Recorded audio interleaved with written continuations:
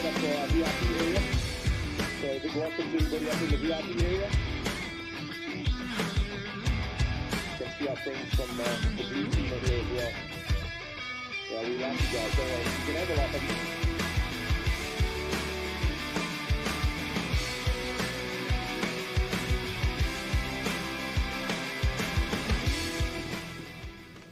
Hello everyone and welcome. I'm Arnold Getz and this is the 12th edition of the Simola Hillclimb. Alongside me, my dear friend and motor racing enthusiast and a man who knows the sport inside out, morning Sasha Martinengo. Well, Arnie, just for reading that so perfectly, I don't know everything, but I know a little bit. I'm so excited. It's been a minute between you and me. Yeah. Wow, It's been a while. It has been. Funny enough, September last year, 9 months ago, this happened, and of course it happened so quickly this time, and it's so good that we're able to have it happen in the first place, and with the right regulations and all the rest of it, spectators will be allowed. That changes everything. You know, I tell you, got up this morning, yesterday afternoon we got here for the first time, got up this morning feeling so energized to watch events just happen. You know, you come here early and the next minute marshals are arriving, everybody's getting together, everyone knows what they have to do. Simola Hillclimb 2022 spectators going to be coming in. Listen, it's a bit of a sleepy town, but they'll be getting here in the next while. Weather's a little bit peculiar, but we're in for, 3 days of just epic racing. Indeed. So today, of course, is Classic Car Friday, and we'll tell you about the format in just a second or two. Although you touched on what is here in particular, all motorsport, but here in particular, the weather makes a huge difference to the speed and the output. Well, I think the first thing we have to understand is you know, what they say is this 1.99 kilometers up the hill is what we call very green. So there's no rubber on it. There's, you know, those guys who are going out first thing this morning on warm-ups, you don't want to really be the first car out there because that track's going to be very, very slippery. Yeah. So at least you got the warm-ups just to get an idea of what the road surface is like. I did drive it yesterday, and it's in great condition. It is. So, you know, everyone's so excited. Everyone's so ready for it. The preparation that goes into these, the cars look fantastic. You know, you couldn't want anything. I can hear in the background cars starting up. You know, I get Goosebumps. cold shivers. I'm Me like, too. come on, let's go racing. Let's rock and roll. Let's do it. So to give you an idea, it is, and you would have noticed from our live pictures as our team took you all the way up, 13 cameras on the way up the hill. It is just absolutely awesome to have. But the weather, it's cloudy and overcast and probably around about 13, 14 degrees at this stage. It doesn't look like there's rain out there, but then as we were saying earlier, we do sport, we don't do the weather. We have to get things right, we can't get it wrong. So I'm going to stick away from the weather prediction in the meantime, but here's how the format works for the day. So 3 practice runs, and of course the first ones, as the boys and the girls go up, they don't go completely haywire. They check out the lines, they see where it is, they find out where it's bumpy and where it's not bumpy. Then 3 qualifying runs, and then the top 3 in each class go to class finals, and then finally at the end of the day, the top 10 go to the shootout for the King of the Hill, and there's no class distinctions in that top 10 shootout. Yeah, exactly. Those first runs are just getting, you know, all of your setup that you've done. You want to make sure that the car's running well, and also, as you quite rightly said, where's the actual grip on the track? Where's the line? You know, pictures sometimes just don't give us the real story. You know, you don't realize where there's a bit of negative camber, and the climb is extraordinary. It's 150 meters that the cars actually climb within that 2 kilometers. We've got such a day, the qualifying rounds, and then of course class final. Eventually it's just foot down, go as fast as you can, and see how you do. The beautiful thing about this too is, and you'll see them out there a little later this morning, I think we're planning to start at 8 o'clock, and from what I can hear, it sounds like they're going to get rocking and rolling at exactly 8 o'clock. We have cars that date back to 1926. That's almost as old as what I am. And me. Put together. And me. It's frightening, and there's some beautiful classic cars. You'll really get to enjoy those. And then, of course, there is the reigning champion and four-time champion, Andre Bezuidenhout, and his classic car. And these have to be cars that you could take out, some of the classes that you can take out on the public road right now, and it is street legal. 100%. One of the drivers yesterday came up from Cape Town 2 days ago, and they were towing the car, and stopped and basically took the car off the trailer and drove it All the way here. and just to get the car running and those kind of things. And of course, yes, it's got its plates or whatever, and you sit there and look at it, and it's a pucker race car, and yet you can still go and drive it on the car. We have extraordinary cars in this country, Arnold, still. It's incredible when you start looking around at some of the classic cars that we have, vintage cars that we have, racing cars that we have.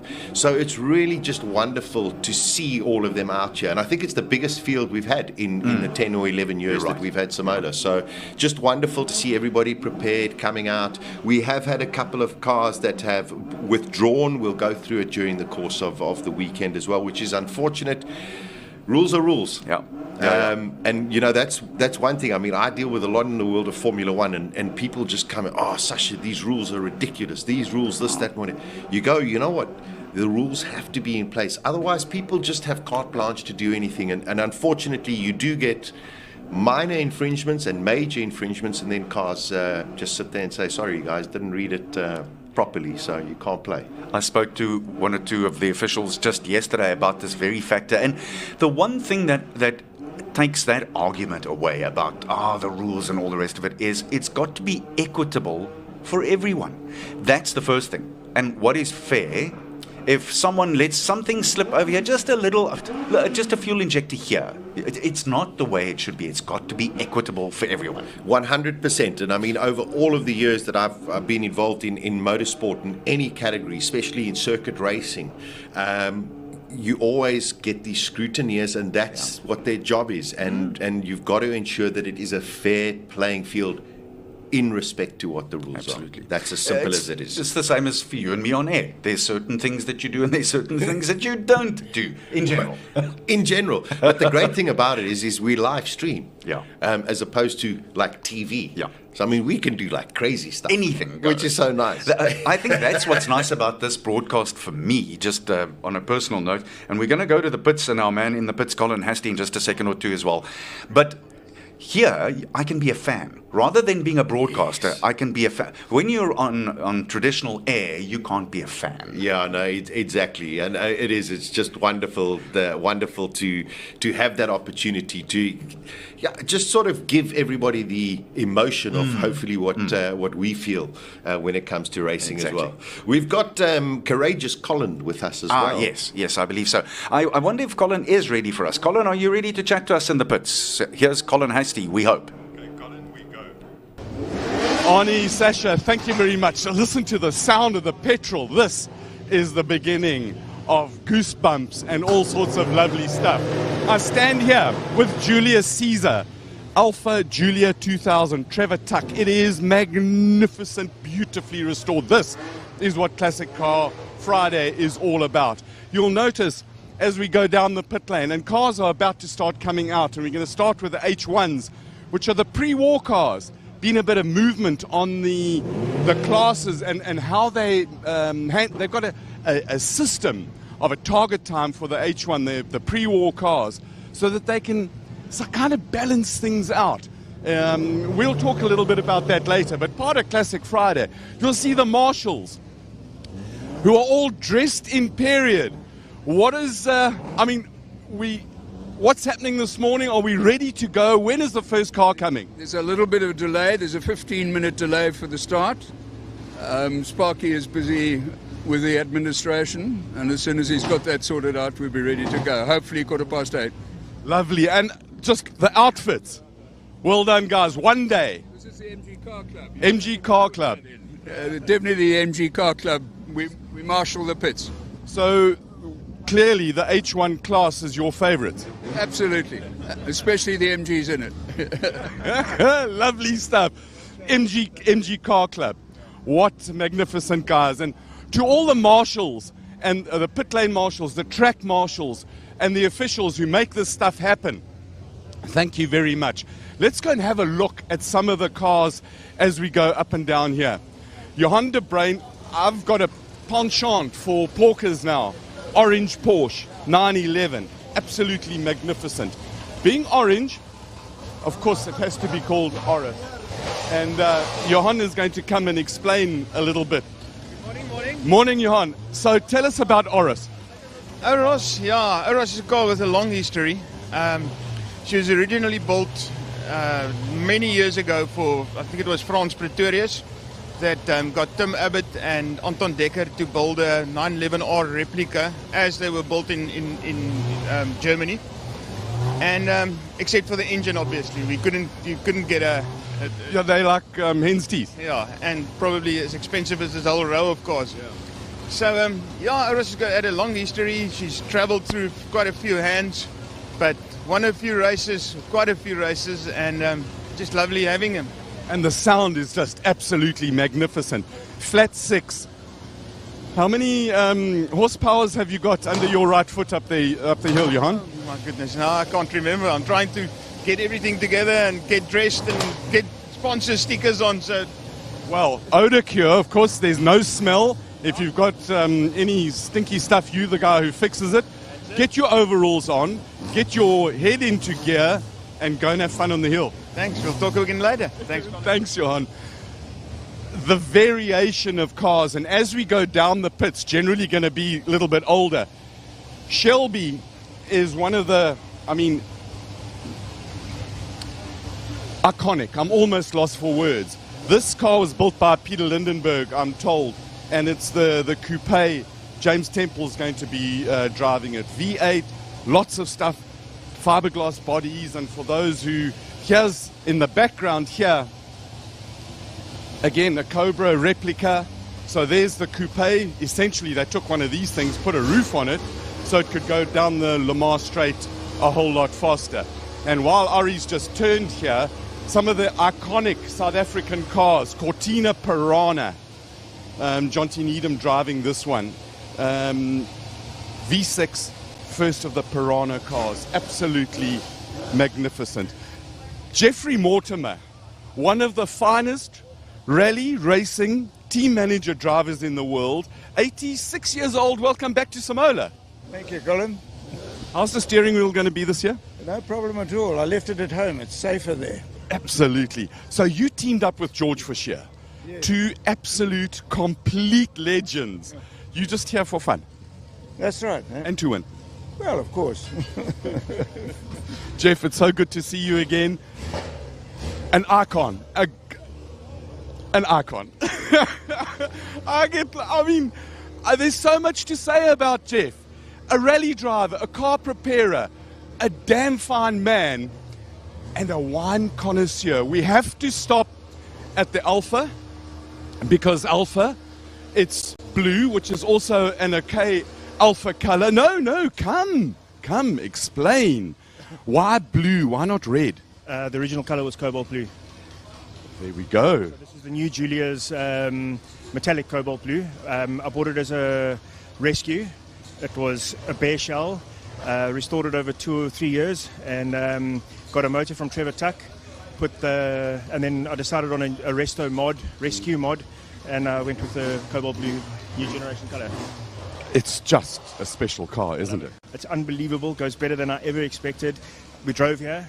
We had problems. We're here. It's all part of the fun. And now it's just a couple of runs up the hill and total joy. Yep, all the way. Thanks for chatting. Good luck. Cool. Cheers. Cobalt blue, step nose. You don't see these that often. So here we got another Cobra, Lindenberg car, Clayton Kimber. Kind of very lacquer blue one. Oh, have a look at this. Because Jennifer, come. Young Jennifer Abbott in a 9146, am I right? That is correct. But it hasn't got the 2-litre motor, has it? It's this very slight upgrade. One must always To upgrade. 2.2, but you know, for the hill, you always got to get a bit more power. Can never have enough power. Now, orange. It's just because it was there. No, well, this is actually a very iconic color for this car because they raced them overseas in Europe. There were the 3 9146s in this orange color. Thanks for educating me. I know very little about cars. All I know is that it's lovely. Oh, it is. I love this car so much to drive. It's so much fun. Enjoy, have fun. We'll talk during the day. Thank you. Jennifer Abbott, 9146.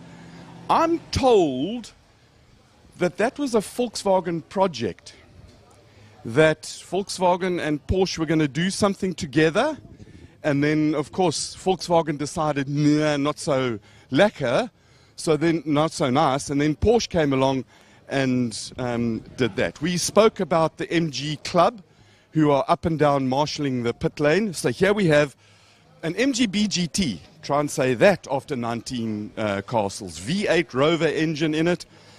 Very, very nice, especially for Roger Pierce. And then my first car in 19 was a Mini Cooper, but this is a proper Mini Cooper. Headley's car, it goes like, it's an S. It goes like smoke. Normally he drives it down from Joburg and then comes and races it up the hill and they drive back. But he cheated this year. They brought it on a trailer. It's not allowed.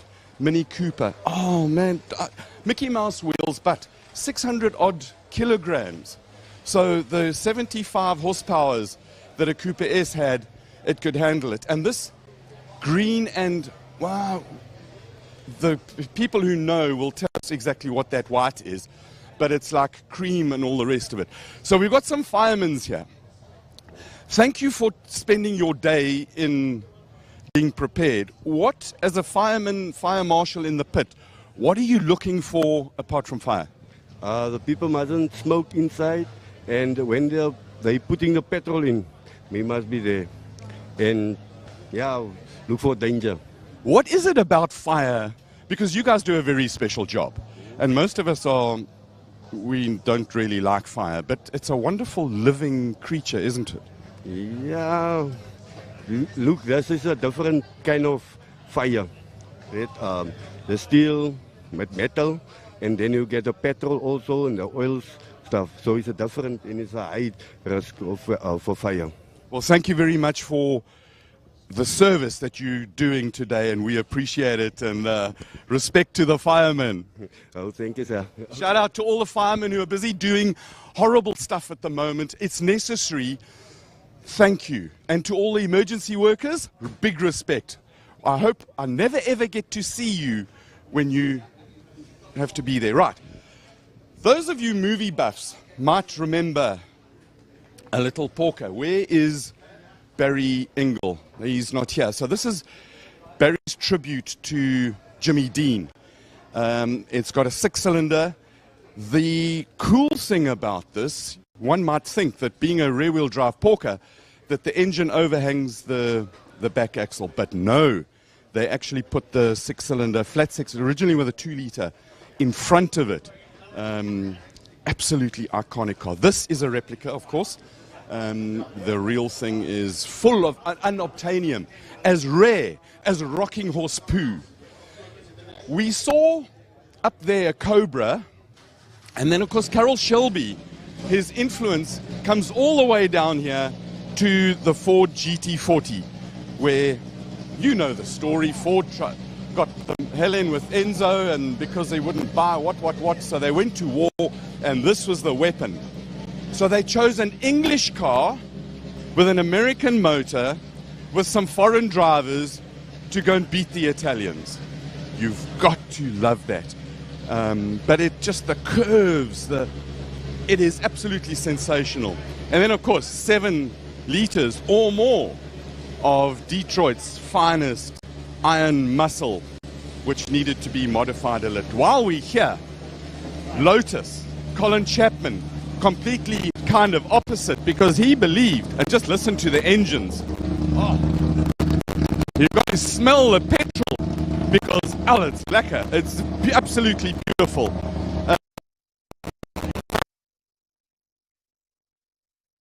Yeah.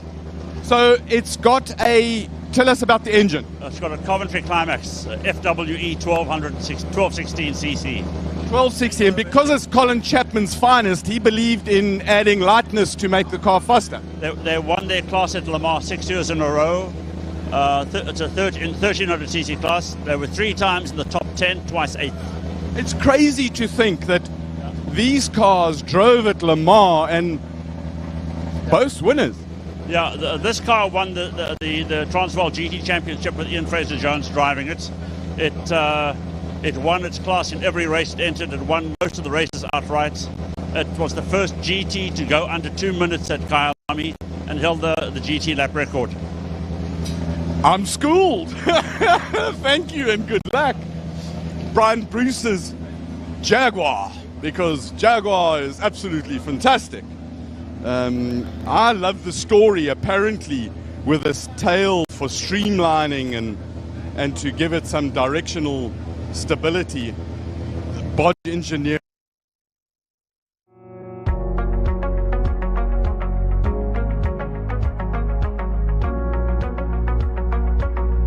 Love the SU carburetors with down the chokes there. You'll see that. We're going to try and get it when it runs. And then, of course, we've spoken about Ferrari, we've spoken about Carroll Shelby, and then we come to Ford's finest. No, don't run away. Come here, young man. Tell us. Come and tell us about Ford's finest. It's a Model A. Yes, it's a 1931 Model A. It's the first time I'm driving up the hill, and I'll be behind the wheel. I'm really looking forward to it. It's all nice and warm, ready to go? Yeah, she started on the first turn of the ignition, so I'm really happy about that. I was a little bit worried, but yeah, I'm confident that she's going to run very well up the hill. One of the things I find really cool is you're not the typical age of an old car driver, but to see the younger generation coming through and embracing cars that are not young. This is 1926. Yeah, so this is a 91-year-old car, so it's more than double my age. I don't think I'll make it up the hill, but this I really hope it will. And it's amazing to think that a 91-year-old car can still do this.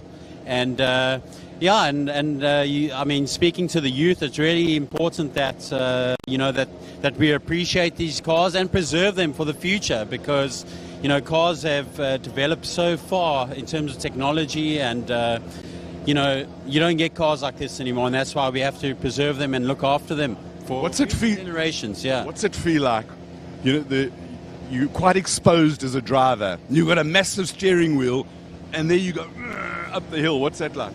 Yeah, so it's exhilarating.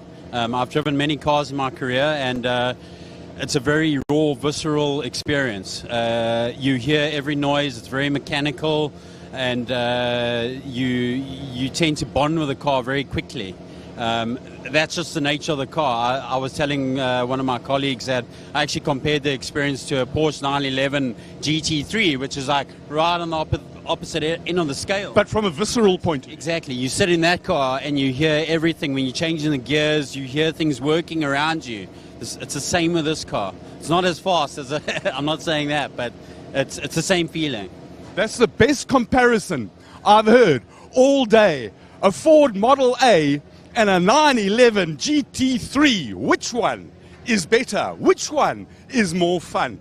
So now we get down to some of the older cars, and let's just find out from the marshals. Are we nearly ready to get going? Should be. We're waiting for the go-ahead from Sparky, but 8:15 he said, so I'm moving up to the start line now. And what is your job at the start line? I call up the vehicles in sequence, and as you hear now my radio going, they're calling me. Go for it. We want to hear as well. I'm here, Bruce. We can start bringing cars up. Okay, thank you. I'm on to it. There you go, straight from the MG Club marshals. Now, what we should do is start our journey up to the start line. Before car behind, and it's a truck, and we nearly... One of the things about pit lanes that one should be careful. It's a working pit lane. It's dangerous. It's full of cars, full of people. And as we go up here, we'll find, got to see the engine. We spoke about that MG BGT. There is, do we call this America's finest Oldsmobile, or should we say Rover for the win, an aluminium block V8?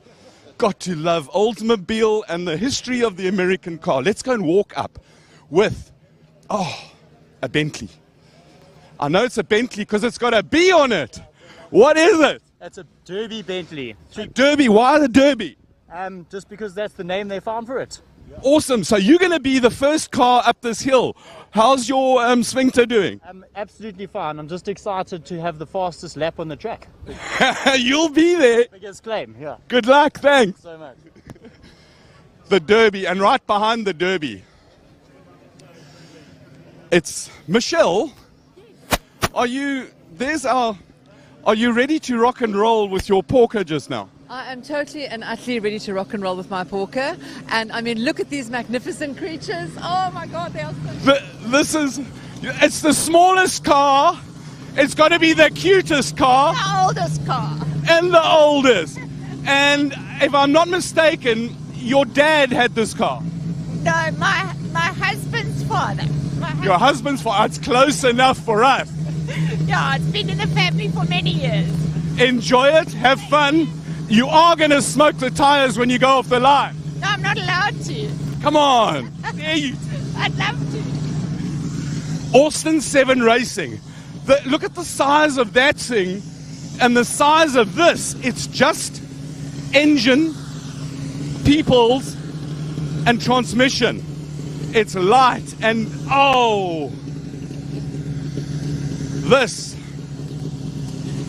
is what racing is all about. This is ingenuity. Forget the horsepowers. Make it light. Make it small.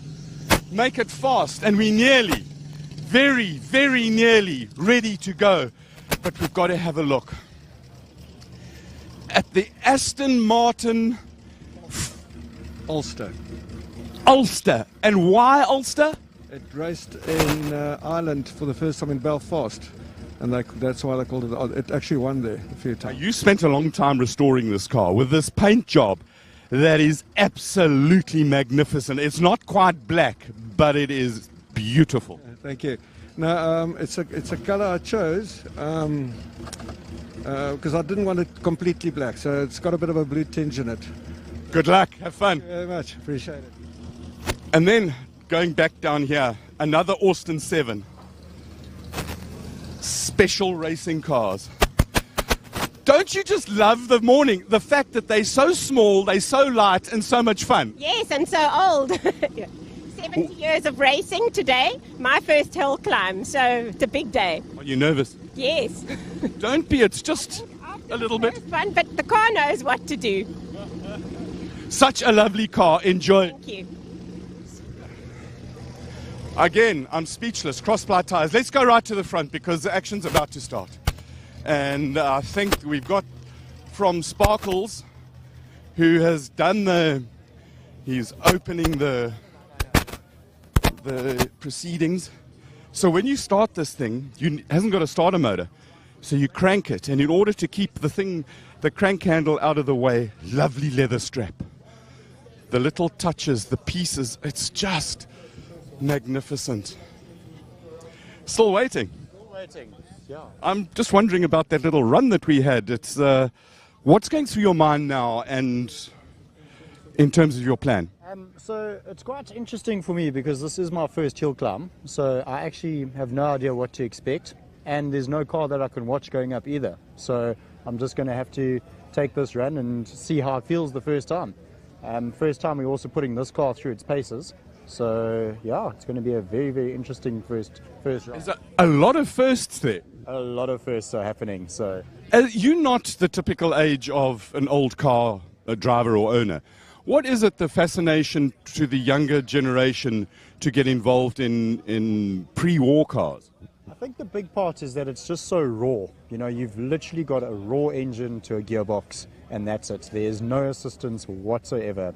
And it's exciting because then you know exactly what you can expect, and anything that breaks you can fix it, and it makes it very simple at the same time. So you got to love it. Good luck. Wire wheels, drum brakes, and if you come around here, Ari, let's go and look at the springs. There's not the adjustable coils that we've got on the modern cars, leaf springs, friction dampers. It is totally magnificent. The air cooling on the drum brakes. Look, huge lights. This is the beginning of motoring. This is just fantastic. The way, little grease nipples. You don't see this sort of stuff on modern cars. And we're waiting in anticipation to get this going. Let's, as a complete and utter contrast, go forward from way back when to 1976. And in 1976, we have a Lola T460. This is Andre Bezuidenhout's weapon of choice for the fastest classic car up this hill today. It's got a 1600 BDA Ford engine, double overhead cams, 16 valves of absolute screaming engine, running off carburetors, and still got a distributor. Monocoque chassis, beautifully, beautifully built. I'm told, this is a Formula Atlantic car, I'm told that this was a development of a Formula 2 car in order to get it to handle while maintaining some of the straight line speed. The fabrication work with the steel against the aluminium, you just have to love the artistry of old cars. And one of the, you'll see the Glad wrap on top of the wheels. These tires are special Hillclimb Avons. They are super, super soft. If we just sneaky over the edge here, and you can put your fingernail in there, it still makes a mark. They are so soft that when they roll over the tar here, they pick up all the little stones. And you don't want these little stones embedded in the tires when you're going up the hill. But these things are made to give grip from the word go. And from the word go, it's getting closer and even more close as we go. Are we ready? I reckon we are. We're just waiting for Sparky to lock a gate somewhere up near the parking area. But we're just waiting for Sparky now, and then we can set it going. We got to find Sparky. Let's go and find Sparky, because we've had everybody talking about Sparky. Let's see. There he is. Sparky is probably one of the, well, he's a legend. A legendary motor technician, a mechanic, a race official. Sparky, why are we still waiting? We're just waiting for some clearances of vehicles and opening up of the road, and we will get going. So you, clerk of the course, you in charge of this whole thing. Basically, you like the main man, and a lot of responsibility on your shoulders. Yes, we've got to make sure it's safe for all and for the competitors as well as spectators. So we're just waiting for clearances, and then we will start today. You love this event, don't you? Absolutely amazing, and I think it's great for South Africa, and it's one of the best hill climbs in the world. Awesome. Thank you, Sparky. Good luck. So while we're here, let's just check out what we've got and stuffs. So this official start line is over there, down the back here. And once the cars get going on the rubber, they move forward this way towards turn 1 across these two lines. And embedded in here is like a loop, and for the scientists amongst you, you will talk about inductance and what and all that sort of stuff. There's a little transponder on the car, and as it goes across here, it starts the time. They zoom up the hill, and there's 1,969 meters of that way and 156 meters of this way, and there's a similar loop at the top, and that stops the watch. While we're here, Ari, we're going to look over there. And while they're going up the hill, there might be an incident with the car in front of them. So each of the marshalling posts has got one of these sets of robots or lights, and the red indicates that there's a red flag, and best you stop, because in the past, particularly on some of the faster cars, when they're waving a flag, it's been very difficult to see that there's a red flag. So now we've got big bright lights so that blind people like me can or hard of sight people like me can see it and know that there's something happened, and best you slow down and be prepared to stop. And when that happens, then they'll clear the obstruction and all the rest of it. There we go. We've got no red light. That is an indication that something is going to happen.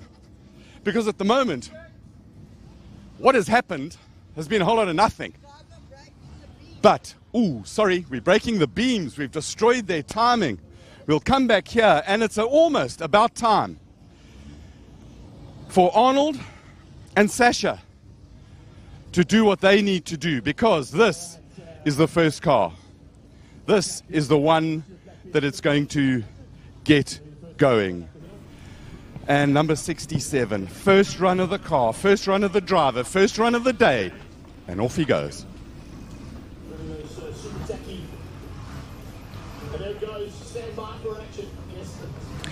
Thanks very much, Colin, as Stuart Blackbeard heads up the hill in that beautiful Bentley Derby, dating all the way back to 1935. I must say, you have to absolutely, Sash, enjoy and just, I almost want to say, let's not say a word and let's just watch this amble its way up there. It is just wonderful to see, and I'm changing Colin's name to Contagious Colin, because, man, if you didn't get excited with that report going up and down the pit lane, look at this Bentley going. It's just wonderful to see these cars. And, listening a little bit earlier, you just have an idea that people love their vehicles and want to keep them around, because the world is changing when it comes to motor vehicles, and these cars are becoming rather rare and really scarce. Look at that. It's just beautiful. You can't believe that car is that old. 1935, and interestingly enough, this Bentley completed the Put-Foot Rally, which means that it travelled over 8,000 k's from Cape Town to Lake Malawi and back without a single incident. I mean, that's just miraculous stuff. Wonderful stuff. So all of these cars pre-war, and they are in a category called H1. So it's a handicap system, and as explained a little bit earlier, they have a sort of target time that they want to get through. This is a little bit of a warm-up for all of them as well, but they want to try and get as close to that target time as possible to try and go a little bit further. But just beautiful to see these kind of cars, this caliber of car going up the Simola Hillclimb. Number 66 is also on the road. That's Hannes Pickard with his Aston Martin from Ulster, as you heard a little earlier, 1934. That car dates to, again, you have to just go, these people and their cars are something special. Wonderful. Margaret White in her first hill climb. There she goes. Just, wonderful to see just how magnificent these cars are. It's just, I'm in awe. This is an Austin 7, 1937, a 750cc engine. Her first time up there, dressed in period clothing as well, with that yellow helmet. Arnie, it doesn't get much better than this. It is incredible to see. Gino Nolli in his Austin, also the Ulster 7, is making his way up the hill as well. He's just got the go-ahead. That 1935, that car dates back to. And I mean, they are going as fast as they can. Of course, they're not going to push it as crazy. But they're going as fast as they can in these cars, and it may look a little pedestrian to us on the screen, but man, you know how much fun they're having. As they said earlier, the visceral feeling of driving these cars. Wonderful. And there's a certain rawness about this, because you're out in the open. This is not, there's no protection, there's nothing here. No, you nothing. Go as you go. What did they call them in the old days? Come as you please. Exactly. Come as you please. Oh, we got the Riley of Patrick Gearing also making his way up here. 61 horsepower, 1930. 1935. I'm trying to sit there and do the maths. 1935 feels like it was just the other day, and now you go, well, hold on, it's close to 100 years. I like the fact that they gave him race number 61, and that's how many horses he's got underneath the bonnet. Exactly. I like it. Yeah, wonderful. He's a guy to watch, I think. I mean, he's an accomplished classic car racing driver as well. So Patrick definitely will be looking at the target time. At the moment, Stuart Blackbeard still is the fastest man at a 1 minute 38. And if you sit and think 1 minute 38, Arnie, the fastest car ever up here is 34.9 seconds. You could do it 4 times. Oh, Patrick Gearing actually going past one of the cars. There we go. We got some passing maneuvers. Never seen that at a hill climb. Brian Esterhazen with his Alfa Romeo is also out on the road already. 1933 is where his car comes from. There's all the way back now to number 57. And here again, Rodney Green in the MG, 1946. It's just so wonderful. You look at that car and you think maybe the aerodynamics are the wrong way round. It should be going in reverse. You want to turn the car around. Exactly, but it is just beautiful. Patrick Gearing now topping the time, a 1 minute 14. Hello. Wow. There you go. That's quite something. And everybody having their go in this H1 category, pre-war. And we have to say pre-First and pre-Second World War. Yeah. The oldest is at 1926. Yeah. Wow. Lucy Runnell's going to be going in that Austin. Rodney Green out on the track. Adam Schneier out on the track. Look at that Ford. It is beautiful. Very, very special. Colin had a long chat. This is first time going out in this category as well, up the hill climb, and explaining that the enjoyment of this car is as wonderful as driving a Porsche GT3. Yeah. Bill Annette's in the seat, in the driving seat there, and this looks like it's going. This looks like it's going quite quickly, because that's a big engine in there. Yeah. Listen, we got to admit that we're not entirely sure how to say his surname. Jero Lilake. I think we're going to go, but we will get clarification, because there's nothing worse than somebody getting your name wrong, Patrick. I know exactly how you feel, Mr. Marty. Yeah. There we go. We've been down that road as well. So if you're just joining, thanks for joining us on our live stream across all of our platforms. Our wonderful race day team looking after us and putting us together. So good to be working with my good friend Arnie Geertz. Yeah, likewise. I know, it's wonderful. I saw him running as always. You should be doing the run up the hill climb. I have run it. I have actually run it.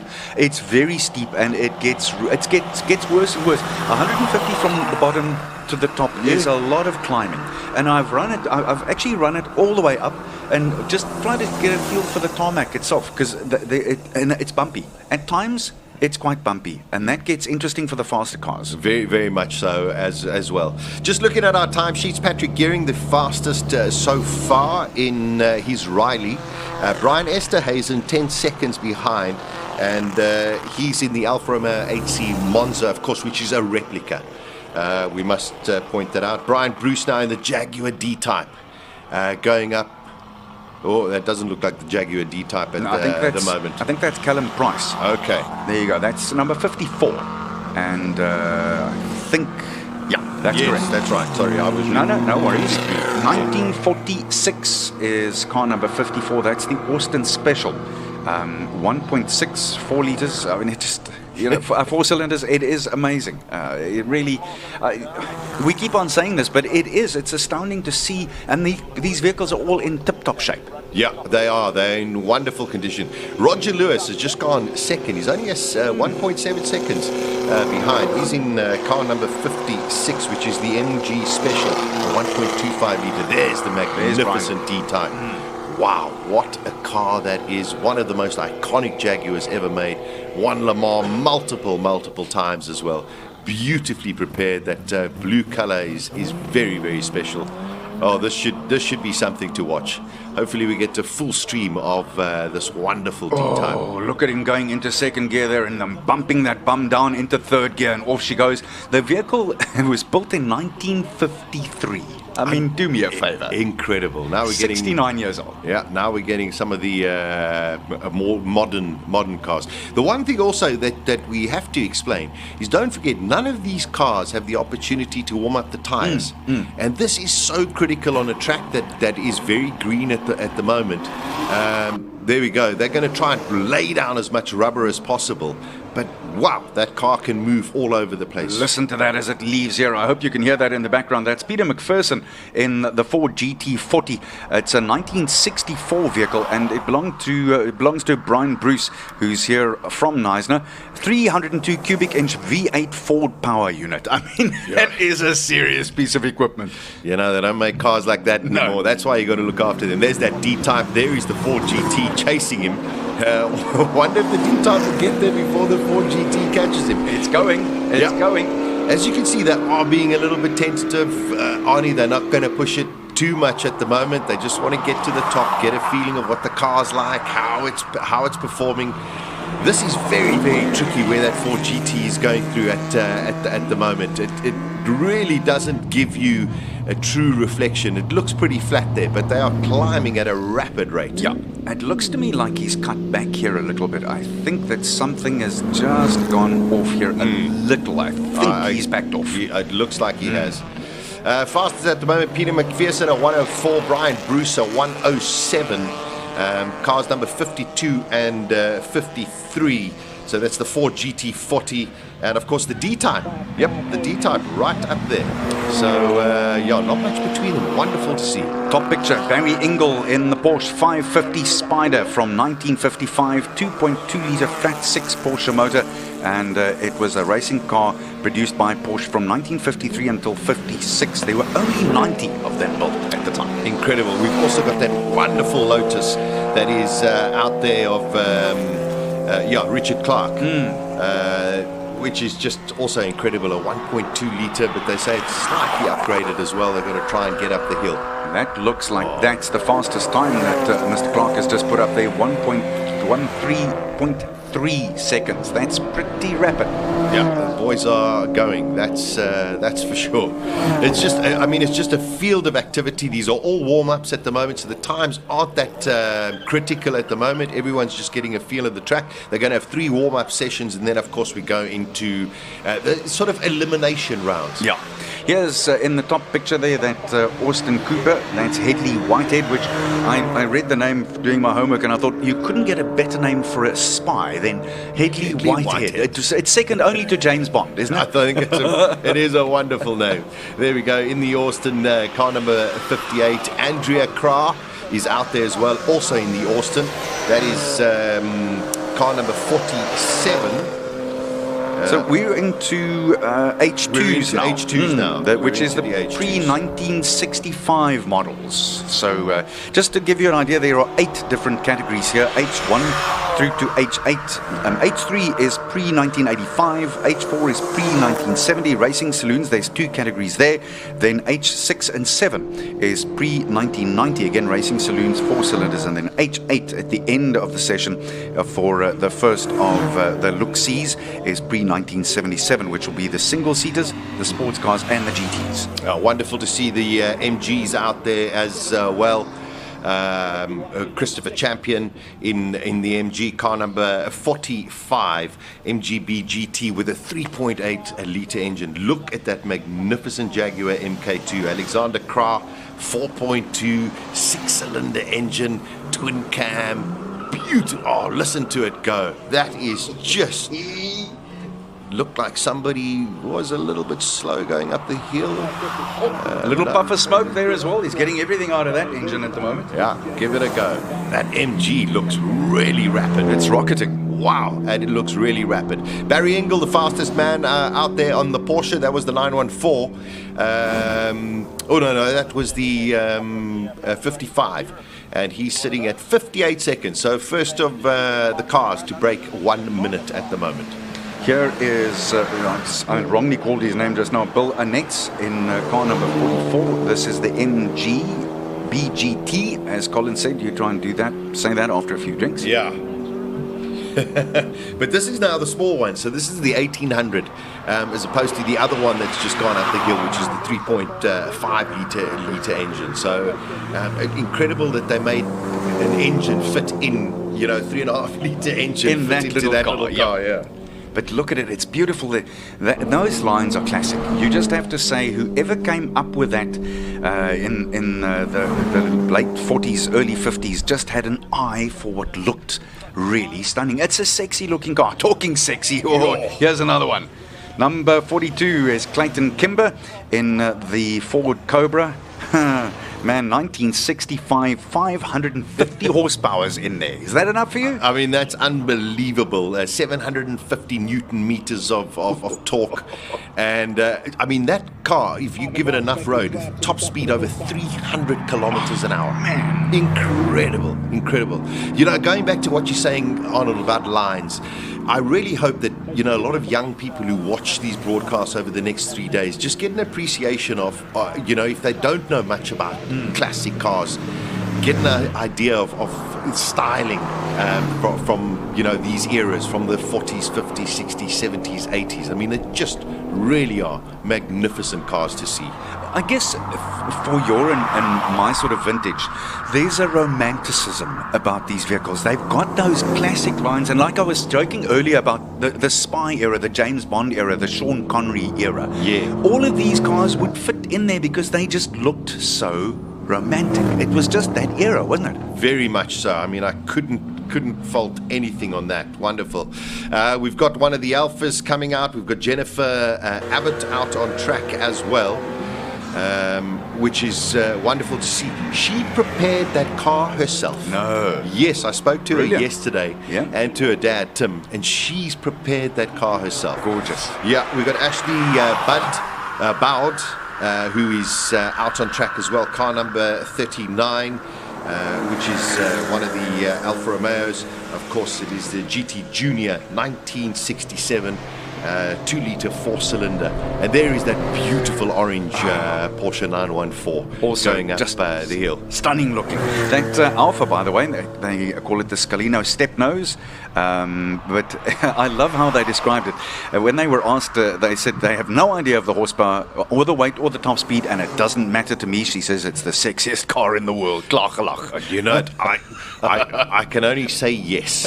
Of course you would. You are an Alpha nut, man. Totally. Clayton Kimber at the moment, fastest person up the hill in 56.8 seconds. This is all warm-up stuff, so we're just giving you an idea of the sort of times as they go. 56 seconds is the fastest. 2 minutes 1 is the slowest, and that, of course, the pre-war cars, as one would expect.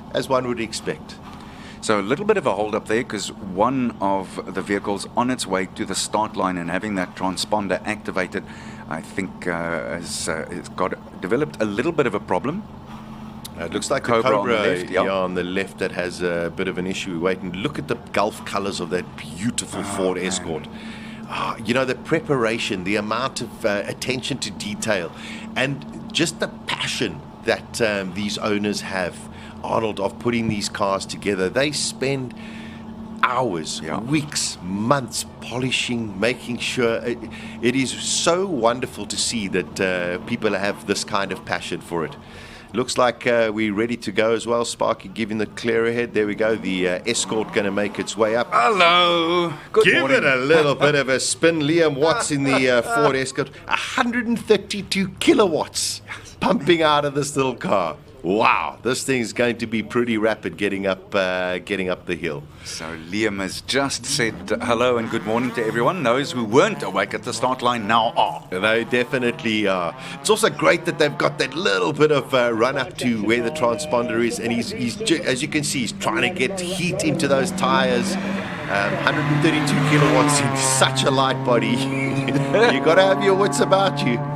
Look at the lines here. It's interesting to see where they go and where they pick the apexes and the entrance in and then out.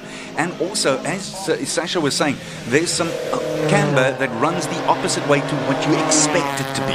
100%. You can see going very, very wide into the bridge and then trying to get as tight as possible. As we're watching the top screen here, you can see bearing very, very much to the left and then dig in the car, because now you want to get this sequence perfect and you've got to have the right gearing. Nicely as done. well. Beautifully done. Hugging that apex on the inside. Great stuff. Through the S's, and he's really picked some good. This may be one of those runs where you go, everyone else, have a look at this. This is the way to go. That's the way to do it. Wonderful, wonderful to see. Oh, here we go. Some brute force in one of the Cobras. That's Richard Hutton in the 1967 AC Cobra with the Chevrolet 6.2 litres in there. It's a Hummer. You know, those cars are so difficult to control, Arnie. I've tried to get it right, and I just oversteer everywhere. Really? Why does it do that? Well, the back is just got all of the power, and you know, the engine is at the back as well. So all of the weight is at the back, and if you just put your foot down a little bit too hard, the back just catches you out. And I must be honest, there I'm just like somebody sawing against the steering wheel, trying to get it right. So somebody who can control those kind of cars has got so much praise from me. It's wonderful to see. Jonathan Needham in the Ford Cortina Piranha is en route as well. There he goes, bottom screen, white with a blue racing stripe right down the middle. That too is a classic car, and one of the cars that, I mean, I think back, that immediately makes me think of the Gunston colours. Correct. With Basil van Rooyen. Exactly. You've got to love it. It brings back so many memories. Yeah, wonderful. I mean, and a 3.2 litre engine in there. We've got another one of the monster Shelbys that are coming out here. The Daytona Coupe 5.8 litre 8-cylinder 1965. These cars are just beautifully prepared as well. So yeah, expect these times to start tumbling down. James Temple is just launched that off the line in your top picture as the Piranha comes through at the bottom picture. Just stunning looking. Look, there is a very good idea, because this is one of what I call... he's backed off a little as well. I think there may be a problem or two there too. Doesn't want to push too hard. But these lower slung cars, you got a very good idea of how bumpy that part of the track was there. Very, very much so as well. And also, you don't have the heat in the tyres. It's still relatively cool out there. And with so much power, it's so easy to get it wrong. So at the moment, Gavin Rook in the Porsche, and that is the 911 from 1970, top of our time sheets. Just a couple of hundredths of a second faster than the AC Cobra of Clayton Kimber at present. So, you know, great to see also the organisation. You know, you've got to talk about, I think this is all Ford Fairlane. Here's Paige Lindenberg. Yo! That is also a beast to try and control up here. Listen to that. Wow.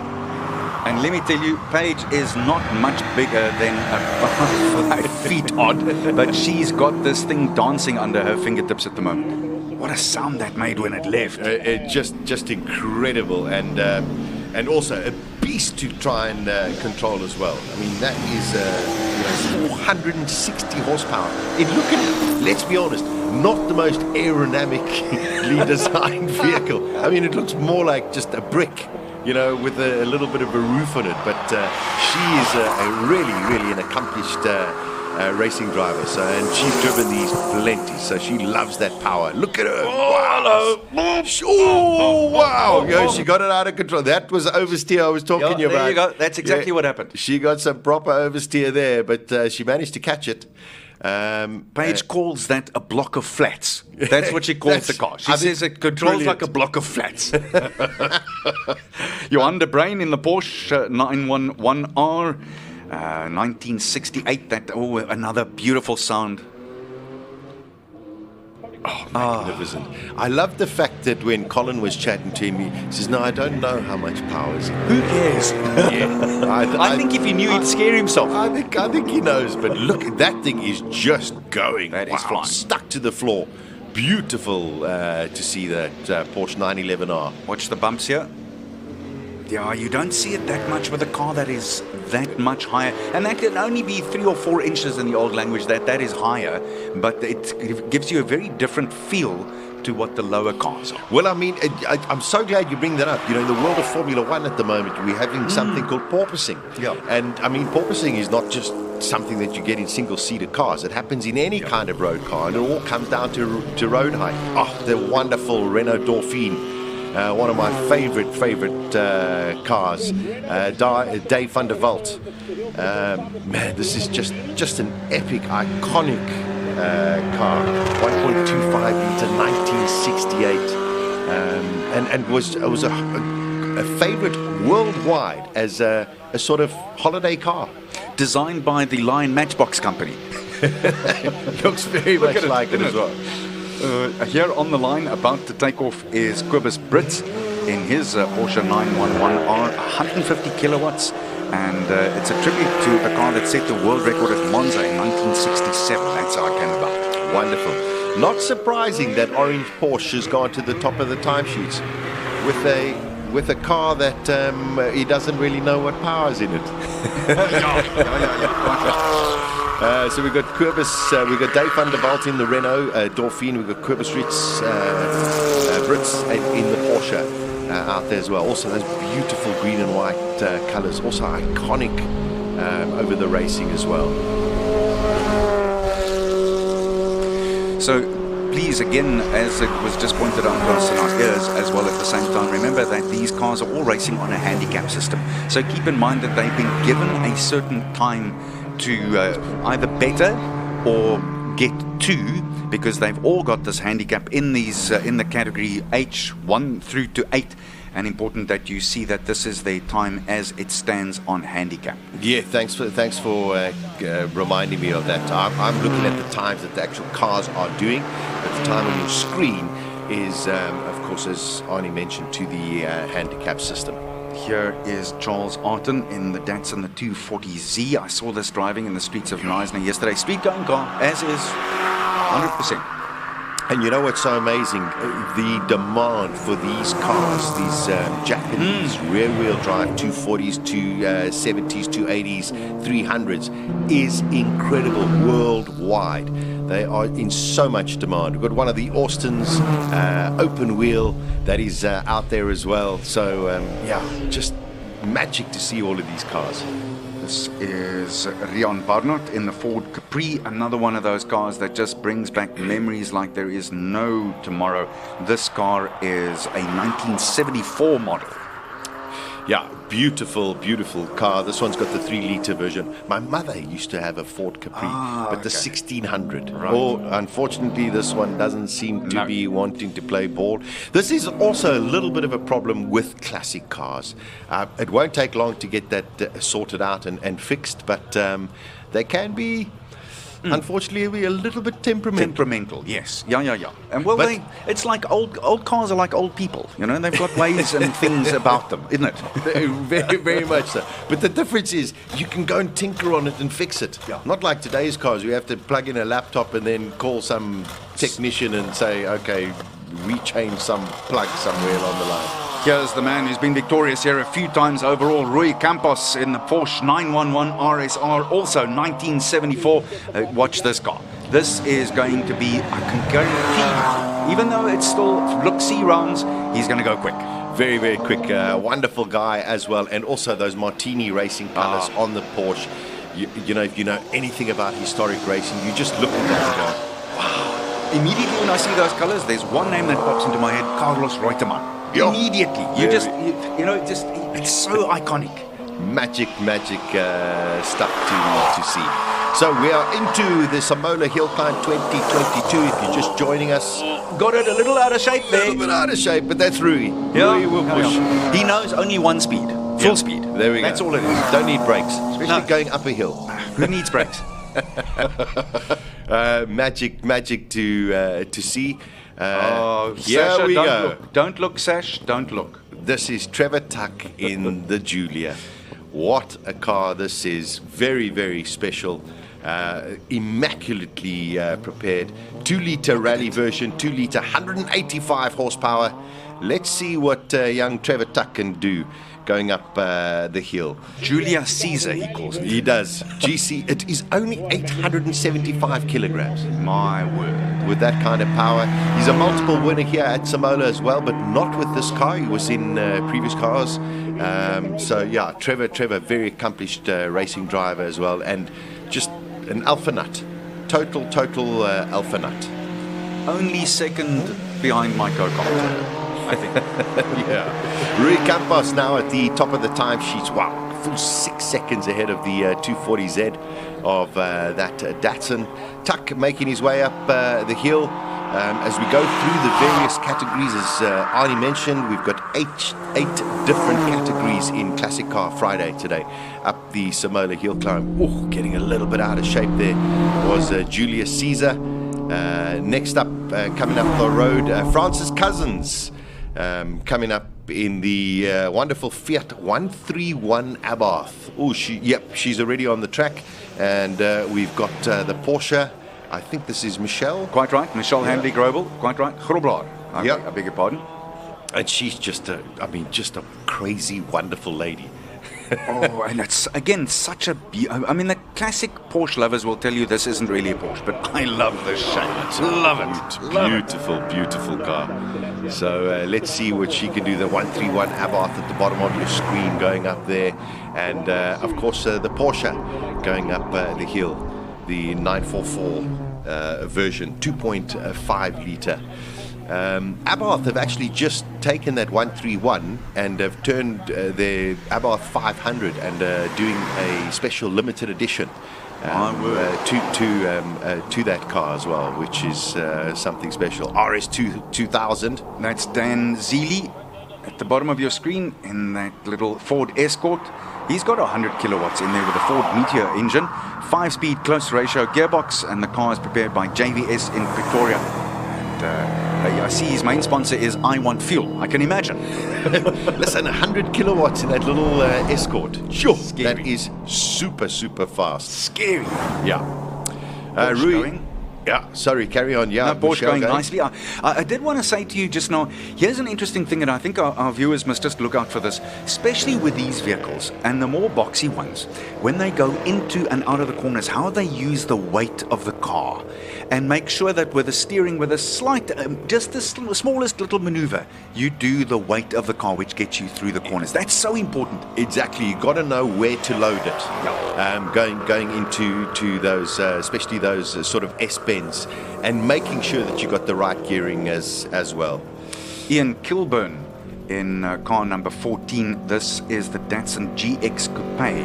It's a 1972 model, and the original 1400cc was bored out to a 1500cc now. So he's got even more horses in there. I mean, I just remember this of my youth growing up, and a couple of friends of mine had this shape. I had exactly the same thing. A mate of mine had. I envied him that car like there was no tomorrow. Oh, it was just so special, you know. Everybody else had these, you know, different kinds of European cars, and then all of a sudden you saw this Datsun going out there. I had a Fiat 124 at the same time, and we used to stand next to each other at the traffic lights, and he always kicked my butt. Bjorn Karlitz, I'll never forget. Seems to be a slight little delay in getting the next cars up, but I mean, we've had it's just amazing how quickly it goes. 41 cars already going up the hill at the hill climb. And as saying, the times don't mean much at the moment because it is just a warm-up and there are handicapped times. But Rui Campos in his Porsche 911 RSR, he's the fastest man at 48.4 at the moment. A good 6 seconds faster than Chris Arton in the Datsun. But 41 cars already having made their way up. Also, because of the adjustments, quite incredible, Gino Nolli in the Austin is a full 1 minute 13 seconds slower. Wow, that's lovely. I mean, and that's what I think these kind of events are about. Is you're just trying to get the best out of what you've got, and you've got cars from 1926. And the nice thing is they're competing in class, so you've got a fair amount of judgment against where you figured in it all and how it went with you. But as we keep saying to you, these are not qualifications yet. These are just practice runs. Talking about Roy Campos, of course, he finished 6th last year. In September with that Shelby Can-Am of his in a time of 41.6. So he knows his way up here. It's not Rui, and like we were saying, he only knows one way, and that's the quick way. Exactly. They're just trying to get a feel for it as well. He's a full 8 seconds off or 7 seconds off what he can. He knows what the car can do. So everyone just feeling their way, trying to get some rubber down on the track. And it's so bizarre to sit there and think, well, these cars are just driving, but they are leaving rubber all of the time, and that increases the grip. They're also getting rid of a lot of. There's a problem somewhere on route now. I see they're holding everyone back. Someone has maybe. Perhaps, here we go, we'll try and establish exactly what that is. But what also happens, of course, this is a normal road. During the daytime, this is a normal piece of road that everyone drives. So people go off the road and they get a little bit of dirt on it. They get some small pebbles and rocks on it. There's grass. It's a normal piece of tarmac. So for the next 3 days, come Sunday, most of the muck will be off. And then it's G for go. Well, the only thing is we're expecting some serious rain tomorrow. Which brings extra muck. Exactly, and then it just nullifies everything. It seems as though one of the bollards was out. I thought maybe it was a transponder, but we've got our safety car and maintenance cars on the track as well. I wonder, Arnie, if during the week the residents who live here, once everyone has left here, they might sit there and say, "Oh, no doubt, have a go." No doubt about it. I've done it. Let's have a quick look here how fast one can go and try and cut corners when there's no oncoming traffic. No, I mean it's because you go, that would be great to see, and then you. It's a taxing drive, eh? It is. It's a taxing drive. It is incredibly technical. The first bit you're okay-ish, but thereafterwards. I say that, and I'm saying that with the greatest respect, because we're talking about cars that maybe don't have as much horsepower as what we're going to see tomorrow. Getting off that line with cold tires, a couple of years ago, just off the start line, and these cars are tailing all over.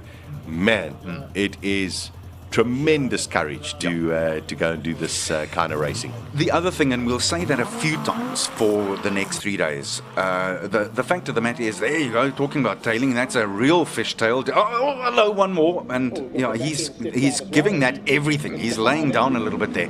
The other thing, of course, is there isn't a place to make a mistake here. You can't make a mistake here. There is no space to make a mistake. Well, listen, we have seen in the years that a couple of people have had a couple of spills, and that's the nature of racing. We have to remember that this is racing, and racing is dangerous. So kudos to everybody who is just having the guts to go out there.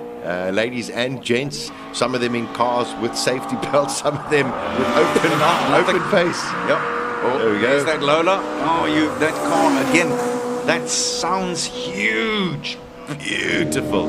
That single seater, we got Ian Kilburn in the Datsun, who is out there in car number 14, the GX Coupe, a 1500, 147 horsepower, is what he's propelling at the moment. That looks. Oh, I beg your pardon. That is actually the McLaren. That's Chris Knezovic in the McLaren F5000. He's on his way as well. Yeah, unfortunately we don't seem to have him on our timing screens. We've got Jeff Mortimer, 86 years old. 86 years old. Going up there in This is the Porsche. Yeah. The 924. It's just, wow. What a legend of South African motorsport over the years. 86, and there he is giving it stick. That on the line now is another one of South Africa's racing legends. This is George Forshire. Yeah. And this is the 1981 924. It seems as though I think they've changed their numbers around between the two of them. George Forshire, we'll ask Colin Hasty. He's got an unbelievable stat about George Fischer and the Porsche 956 and the 962 at Le Mans. So we'll ask him when we chat to him in a short while. But also, I mean, true legend of South African motorsport. Very little that he hasn't achieved in the sport over all the years. And here's Rion Barnard in that Ford Capri. They've now sorted out the problem. Remember, he was on the line a little earlier, but now he's ready to go. Wow, there we go. That 3-litre 6-cylinder, just magic stuff as well. So the H7s, just in terms of the category on H7, these are pre-1999 saloons greater than 4 cylinders. Okay, there we go. That's quite right. Oh, this is fun. There's the bumpy part. There you go. There's a really good readout of how bumpy that can get. And the one thing that you don't want, and we've seen it with the Mercs in Formula One at the moment, there's just not enough downforce. And the moment that you lose that downforce, you lose speed. 100%. Look at this. That is the Robert Woke in the Lola, the FFT 2000 of 1600. That's all. But look how beautiful! It's beautiful, gorgeous. Wow, that's something very, very special. And listen to it as well. On top of it all. Yeah. So we've got Ian Schofield now in the March 77B, and the dad of Andrew. This again too, beautiful little car. Just gorgeous looking. Yeah, and so beautifully prepared as well. Wow, listen to that. God, to just admire it. You've got it. There's oftentimes when I sit here and I say, don't say a word, just listen to the car. Just let it come Let through. it speak. Yeah. It's Robert Flukes actually in the Porsche. Car number 9, even though I think on the top it says car number 4. Yeah, you're quite right. I think you're absolutely spot on. So some of the cars only have the race number on their doors, and sometimes that can get a little bit confusing. If you've got your website open from the Simola Hillclimb, don't go with those numbers on the front of some of the cars. The race number is actually on door, left and right. Yeah, also we have had the withdrawal of Franco Scribante in the Chevron and Petra Jenkins, so they might have changed the numbers along there. Josh Dovey in the Chevron B20 F3. This is the Lotus TC. It's an X-Works F3 race car. Oh, unbelievable. Look at that rear wing. That's what it was in the old days. Yeah. The days of Denny Hume and John Surtees and Dave Charlton, John Love. Some peculiar designs. But they worked.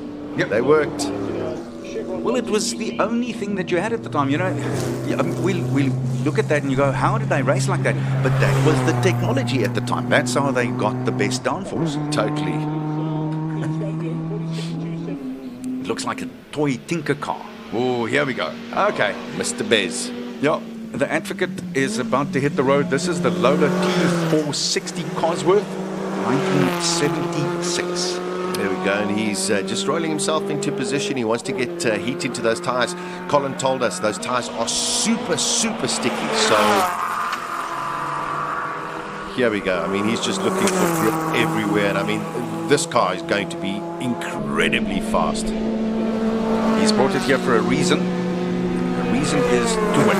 Yeah, 100%. Looking for the classic Conqueror title. Wonderful. At the top of your picture, Richard Evans has rolled that beautiful Corvette. This, oh man, for me, this just signals the Grease days. Yeah, John Travolta and Olivia Newton-John. Beautiful car. I must be honest, not the greatest fun to drive, but to look at. I mean, I would just drive this at 60. It's hard to drive, is it? Very difficult to drive. It's not wonderfully comfortable, but the lines are just so magnificent.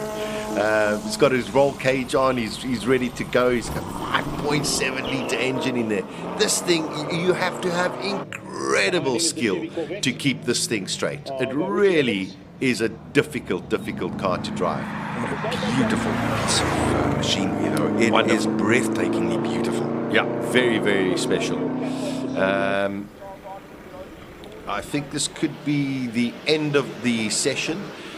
For us, this is going to be the last of the warm-up. So, I mean, so far 54 cars making their way up the hill, Arnie, and it's just wonderful to see everyone's got up there well. Yep. And their first runs, and now they're going to start pushing. Sunlight is up. Yes. The sun has finally made its appearance. I think most of the clouds have drifted off and have been burnt off, and that's good news because from here on in it's just going to get warmer. The temperature on the tarmac will help, and the temperature in the tires will help. Very, very much so. The last of our cars that are going up at the moment, and that there we go. I think he's just crossed the top. I'm interested to see where Besaidnout ended up in the end. Can you find him there? Bez finished third. Okay. 6 seconds off the pace of Ian Schofield. Right. In the march. So Bez not really pushing it at the moment, but I think everyone just trying to feel what the track's actually doing. Well, talk about that's the ideal setup to take you to Colin, who took a walk up the track to take a look at the intricacies of this route, almost 2,000 meters from the start line to the top.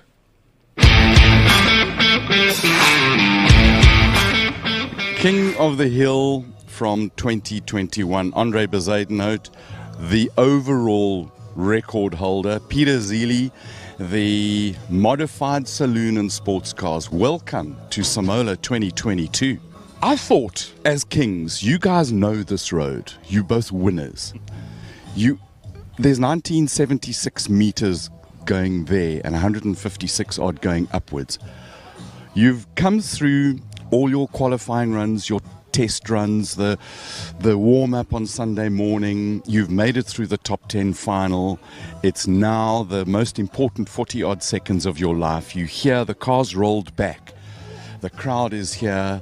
The sun is shining. It's absolutely magnificent. What's going through your mind? Well, Colin, firstly, to describe the experience, if you drive into an estate and you see all these speed bumps, and you navigate a normal saloon car and you're really not looking forward to it, but you have to get to your girlfriend's house or to home. But you have to do it as quick as possible. And you have a few cakes at the back of the seat that your wife asked you to bring home, and they must be perfect. Simola takes a lot out of you. I think we've got 12 runs until the Sunday, and the moment that you stand here and it's the last run, firstly, everything that you've run, the 11 runs, means absolutely nothing because you've only made it to the table. That's the first thing that one realizes. And you can either stuff it up, the car can break, or this is the last run to glory. And for me, the first thing that happens is I look at my steering wheel and I've got a little print there that says, be there at the end. So no matter what you do, if you're not at the end there, it's all been in vain. So I go quiet. And then the moment that the clutch drop, all hell breaks loose. And as Peter will explain to you, the acceleration in his car and my car is ferocious, but I will let him talk about that.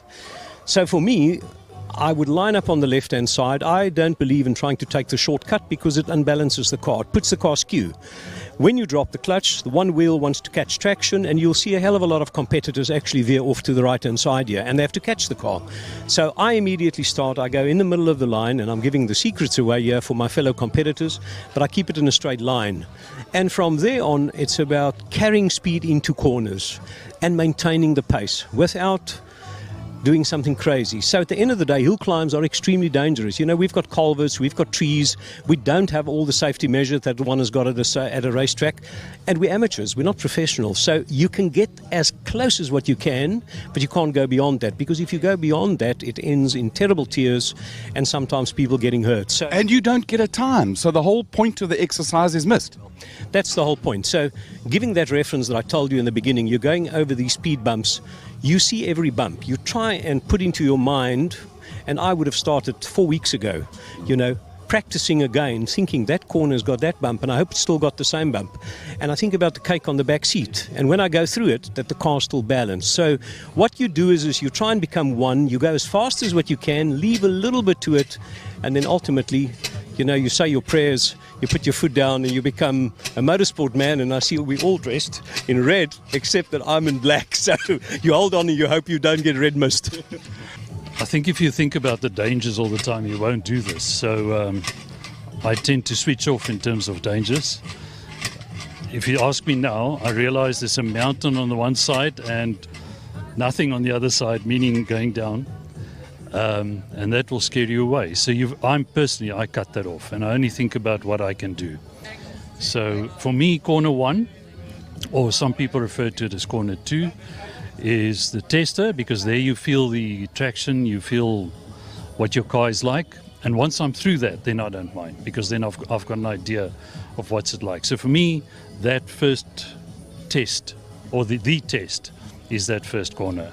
So we're trying to get to 2.1 seconds in the first 100 meters. The problem is, cars with four-wheel traction, I think Peter's faster 0 to 100 than what we are. Why? Because he's got traction, and we don't have traction control. So the car's so light, if we lose grip, you immediately go to 2.7, 2.8, 2.9 seconds. Practice has shown we can't really go faster than about 2.5 seconds. I think that's the fastest that I could go. So I'm aiming for something below 2.5. Turn 1 for us is an important benchmark, but it's not that important. You need to get through it, because if you stuff it up there, well, then the run is gone. And you've got a long hill then, and then we come to turn. Shall we call it turn 2, which is the first quick left-hander under the bridge? That's the one, to me, that makes the difference.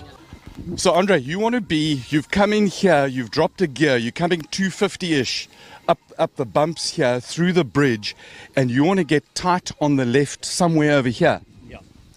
Yeah, so this one, to me, different to Peter on turn 1, this is the critical corner for us, because the speed that one carries through here is going to take you up the mountain, to the fastest part. So I'll be just on 250 kilometers an hour. As I say, we go from 6th gear to 5th at about 50 meters, 55 meters from the corner, and then hard braking, and the apex is on the inside here. Now the challenge is this year, you'll see that they've got some tires over there, so you cannot make a mistake with 6 inches. If you touch that, it'll end up in tears. And also, as you're going in there, this area of the track's a little bit blind. You can't really see what's going on here. Yeah, it's completely blind. And the reason why it's so critical is look at the stretch after this. So if we just go a little bit to the right. So over here, you think, Peter, you've done it.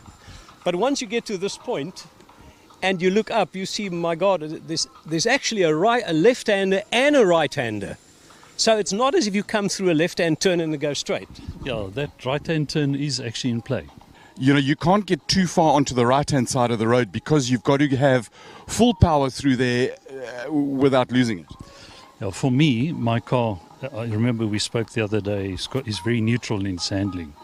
Well, I like it being neutral. So my car pushes out here, and I must test it with my right foot, how far I can take it. If I take it too far, then I can't put my foot down early enough. Yeah, absolutely. So you low down, and you've got it going there. There's beautiful footage of last year, which you'll pick up. Was it Martin van Zimmeren, I think, in the one Skyline?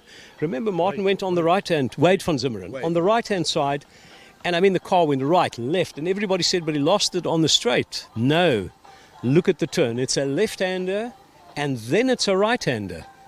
So it's far more tricky than one thinks. When people talk about, as you said, is turn 1 actually turn 1? No, there's actually 2 turns. It's 1 and 2.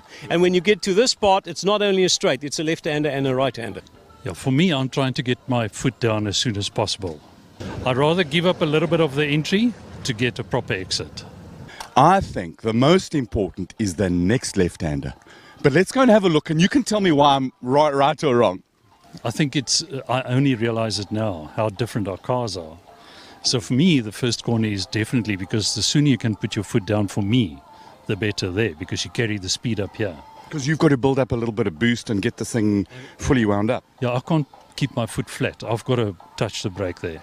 And with your Nicholson, you've just got instant go. Yeah, there's no braking for us. You know, there's not even a shifting down one gear. It's a normally aspirated car. You need to keep the rev counter up. We're touching 12,500 revs there, and then you just hook the inside, and the car will slowly go to the left-hand side of the road, and you're trying to keep it there and keep it planted. We've come up here. We've got a right into the tight left, and Peter, you saying that one is the slowest corner. This next one that we're going to. But before we get there, what's the story coming up here? I'm doing about 210 just before the corner, and if the car handles the same, I won't brake. I'll just sort of tap down. That's through this right-hander here? And I scrub speed through this corner, yes. Mine is a little bit different because, firstly, it's a little bit blind. If you look downwards now, where we were underneath the bridge, you know, you could see the track completely, but if you now look back, you'll see that it actually drops down. So I approach this, I think, just past 250, probably close to 260, and what I can't do is I can't run it in as fast as Peter here. So what I tend to do is I don't gear back, come off the gas, we don't brake, but you let the car run because you're going uphill with the downforce in any event. You know, there's quite a dramatic slowdown. It almost feels as if you're hitting the brakes. But my ideal line to go to here is if you look at the corner now, you try and be on the right-hand side because as you'll see on the left when we go through it, that is the tricky corner for the last part. Once you get to this point, you know I'm there or thereabout, and there's one mistake that you can make, and that mistake is going too fast into the left-hander because then you can't get on the gas. So I tend to be far on the right-hand side, rather compromise a little bit of entry speed here because once I get to that point, I want to be flat out right to the end. Well, you know, this corner colloquially, and excuse my language, but this corner is called ball breaker. So once you get to this point, it is the fastest part. It opens up. You then go absolutely flat out, and then you hang on. So there's no place for mistakes, and historically you'll see that the biggest mistakes at this hill climb has happened from here onwards. I think when one leaves the starting grid there and you floor it, my second thought is I hope to get to here, to this point. And when you get here and you've done it there or thereabout, I think, Peter, you know, I'm in with a chance. To me, this is the hill climb. Yes, a standing start and all that stuff, yes, all of it's important. All of it is nice. But to me, this is the important part because you've got to be so smooth through here. And with my car, I can't go flat out. So I've got to feel it all the way through. And the work that I've done on my car last year, this year, is all done for this part of the track. When you get to the last run, you're not here to come second. Yeah. You're absolutely here to win. So I think what I've learned now is if you reach the top and everybody looks at you like that in your class and everybody else goes like this, there's a message that came through. But there's no time at the top, and I think it's great. I don't think there should be a time, because if there's a time on top, the message gets through to the driver. So there's a little bit of anticipation. You hit the brakes when you get to the top here. It's only 100 meters that you've got, less than 100 meters to brake, because if you hit the crest and you haven't slowed down, you're going to crash. So you've got 50 meters to slow down immediately. And when you arrive in the parking lot, you look at people and then you put two and two together and you hope for the best.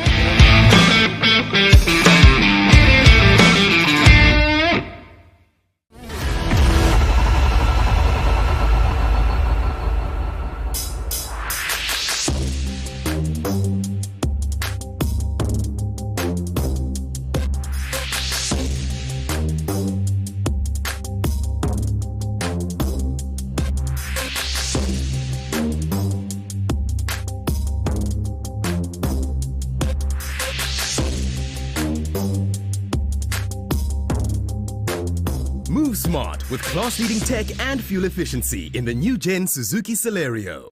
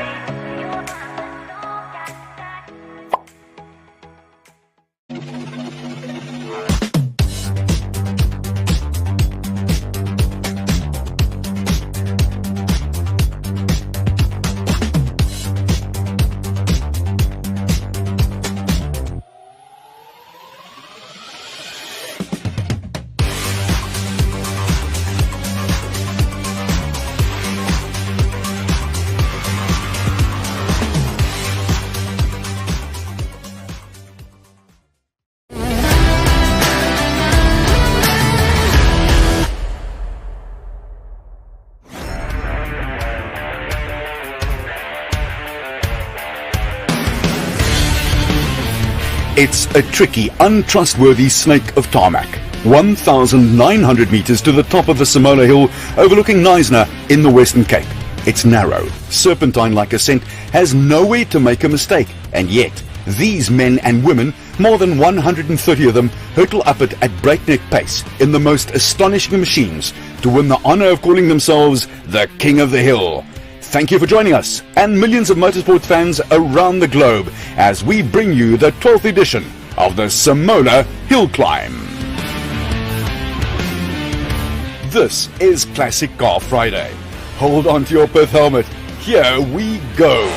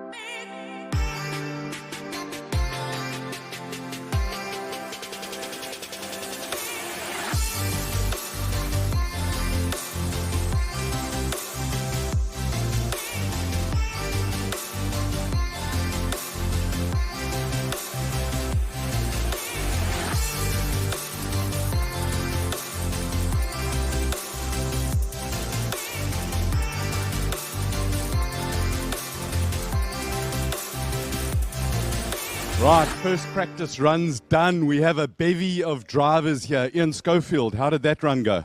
Yeah, pretty good. A little bit cautious because going to the line, the throttle was sticking. So I was quite nervous going into turn one. But yeah, everything was okay. It's just the throttle is catching on the bodywork, so we're just busy fixing that now. You got a nice spirited takeoff and good grip, laid a bit of rubber down. Yeah, that was a bit scary being such a good start. It might get worse from there onwards. Normally you make a bad start and build up. So yeah, I've got to try to keep repeating those, which could be tricky. Well, I'm surprised myself. Well, good luck. Let's talk to Rui Campos here. Rui, your Martini Porsche, absolutely magnificent. How was that first run? The guys, I think, made a mistake. They put tyre warmers on the hill climb. The tyres don't need tyre warmers, you know. So we were slip sliding away a little bit. So I think we got 2 seconds in the bag still. But it's first run. There's lots more runs to go, and it's always nice to get that first run over, get the little butterflies a little bit settled, and then have a full-on go. 100%, Colin. You know, just arriving up there reminds you of last year. You know, last year was only in September. You know, so it's quite. Last year we managed to look. The track's going to rubber in. Yeah. Obviously, by the end of the day, on the last runs, we should be pushing the limits. I'm hoping for the low 46. I don't know what the others are going to be able to do, but I'm hoping to be in the top 10, and then the top 10 shootout, and then it doesn't matter. Well, good luck, eh? Thank you. Thanks. Great entertainment. Let's talk to Andre Bezuidenhout, who's sitting here. Andre, you had a couple of issues. What happened to the wing? Yeah, look, it was just a very unfortunate event. I finished the first run. We came down the mountain, and just after we turned around, Richard Evans, who's pitted next to me with a Corvette, just drove into the back of my car. Broke the wing, the steering wheel is skew, so the whole back of the car is skew. And it's one thing to lose the wing, you know, you can run it without a wing. But when the safety of the car and the integrity of the car is compromised, the engineers are looking at it at the moment, but I think we've got severe damage, and I think we're effectively out. Never nice to hear that, and you're going to put in an incident report, which you have to do after any sort of thing that happens. And do you think the guys, when will you know if you can fix it? Well, they're working on it. You know, they're going to try and do whatever they can. Motorsporters, if there are incidents, you have to report them. The stewards have to look at it. I don't think it could never be intentional. I mean, I know Richard for years. He would never drive into a car on purpose. He must have looked somewhere else, and it just is what it is. It's just terrible in the beginning of the weekend that this is happening. Not nice to talk to you at a time like this, but thank you for taking the time out. Respect and good luck. Thank you so much.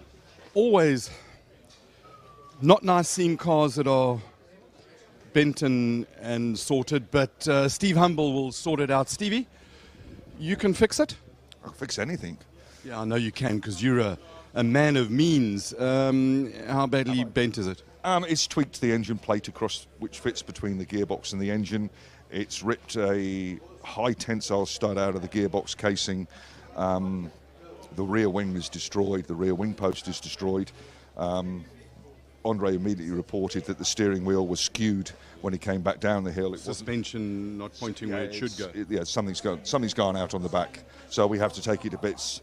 We can repair the gearbox casing. The wing is the real unfortunate thing. I mean, this car's got a lot of history. Won the championship, former Atlantic Championship with Tim in the car years ago. The rear wing's an original item. It's now, we'll have to see if we can get it reskinned and put back to original.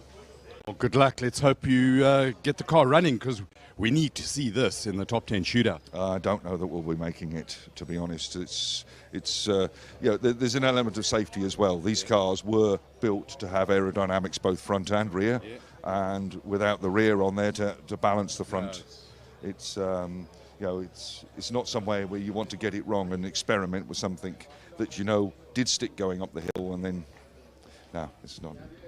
Thanks for talking to us, Steve Humble. Not nice to hear that, but drama all up and down. Josh Dovey. Hello, Colin. First run in your Chevron B20. Yeah. How was it? It was fine. I mean, as you know, we've just had it in the country for a couple of weeks now. So the brief for this run was keep it on the black stuff and let's just get a feel for it. There's tons of grip out there. I was very happy with the car and the motor, struggling a little bit with the gearbox still. That was going to be my question, because when we first saw you, it's got an interesting shifting bits. First, like a 911 used to have. So when you're in second, you think you're in third, and it's not so bad on a hill climb. Yeah. But I pulled fifth instead of third after the start. No, that's not so nice. And then you're sort of all over the place. But I'm very happy with the first run. And at the start, it's not nice to start your first run. Oh, yeah. No, I knew what I'd done straight away. Obviously, there's just no pull at all. But no, it's lovely out there. There's more grip than I thought there'd be. Good stuff. Yeah. But you got a whole lot more runs. Have a go. Yes, gonna really try and figure out the gearbox and get it going up the hill. Awesome. Thanks, Josh. Good luck. Colin. Cheers, thanks. Let's go and have another look down here. Ian Schofield's March. Just come and have a look how beautiful this car is. March 77B, a Formula Atlantic car, the gold in Benson and Hedges, a tribute to Nels Niemand. But just look at the fabrication. It is a piece of magnificent. Most important part from a historical point of view is the chassis plate.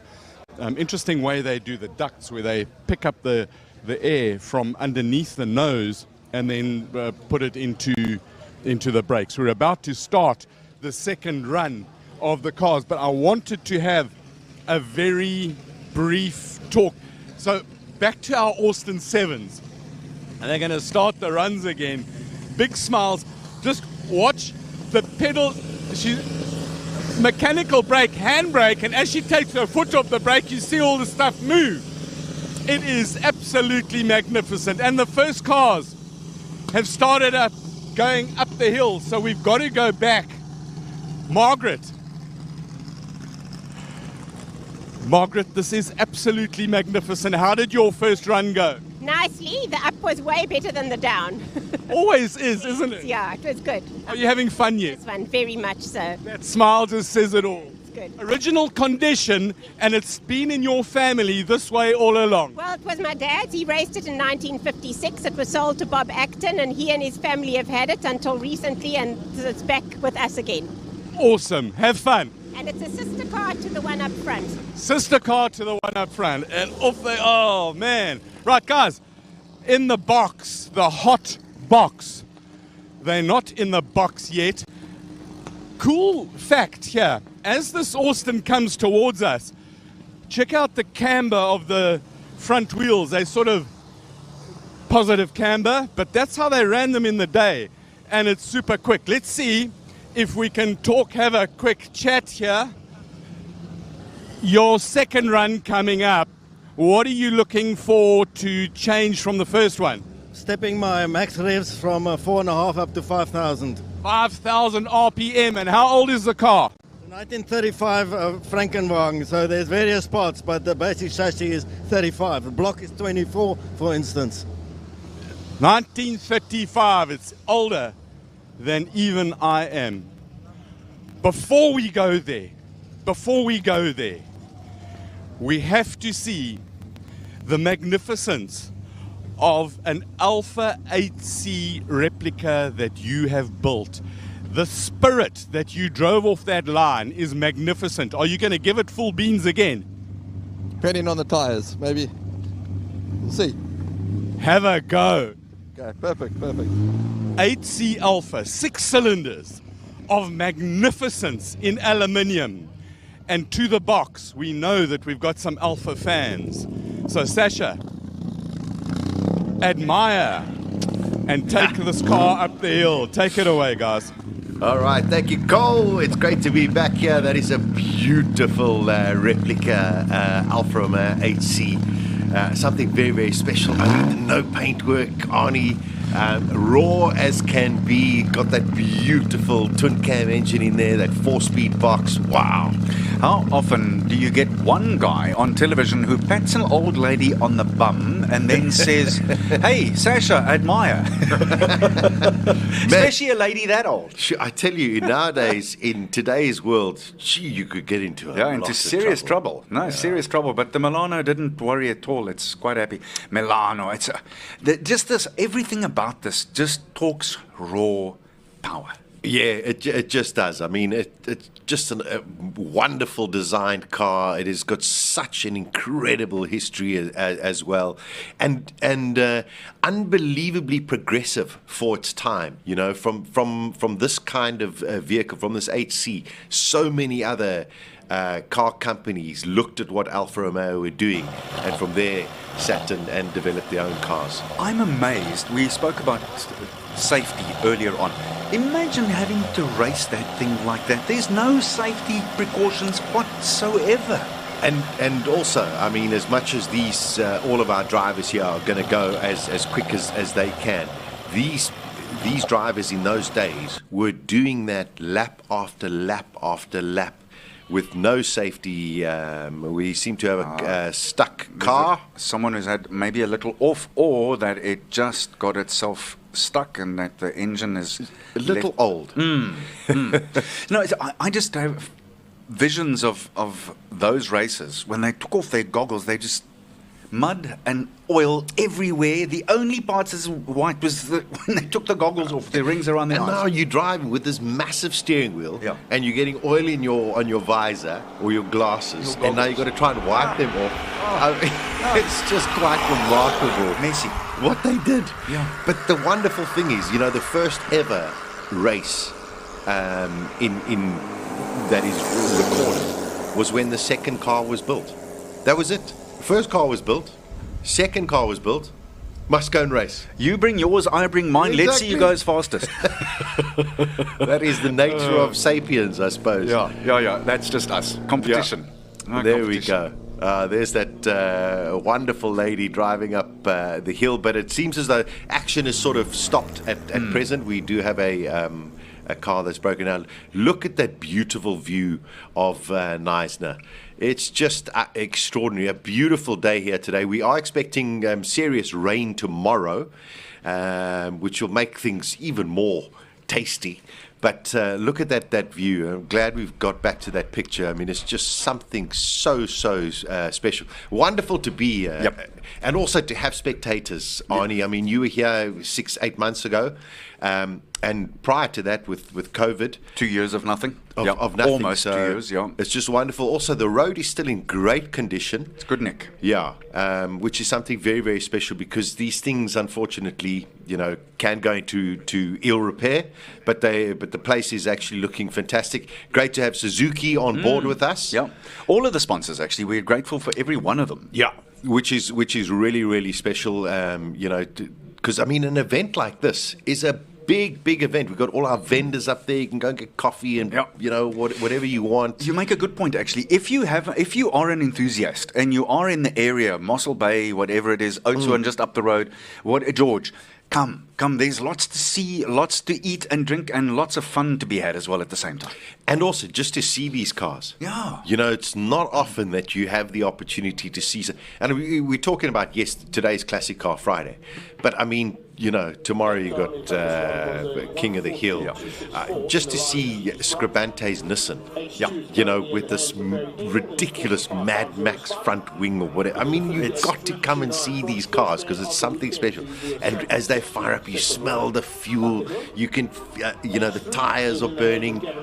It energizes me to another level. No, I hear you. And it makes your adrenaline flow when you see it and experience it.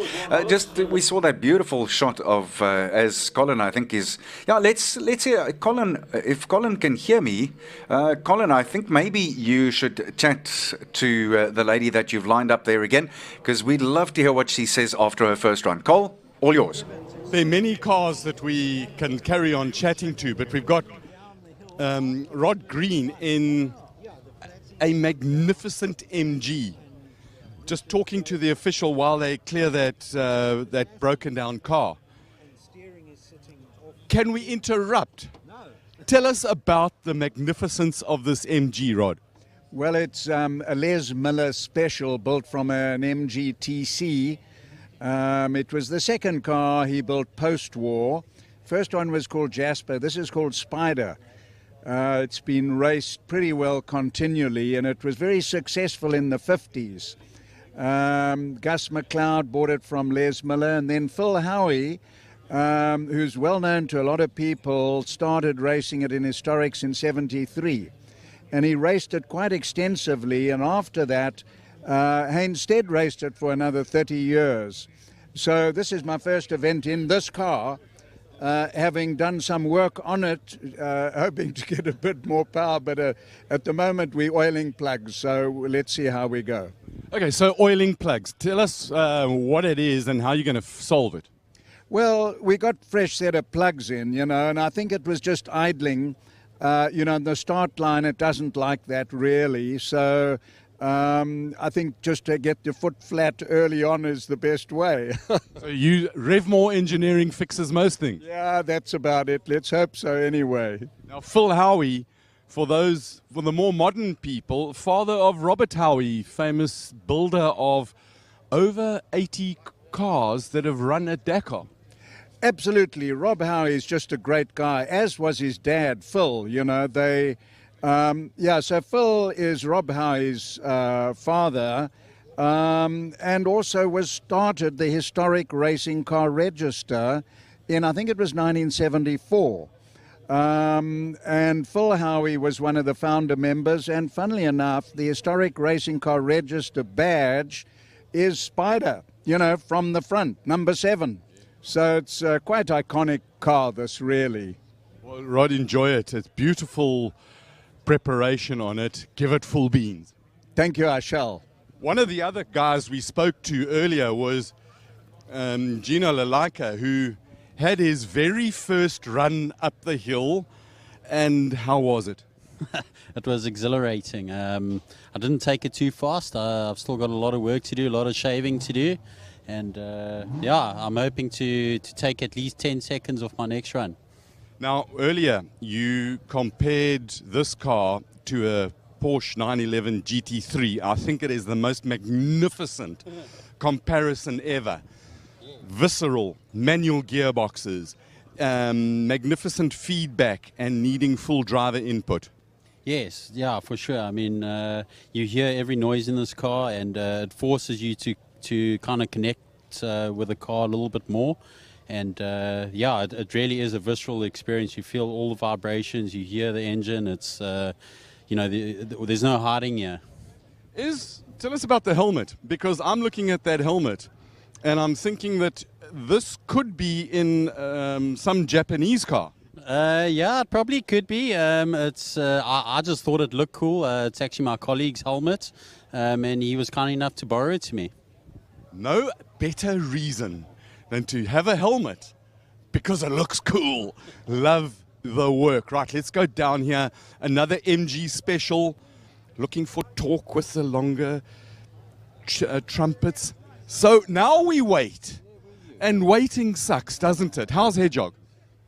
On the first run, there's something missing. 4.5, I wasn't getting my time. But the clock says I did a 1:15, which is not unrespectable. What is your target time?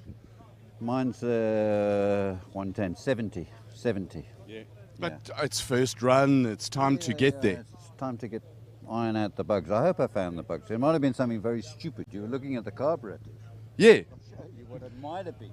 So he's going to show us what it might have been in the carburetors. It's very easy to see, but this front carb is the only one with a choke mechanism on it.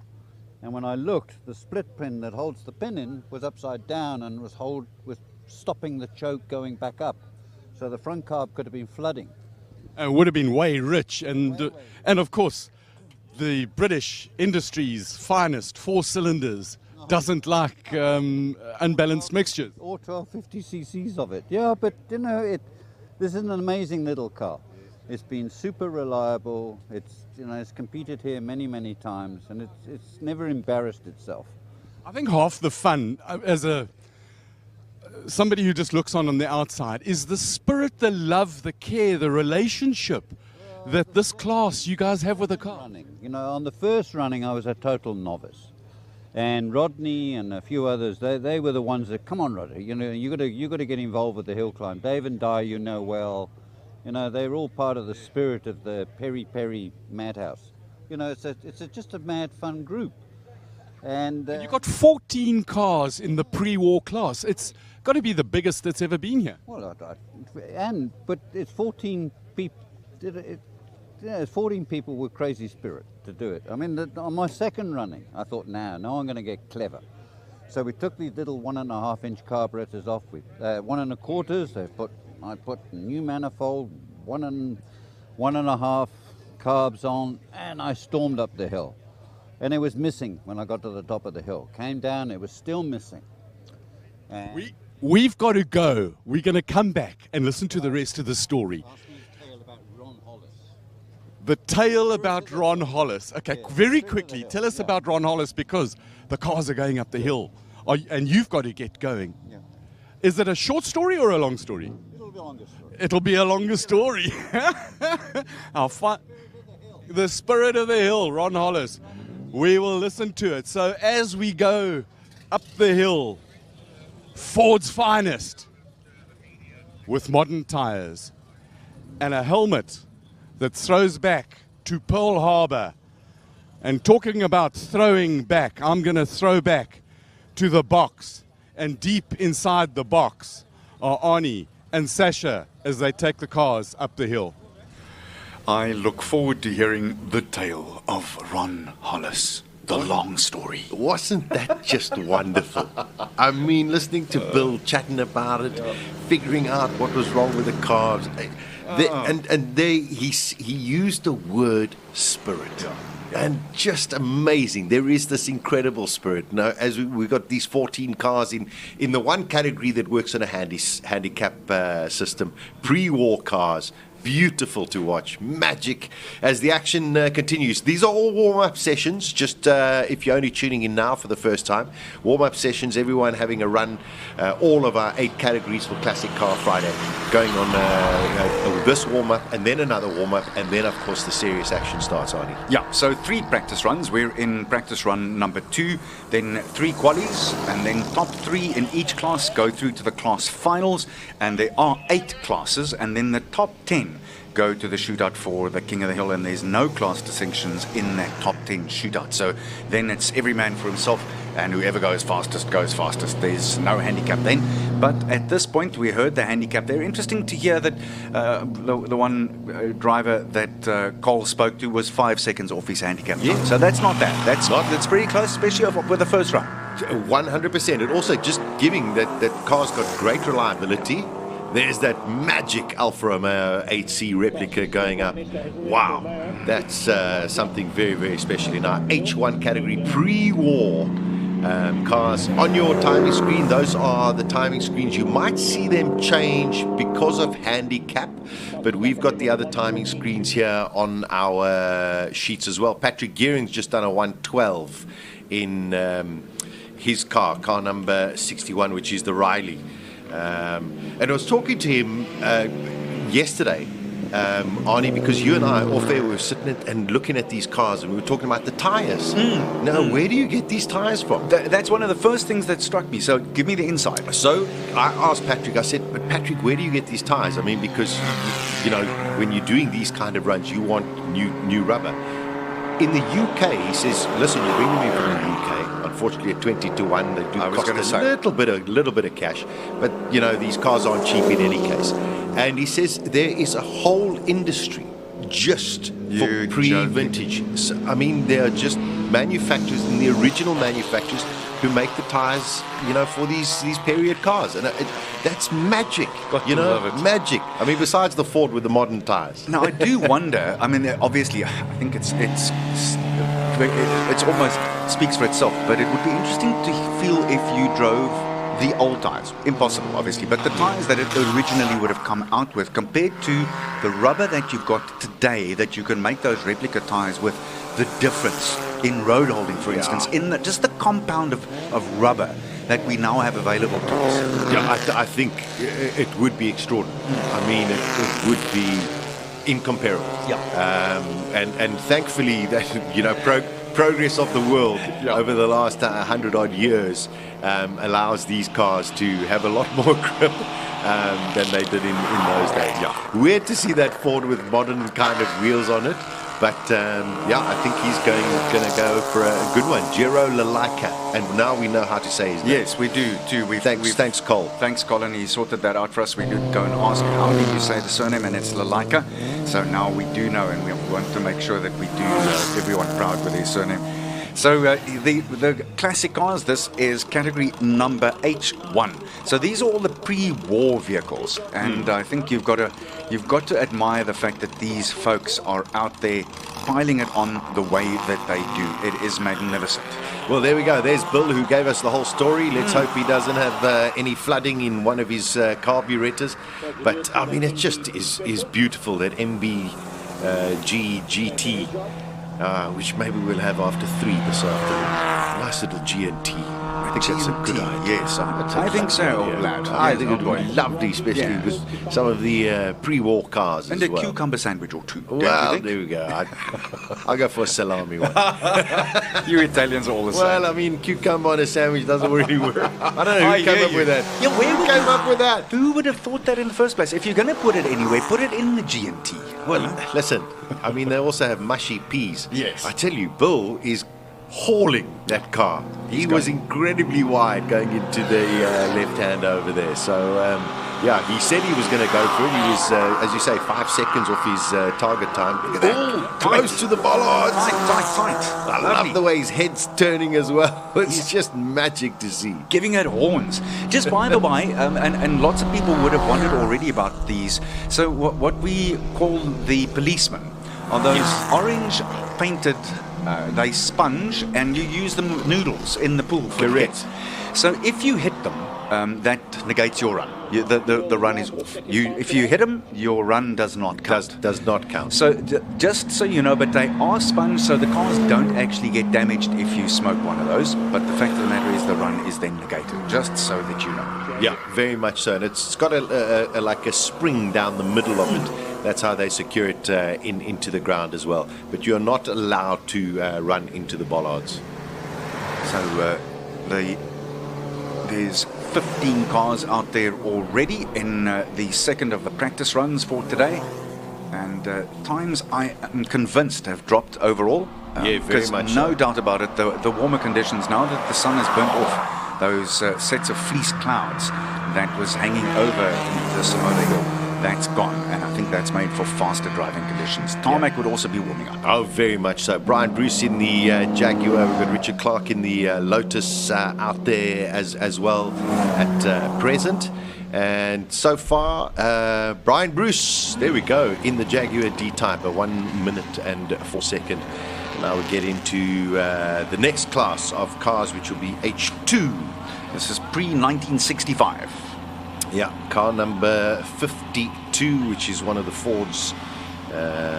Peter McPherson in the GT40, 425 horsepower in that car. Nearly a 4.9 litre, only 998 kilos.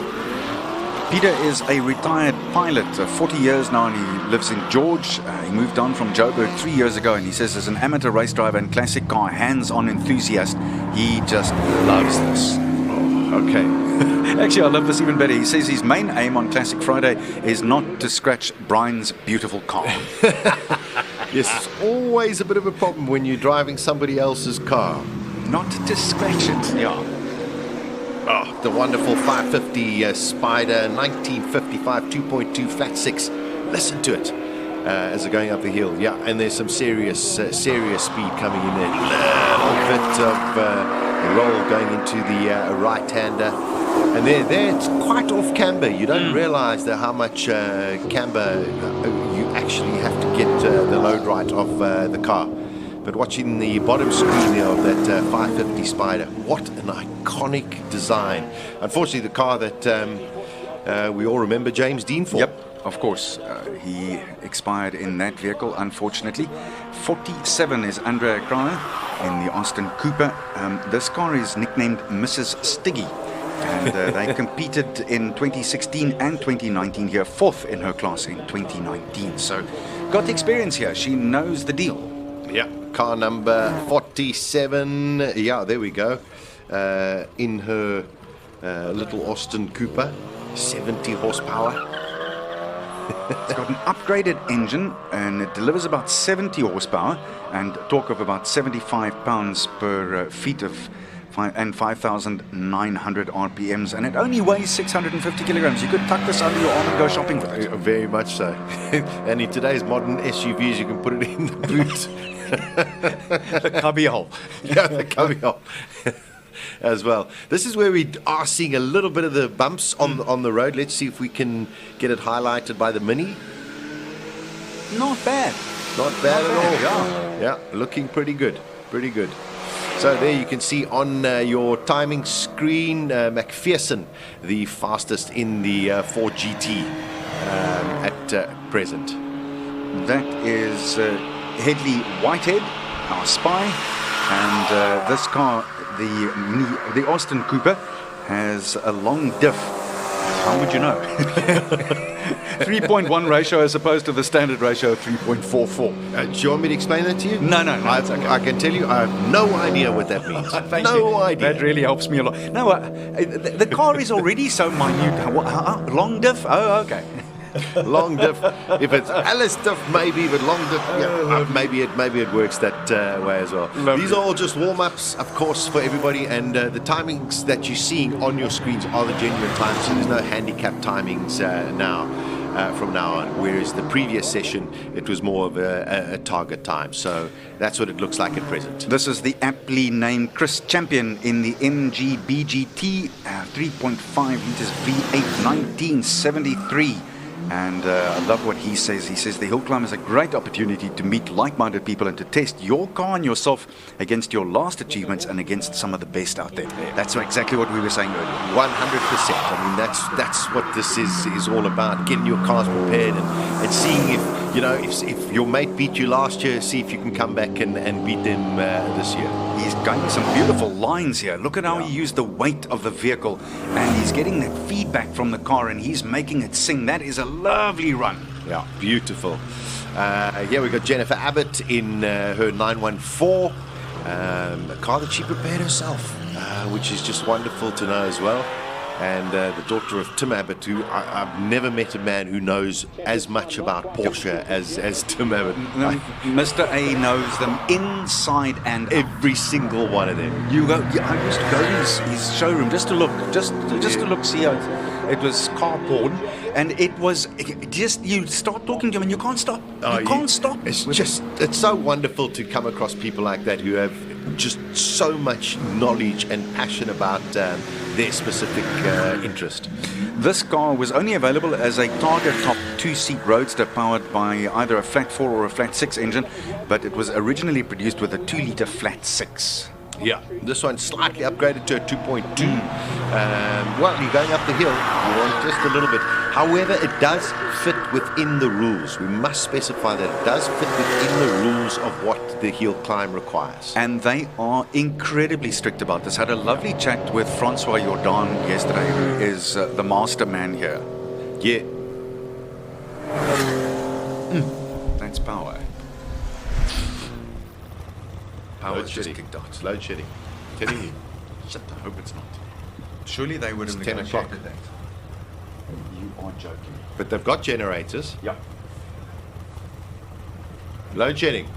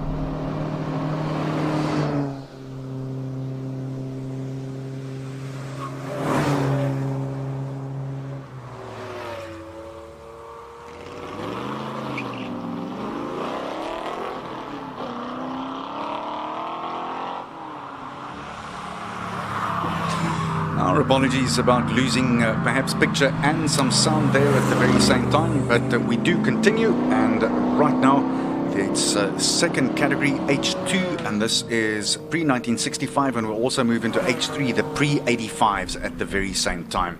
Some lovely runs and some quicker runs now. We're seeing more and more consistently faster times, and car number 42 looks like it's clocked the fastest time there at the moment. That happens to be, if we get that list open for you, Clayton Kimber in the Cobra, and a top speed of 302 k's an hour that car is capable of. Obviously won't reach that here, but a time of 54.398 seconds. Yeah, okay, well, at least we've got timing on that screen there. Yeah, we unfortunately live in a place where the power goes out. Although the Minister of Transport was very, very buoyant about the amount of electricity charging stations they're going to be putting on around the country for the future of electric vehicles. Well, yeah, really? I think he should be the Minister of Fisheries if he's buoyant, because they need buoyancy. But right now, I'm not sure that whole thing is, pardon the pun, going to float. Yeah, I give up. We give up. No. We give up. Okay, so let's have a look what's going on. There's one of the Fords, Cortinas going up. We've got one of the Cobras going up as well. These are just the warm-up runs for our second Classic Car Friday. The 8 categories that we have, biggest field that we've had at the Simola Hillclimb. You know, and Arnold said it earlier, if you are within the area, you know, Plettenberg Bay, Mossel Bay, George, Oudtshoorn, Sedgefield, come along, because there's so much to do, so much fun to be had. And then, of course, also seeing these just these magnificent cars. There's Ms. Lindenberg on her block of flats. Let's see if she can keep it straight this time, because her first run was a little hairy. I think she got it out of shape because she was batting like a bat out of hell off that line. Here we go. She's got that going nicely. Look at that, almost no bounce on that vehicle. And that tells you something about how heavy that thing is. Very much so. That thing's not going to move out of the way too easily. One of the Porsches, just listen to that. Beautiful sound. Oh, man. I keep on wanting to say you've just got to love it. Your Brain with his 911R 1968. Oh, he's lost it. Oh, no, he got it. Whoa, that was a bit hairy. He's held on to that. How? I think how? his heart's doing a couple more beats per minute. So is mine, and I'm not even in the car. The magnificent Renault Dauphine making its way up the hill of Simola. It's a lovely little car as well, isn't it? It's got something cheeky about it. Yeah, you know, it's like it draws a line in the sand and says, "Come, have a go, come and play, have a go, come and play." That's Dave van der Merwe, and that's that Gordini 1968. Here's another beaut, Cobus Brits in the 150 kilowatt Porsche 911R. And this was road legal. It's a road legal car that he races on special events like the Hillclimb. Yeah, very, very special car as well. Having a little bit of issue with our live timing, but at least we have it on the screen. And as you can see, fastest 52.2 at the moment. Car number 32, Johan de Bruin, in that Porsche 911R. Beautiful lines through these. Look at how always let's let that go just a little wide, perhaps. Although the S's there force you to actually have to work the car in and out again. Very much so. And if you don't get your gearing right there, Arnie, that messes up your whole that whole section, and that is probably the most critical section of this climb. He's catching one of the slower cars in front of him too at the very same time. There it is, just over the brow of the hill, and he's done. So there you go, fastest time, Johan de Bruin settles it at 52.242, so 2/100ths of a second between him and car number 33, James Temple. But you know what they say, Sash, it's all about the timing. All exactly. Watch out for Rui Campos. Here we go. He had a very, very quick first run, and I'm sure now he's got a little bit more confidence. He's got a little bit more heat on the circuit as well. Hopefully get those tyres up to temperature. And I expect a pretty decent run from Rui. Look at that, he took that in right, kept it as long as he could, and then went on the inside and ducked to try and get it as quickly as he could through the apex of that corner. Here we go, the Ferrari 348, not a car that you would expect to see on a hill climb. Enzo Kuhn Well, I tell you, if you want anybody to drive a car for you, you just give it to Enzo Kuhn, because this man has got extraordinary ability. Campos goes top of the class, 48.2. That's quick. That's really quick. You could tell from the way the run looked. Yeah, you've got to take your hat and just doff it to Enzo. There isn't a vehicle made that he hasn't made sing yet, is it? It's quite extraordinary, the talent of Enzo Kuhn. Here we got the Datsun 240Z of Charles Arton, also 200 kilowatts being pumped out of that. Those rear wheels, I tell you, really going to be spinning. I'm suitably impressed by seeing that Ferrari 348, but I think it's actually a lot more to do with Enzo than the car itself. No, I hear you. Look, imagine driving that and it's not yours, and you think, ooh, maybe I must just tiptoe a little bit here, just a bit. You know, Arnie, I have over the years been a little bit fortunate where people have said, listen, we'd like you to, drive, and I enjoy myself tremendously, but there is such a fear, because I would never be able to live with myself if I stuck it into a wall. If you walk into the Ferrari dealership in Santon, what's that going to set you back? Give me a ballpark. Well, something 348 nowadays, you must probably at a 1.2, 1.3. Oh my word! That 240Z was sideways. Oh my goodness. Okay. Close. That was close. Close. Somebody says, hey, listen, here's a $1 million car. Just go up the hill. No, thank you very much. No, I'd love to drive it, but I want to drive it where it's nice and open and quiet, and where you don't have, where there's no space to lose it. Yeah, true. Actually, I think there was the Capri. Okay, here comes Trevor Tuck in his Alfa Romeo. Top of our timing sheets is car number 24. That's Mr. Campos. Rui is top of the class. So this car, by the way, I love this stat. It's won 2 Legend of the 9-Hour Championships and the overall winner of the 2011 Springbok Series and 2017 Simola H6 winner. I mean, that's quite a pedigree. That's some prestigious trophy wear in your car. There's the 131 Abarth. Trevor Tuck definitely giving it a lot more this time around. I tell you, car looking pretty decent. Quite rare to see 2 Italian cars on the track at the same time. There you go, and almost the same stable. Almost. Francis Cousins in that 131. The 100 kilowatt, 150 Newton meters, and says here that he can get it up to 180 k's an hour. That is impressive for that car. When was that? Was launched in South Africa, 1970. It may have been the Actually, no, I lie. 76, somewhere around there. Yep. So it is a magnificent car. One of the iconic Fiats, actually, for me. Oh, yeah. Beautiful. Mirafiore. And it improved the road holding. My dad sold them. And my dad said for him at the time, one of the best cars as far as road holding was concerned at the time. The only problem with that car was that the spark plugs were at the bottom of the car. So if it rained and you went through a puddle, gone. The car just stopped because it got full of water. Well designed. Yeah. The Italians really thought deeply about that one. Yeah, but the engine will look so good this way. We turn it around. Oh, wonderful. Serve a pizza with the cheese down, guys. Yeah. There we go. Michelle Hamley Krobler. She's in that immaculately presented 944. Out on track, we got one of the escorts, seem to be picking up a bit of speed there as well. The 120 Datsun coming out here. Ian Kilburn, and it's also competed in H6 and before.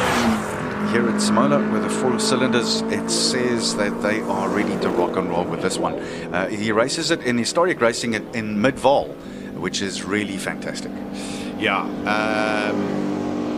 Just trying to get our timing, but Rui Campos still, good 4 seconds ahead of anybody else, but I think everybody improving by about 2 or 3 seconds on average. At the very least. I must tell you what, Ian is throwing this Datsun of his around at a rate of knots. Look at him. And that's going. He's going nicely.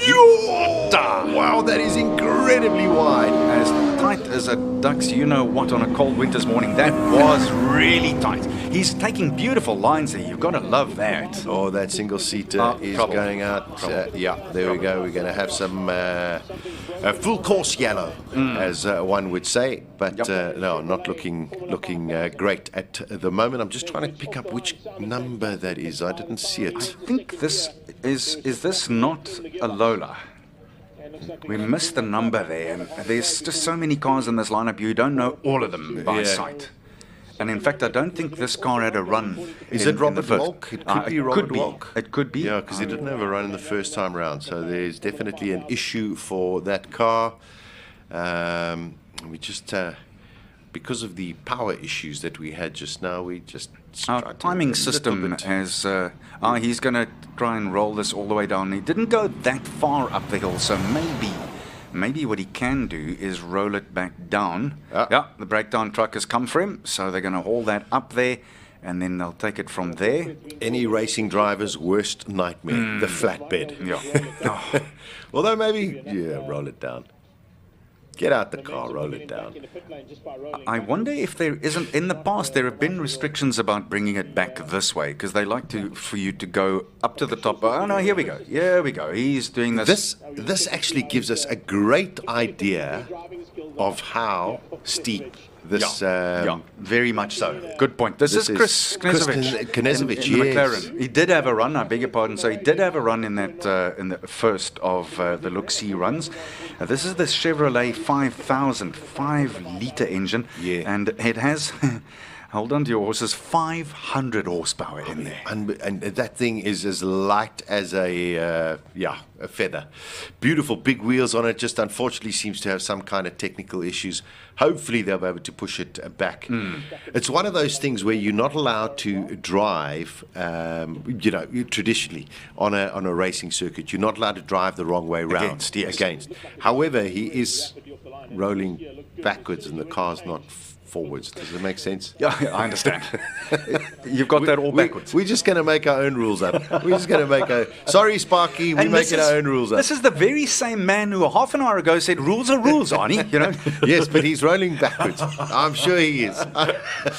So interesting about this car, there's a whole lot of stats here. I won't throw it all at you at the same time, but it is the original McLaren MT10B chassis number 17. How's that? Okay. Originally raced and owned by John McNichol and led to believe that of the 22 of the original McLaren cars built, there are only 16 left worldwide, and this is one of them. I mean it's an honor to look at the thing. It honestly is, without a doubt. And also to have the bravery, the courage to take one of only 16 left in the world and actually go and, put it through its paces. That's what I admire so much as well, Arnold, is the fact that people go out there and use their cars. We have so many of these wonderful cars that are just sitting in storage.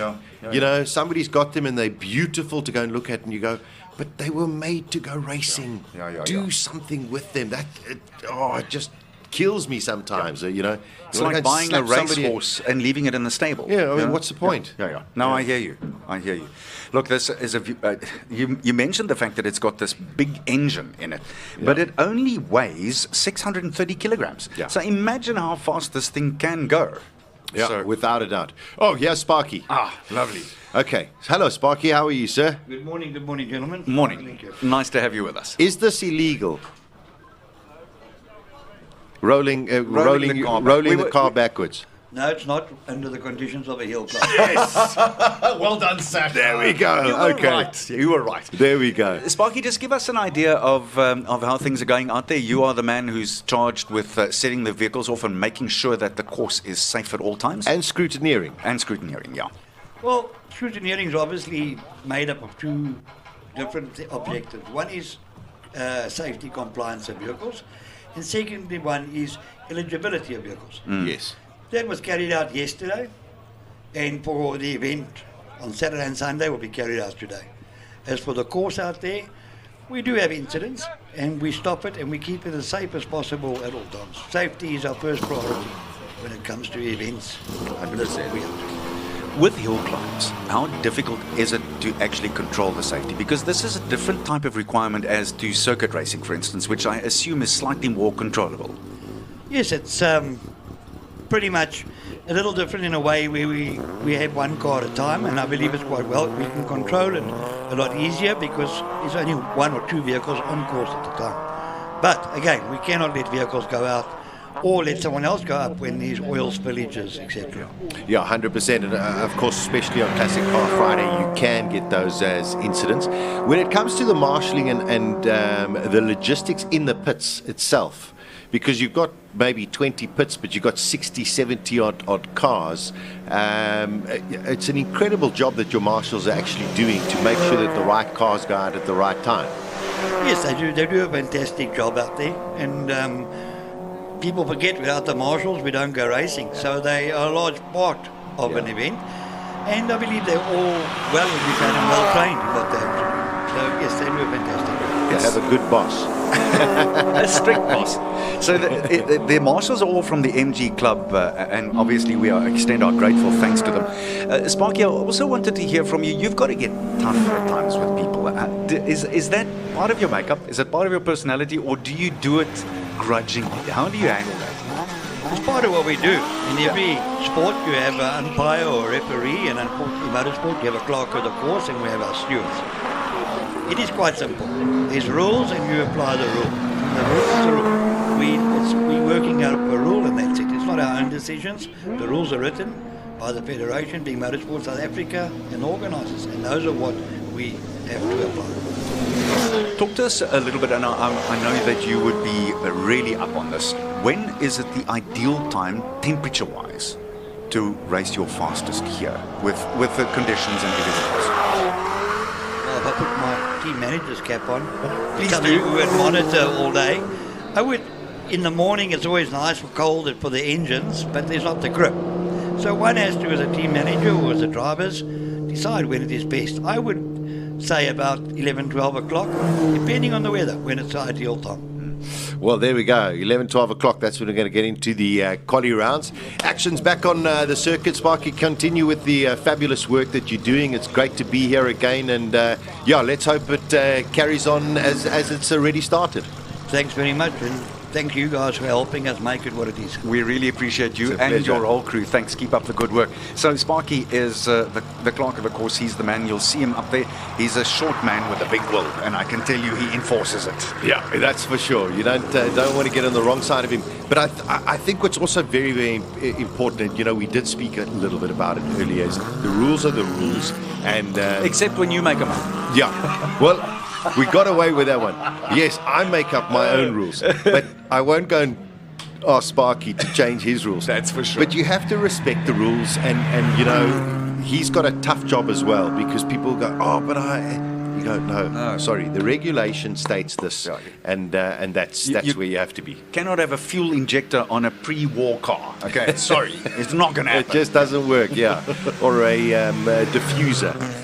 Here's Josh Dovey in the Chevron, the B20 F3. This is a magnificent looking car, the Works F3 race car. Listen to that.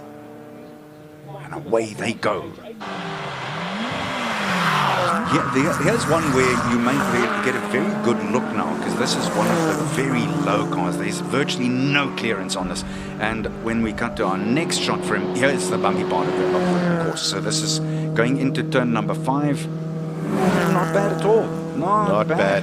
Not bad at all. Downforce is working on that vehicle. Very much so. And you got to rely on that grip. It is getting a little bit warmer, and then now you have that. You got to have the belief in the car.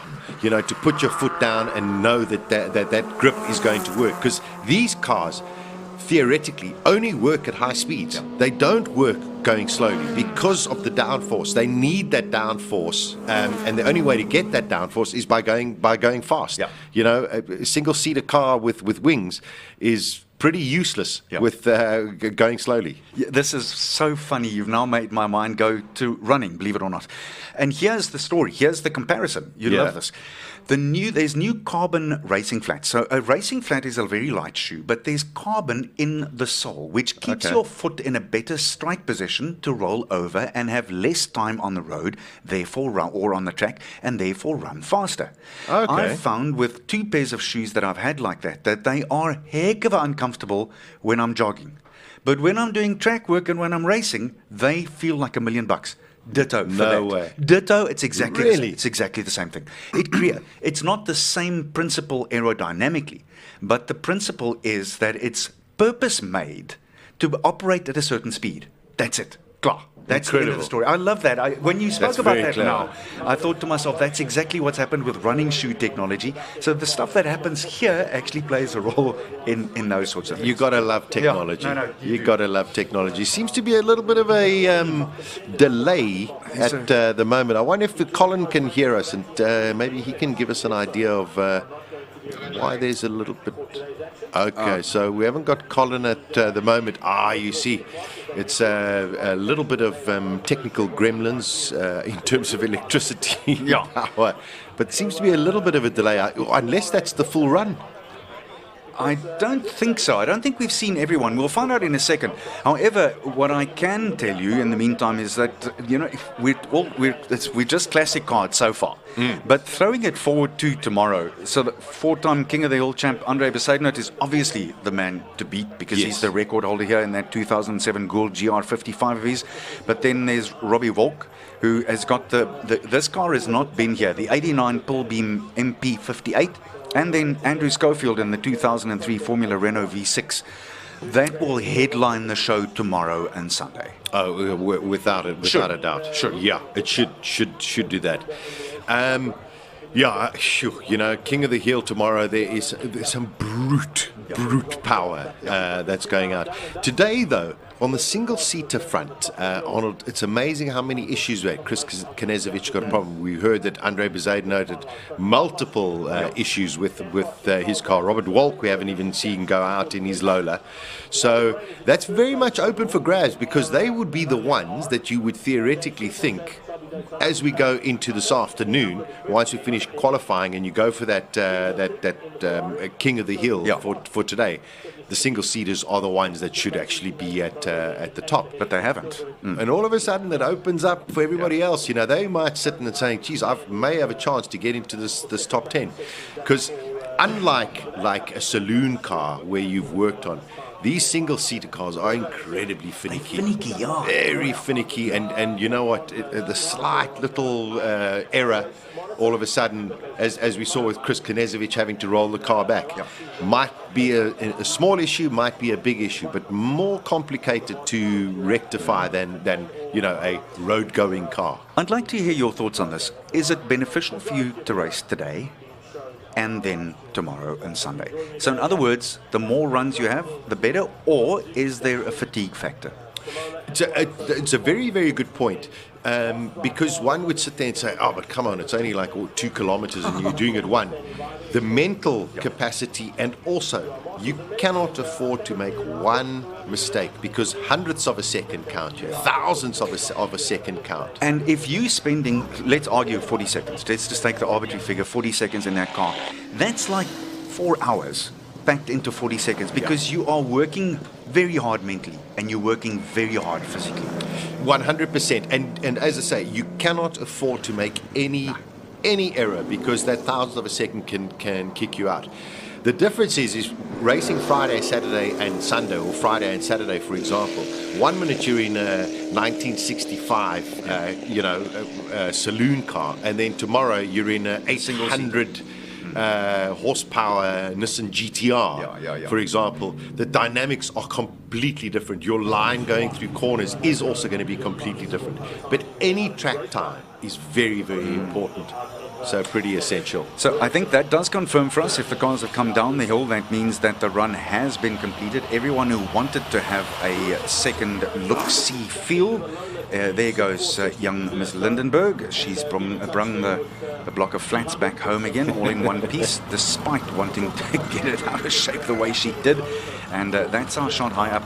By the way, you'll notice that this is called the Simola Hill, but the finish is right next to the Simola Golf Estate.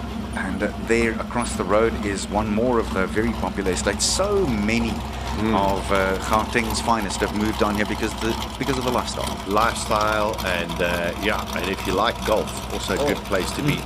So we're just trying to find out if Courageous Colin is with us in the pit lane. to have a little bit of a chat to tell us his thoughts on that session. Cole, what did you make of that? Couple of little incidents. Single-seaters seem to be having a bit of a problem. You know what? It's motor racing and stuff happens. The poo does generally make contact with the fan every now and then.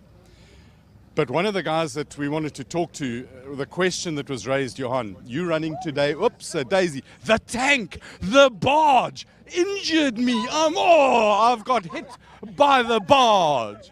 By Paige Lindenberg, deliberately assaulted me. Oh, man. Oh, woman, you can't take them anywhere, and you can't live with them and without them. And just hold on, Johan, we're going to come to you now, because here, the famous George Foucher, we're coming to talk to him now as well, because Georgie, interesting facts coming up with George. 17 years old, he goes to Le Mans in a Porsche 956. Crazy stuff. But, Johan de Bruin, you're running today in your Porker, and you're running tomorrow in a quite different car, your BMW with huge turbocharged horsepowers.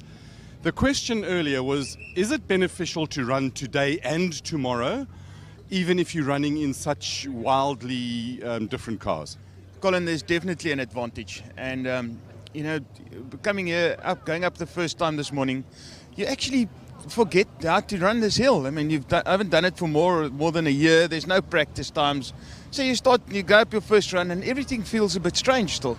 So definitely, I think there's an advantage.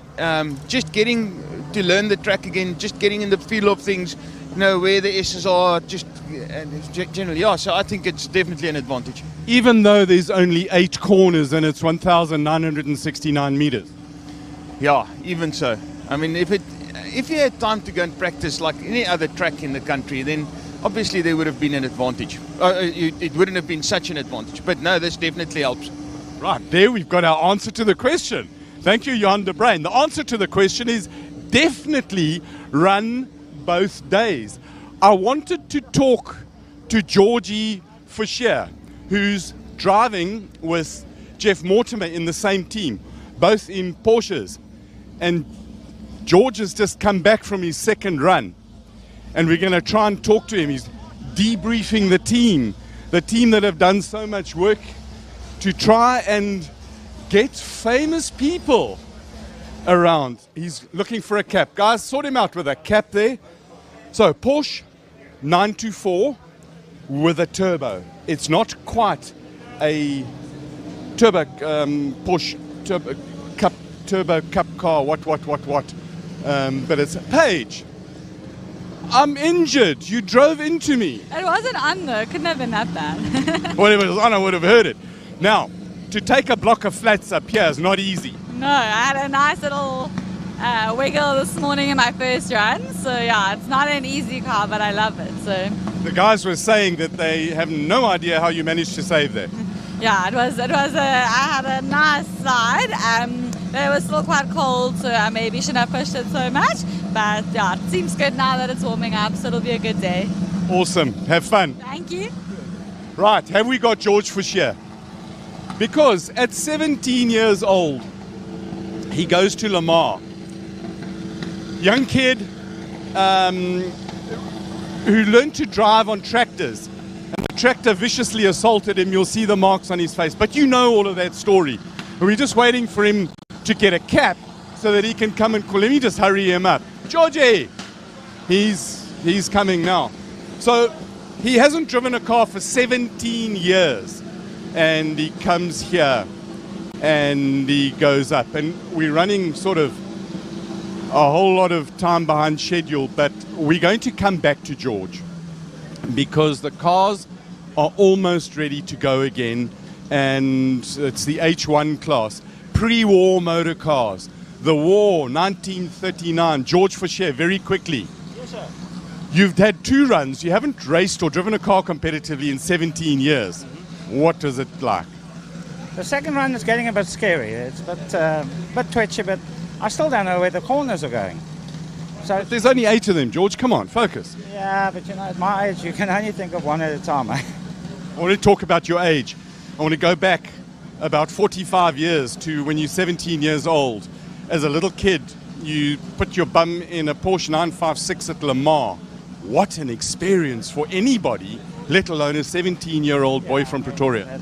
All right, that was a while ago, but you know, those days, I think the brain factor was a lot less than what it is now. The ball factor then was like huge. Now there's nothing. You know, the brains are saying don't take too many chances. But George, you've got a record or an achievement. You've done more laps than just about anybody else racing at Le Mans. I've done over 100 hours of personal time at Le Mans. So lap-wise, I don't know how many laps that is, but 100 hours, and every one of them enjoyable? Some pretty scary. I mean, at night in the wet, doing 400 kilos an hour, that gets scary. And you know, everyone's barbecuing. So, and what happens at Le Mans is you've got the trees and the rain, so, and the wind doesn't dissipate the smoke. So you've got all these factors. Wind, you've got smoke, you've got rain. Yeah, it gets hectic. And though we've heard stories about being able to smell the brine. Yeah, absolutely. Yeah. Fortunately, I don't eat on race days, so that didn't really affect me. But you can, definitely. George, this is not 24 hours, it's 50-odd seconds. Mm-hmm. But it's still that competitive nature comes out and you want to go quicker. I mean, put the helmet on, that happens to any race driver. George, you're a superstar. We've admired your racing. You've entertained us over many, many years in many, many different facets. Thanks for chatting to us, and all the very best for the rest of the day. We're going to come back and chat again later. Cool. George Fischer, what a legend. But let's go here. Let's go back to Margie, is it? Have I got it right? Have I got it right? It's Margie. I got something right. I'm learning about these historic things. So Margie, now that it's a little bit quieter and you're a little bit more relaxed, tell us more about your Austin special, Ernest. Ernest, the Austin 7, 1937 chassis, sister car to the green car in front. My dad owned and raced it in the 1950s, and after that it was with Bob Acton for about 45 years, and we got him back last year. So it's been a two-car family. The Smiths know the car very well as well, so it's been kind of kept in the family for 70 years. And how much fun is it to drive a piece of history as well as a pretty cool racing car? It's absolutely incredible. It's like there are no frills. It is what it is, real raw driving. I love it. But it's not just about the driving of the car and a piece of mechanical art. There's a whole lot of emotion and craziness that goes into it as well. There is that, yeah. I've got my dad's racing scarf on my right arm, giving me a bit of luck today as well. And I've got my pit crew with me. So we're racing as 310, which is 70 years. I'm happy to be campaigning, Ernest. Even if we're the last car up the hill, it feels absolutely awesome. Now it feels a lot faster than you'd think when you're behind the wheel of this little car. Now, when your dad would have raced with his scarf, he would have had it over his face to protect from all the grit and the dirt. I would guess so. I don't know.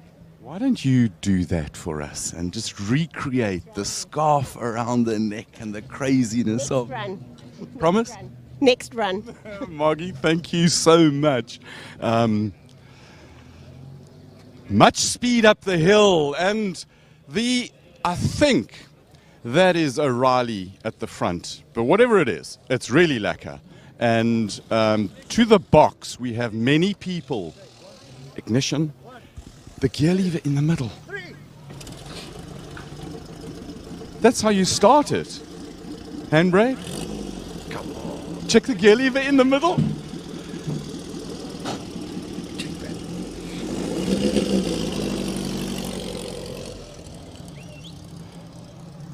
I don't know if we've progressed. I don't know if we've gone forward. All I know that the cars are going up the hill. So we'll progress to Arnie and to Sasha in their box to talk us through it. Thanks, Colin. Yeah, it's an interesting question, isn't it? Have we progressed? You know what? If this is what progress is, I think we're doing an outstanding job. We're okay. Margaret is just amazing. I mean, to drive that first time, you know, the car's back in the family. They've just got it back. She's going up the hill for the first time. That gearbox in the middle between her legs. She's got to steer. It's just remarkable. It's astounding. It really is. It's the kind of stuff you'd read about in Winnie the Pooh, I swear. Exactly. Oh, look at that shot. That shot Unreal. was just amazing. The car coming up with the background of Neisner as we have our H1 category. These are pre-war cars. Check these two front wheels, Sash. They stand at a degree of about 80 out odd. They're not at 90 degrees. It's about 79 in the shade. It's just magic. All of these pre-war cars coming out here. The biggest field we've had in this category ever at Simola.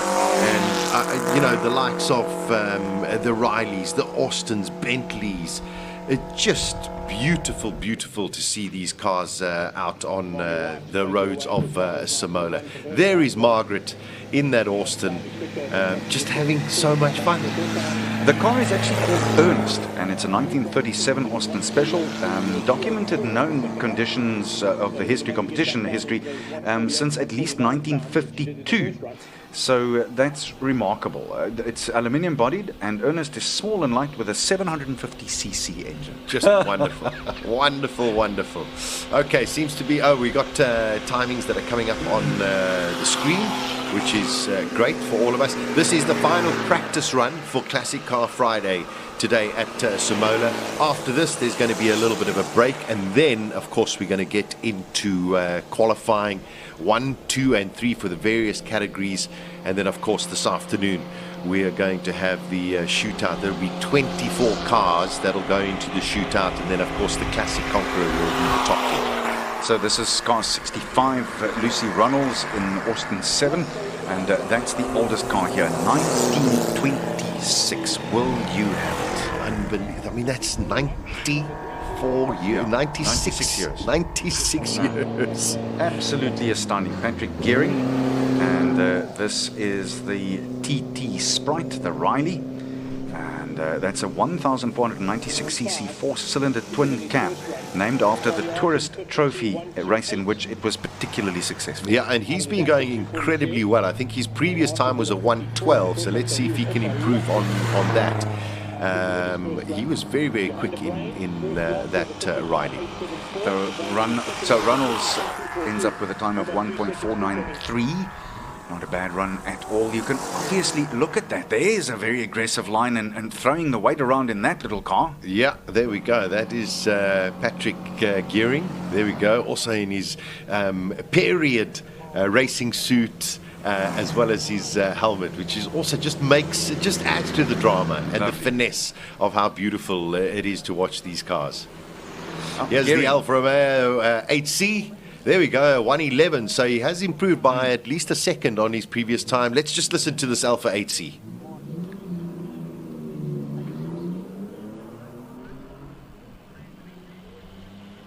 Ah, beautiful sound. Beautiful sound. It's like someone who sings bass in a rock and roll band. It hits the bottom notes. Oh, that's a shanana. There you go. How are we going? There we go. Giving our age away here. No, but it just makes you think of that, doesn't it? That sounds fantastic. Very, very special. We've got our timings up there. At the moment, and quite remarkable, Arnold, if you look at some of the comparison of the times, 20 odd seconds between some of these cars, close to 30 seconds on others. So these cars in their day each had a sort of period where they were the quickest, and then eventually, as progress came along, bigger, better cars, more powerful engines came. And that answers Colin's question. Yeah, there we go. And I'm glad he asked George Bashir about the question about Le Mans, because early on in the broadcast I was saying we've got some very interesting information about George Bashir. 100 hours. That's quite a lot of hours to race at Le Mans. And I wonder if Colin did mention it. It's an interesting contrast where you have to race for. You don't race the full 24 hours, obviously, because you change. But it's 24 hours of concentration. You can't take your mind off. You've got to be there all the time. But here, you've got like a 40 or a 50-second fling at it. And this is the other end of that. This is like saying, I'm going to run Comrades, and then I'm going to run the 100. You know? That's the comparison. This is a very different, sharp edge concentration. Exactly 100%. You can be going down the Mulsanne straight and tear off a visor and sit there and breathe for a couple of seconds. Here, you actually don't breathe. You are flat out, full concentration all of the time, hitting every single apex. And the concentration is completely different for that specific 50 odd seconds. Well, it's a little bit like, again, comparing it to athletics to the 100, which they say these days happens so fast for the top men that they don't actually breathe. They may take a little bit of oxygen comes in and out, but there's very little actual breathing that truly happens for the 9.876, 9.64 seconds that Usain Bolt uses. You know, it's frightening. Unbelievable. And they're getting so even quicker. Yeah, and the same for here. 34 seconds for Andre Besaidnout last year, and you can't blink twice in 34 seconds, man. That is like this, 195 k's an hour average speed. Just blindingly fast. And, you know, as you watch this track, and it progresses, and the more you watch it and you see the different kinds of camera angles, there are corners over here where you are going relative pedestrian pace because of the nature of the circuit, and yet you've got an average speed of close to 200 k's an hour. You are going. No, you are going.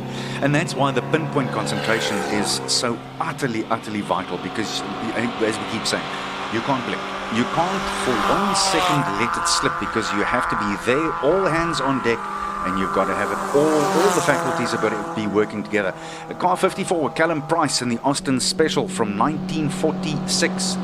Also a beautiful Ulster. These are all the pre-war cars, so we're racing in category H1. I shouldn't say racing, this is still the practice runs, but they're now getting C for serious, because from here on in to qualify, you've got to be quick. Here, this car. Actually, here's another one of those where we're just going to be quiet and listen to this thing go.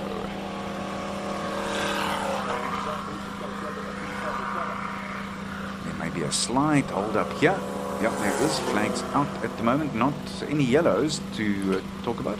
I think that D-Type could catch the last of the pre-war cars. They're going, just make sure he's got enough room. A so beautifully designed car. Oh, it's magnificent. There we go.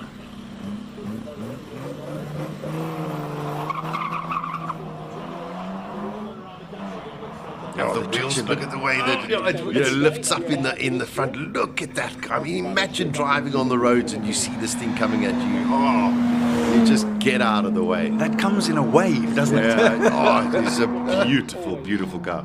So H1s are all finished, and car 57, Rodney Green in the MGTC Spider from 1946, just a 1.4 litre engine. He's at the top at the moment. Richard Clark in the Lotus, the Coventry Climax engine from 1962, taking off as well. So this is the H2 category that is going out at present. H2, of course, pre-1965 road cars. All of these cars were on the road in pre-1965.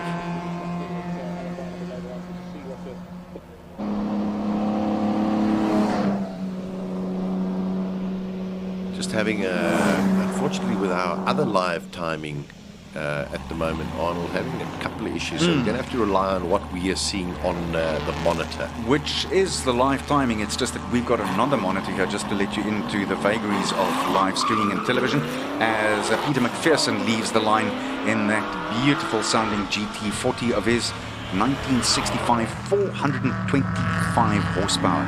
And Peter says he's better known for his Hunchstock Jägermeister replica BMW 635 CSI that he built from a wreck, and he brings it out from time to time. Now, for me, I'm sorry, you're going to hate me. We're on opposite sides of the scale here, but my dad sold BMWs for 40 years, so I'm a true BMW fan. And that 635 to me is it's the ultimate wet dream for me, that car. It is off the scale. Unbelievable. And you know, in South Africa, we only had the 635, because in Europe they had the 628 and so on. That's I think there was even a 645 645 in Europe as well.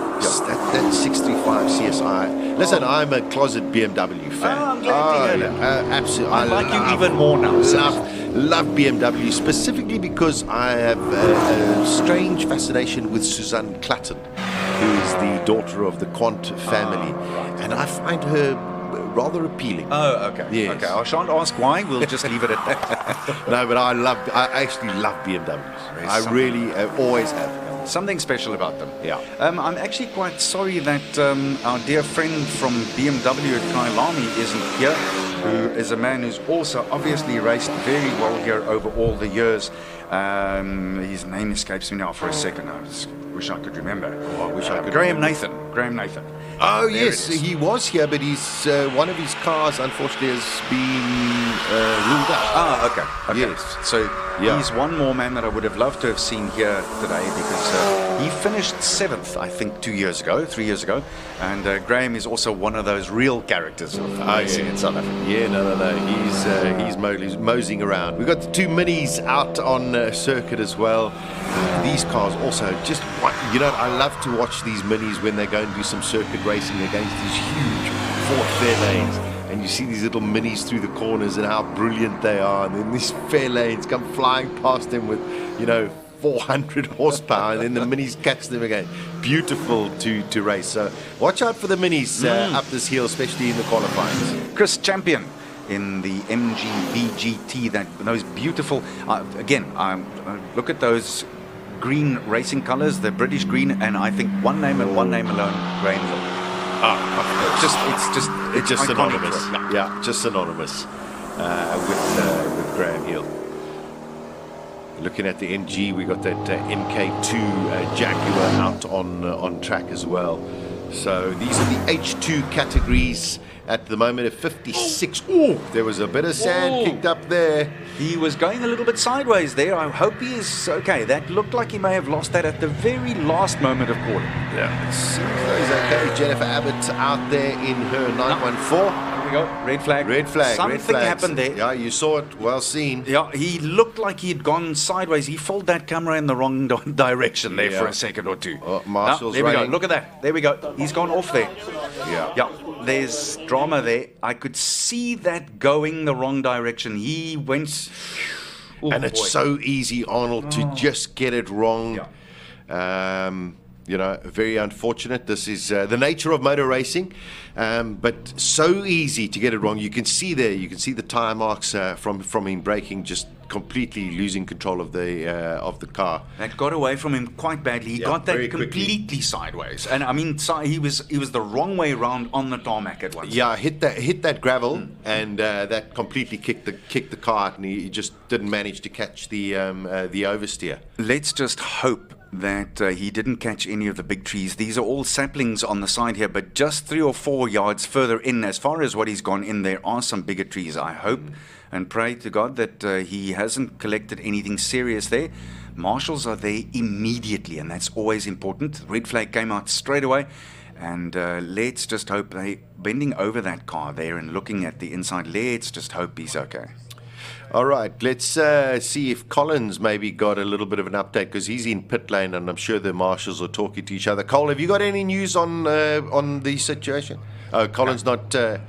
He's not with us at present. Jaguar going past, red flag over there, and I assume we'll get a recovery vehicle. The main thing is hopefully that he's okay. That's what we are looking for at the moment. We will.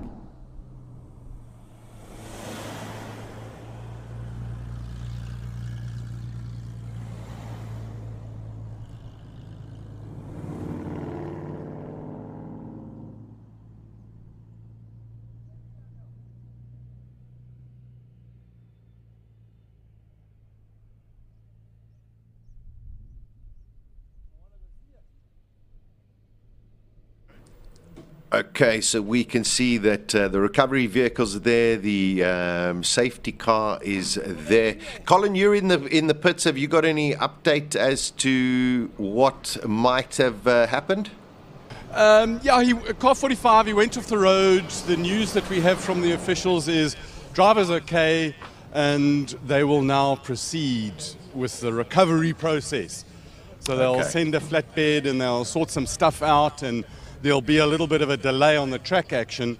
So we decided that we will try and go and have a go up and down the pit lane. So we've got Clayton Kimber here. Clayton, it's never nice to get your focus focused and then have to chill out for a bit while they recover a car. No, I think it's not nicer for the guy that came off for sure, but I hope he's okay. But we'll just settle down. I think, you know, the guys here are very good with recovery, safety. We'll settle down, calm the nerves, and get going again. Got to get this. It almost sounds like you're talking to yourself, settle down and calm the nerves. Absolutely. Clayton, tell us about the car. Man, it's a Daytona Coupe. It's got a 427 stroker motor in, 550 horsepower, about 750 newton meters of torque, so lights up the rear wheels too quickly, you know, so you got to be really careful on the throttle. Done a 56 second first time out, 54 second time out, trying to get that down to about a 52. I think that should be a good time. But, you know, the car's settled nicely. It's behaving nicely. It's the first time on the hill with this car. I was here with the Cobra last year, but with the rule changes, that engine didn't qualify, so I brought my Daytona, which is period correct in every way. And it's a beautiful car, you know, we don't see enough of these. And just explain a little bit about the Daytona. This was a car that was built for the endurance races in America and Le Mans to get the aerodynamics in it. It's exactly right. So it was based on an old 289.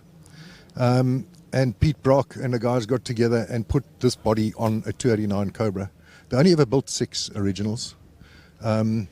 And it was unfortunately in between the time of the GT40 coming online and Carroll Shelby's race thing. So it was FIA International Champ this, and then the GT40 took over and took it. But I mean, the aerodynamics in this car make a hell of a difference. This particular car was timed at Uppington Speed Week at 302 k's an hour. 302 kilometers an hour. That's kind of quick. No, that's hauling, eh? So, and it's purely aerodynamics, and with a cam tail on the back keeps it back down, you know. So when you get to that sort of speed, I mean, planes take off at lower speeds than that, right? So you got to keep it on the ground. Up the hill here, we're probably reaching about 200 up at the bridge.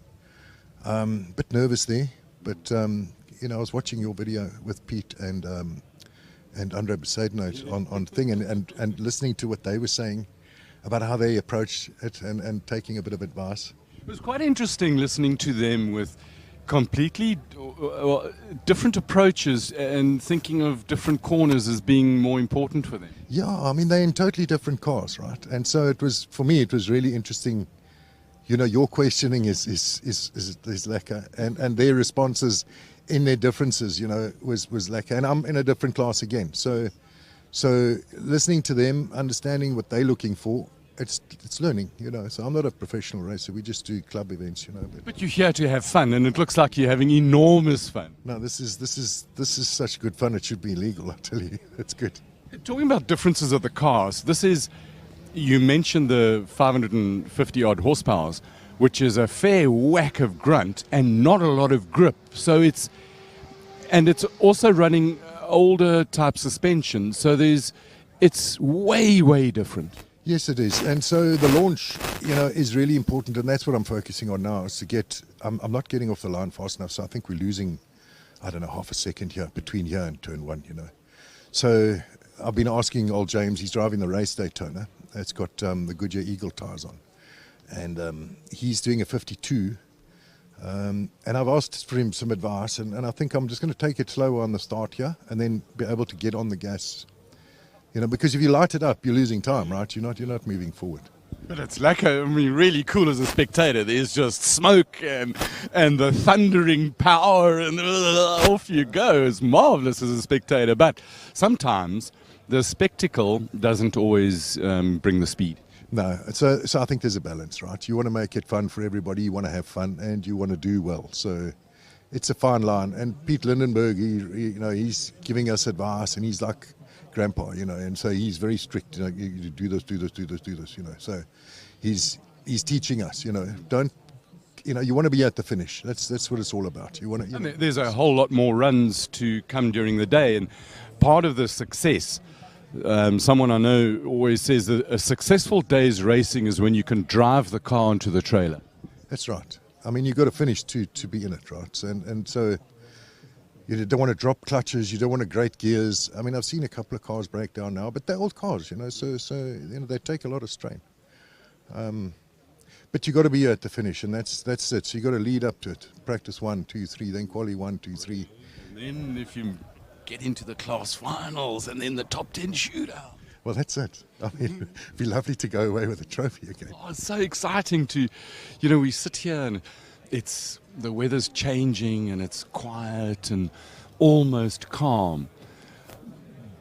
But when the MG goes ahead of you, you've got less than a minute before all hell breaks loose. Yeah. And we live and love it. This is great. Clayton, thanks for chatting. Good luck. Okay, cheers, eh? Wait. Oh. Okay, I'm going to try and have a look down to the screen. We're going to show the car going off the road. Here's beautiful Gulf colours over there. Oh, porkers. They're somehow nice. We've got a screen up here. So if we start, you can roll that little bit of the pictures. There we go. He's through the right-hander and he's run it a little bit wide. Yesterday there's off-camber there. So he's got it onto the off-camber, a little bit slippery, and, well, he's basically a passenger from here, hey? Because trying to recover the thing. There's the camber that Andre and Peter Zeely were talking about yesterday. Gets it a little bit sideways, and the cool thing about that picture is if you just look in the background, you can see the elevation. And I mean, that's how high we are from the sea. It's 150 odd meters from the top. So, right at the edge there's very little grip, and the driver's, I don't know. We'll talk to him when he gets back, but in my opinion, he got it a little bit off the road, off camber. So we were just talking about Peter Lindenberg earlier. We were talking to Clayton, Peter, in his Cobra, and he was saying that you were giving them advice. What sort of advice are you giving them? Quite a bit. So we actually prepped that car for him, and he raced here last year in his Cobra. That I was just trying to give him pointers what to do, where to do it, because this is easy to do, but it's not easy to do fast. Yeah. There's a big difference, So tell us the pointers that you were giving him, if I was to do it, what would you say to me through the start and up the hill? Okay, the first thing that I always say to people here is don't drive up the hill, walk up the hill once, just so you get an idea, because what upsets a car, and it, is you go slightly off. If there's an edge, you're in trouble. And so you need to kind of have the perfect racing line, but take into account what can upset the car. And I think that's what happened with Chris now. I think the left rear got onto the dirt, and that area was also an off-camber corner there. Look, most corners are off-camber. So now you go off there, you get compromised in this corner, but it's not so much about this corner, but it puts the car in a position for the next one, and that's where the poo hits the fan. And if you look at what happened there, the guy, he came out the turn, and the car went this way, and then it went that way more, and you're done. Because you can't just lift off. Because if you lift off, you're going side, you lift off, you're going to go up the mountain on the left. And it's about not getting the tires over the edge. And it's like, maybe it's a 0.1 of a second that you lose by not doing it, but the risk factor drops 50% if you don't get it on the edge. And so much of racing is about risk and reward. And you want to be here for the end of the day. Yeah. You don't score points when you're in the bushes. Eh? Yeah, I mean, you got to understand that this is tricky. It's difficult. It's not the kind of place you can come and practice or anything like that. This is you arrive on the day and deliver. And I think the big thing is, like for a guy like Clayton, it is to build up your confidence over the course of the day until you get to those last 2 or 3 runs where you really got to nail it if you want to win.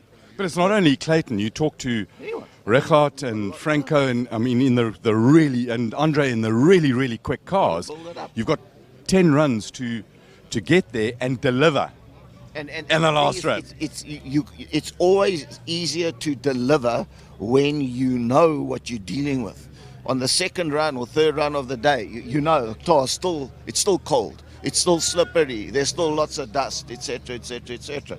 And the conditions change through the day. Peter, thank you so much for chatting, and you've got to be very proud of Paige in the block of flats. Yeah, the smallest person in the biggest car. It's quite hilarious, isn't it? It is. Yeah, well done, and thanks for chatting to us. Pleasure. Have a good day, guys. You too. We want to find Enzo Kuhn, who is in the Ferrari, but it looks like I'm lost in terms of where he is. Jennifer Abbott, Porsche 914/6. So here's Enzo's car, and there's Enzo, the tallest racing driver and navigator. They're about to start moving again. So Enzo, this has to be really quick. They're coming for you. Oh, love that. Love your Simola cap. Gotta look good, yeah. So Enzo, you had wise words early when it was cold. Your brain was cold. The tires were cold. What did you do? I stayed in bed. I had a late coffee and I waited for the sun to heat up my tarmac. But I'm here now, and let me tell you, it's still slippy. All of the drivers are complaining about how slippy the road is, and it gets better through the day because as the cars go up, they put rubber down. And so you got to lift your confidence with the amount of rubber and go faster. Keep telling yourself that. Now, before you go, yesterday was a huge day in one of your rivals' days. Hergen Fekken, we missed your birthday to wish you happy birthday. So from Enzo and I today, happy birthday to you, happy birthday to you, happy birthday dear Hergen, happy birthday to you. Thank you very much. Right, we got action now. The wreckage has been cleared, the cars have been started, and they're going off. So off we shall go to the box and listen to Sasha and Arnie and the cars. Colin, I am worried about you. Your psychologist let you out without the real medication. I don't know how he let you go, but here we are. We're stuck with you. Thanks, Cole. Brilliant.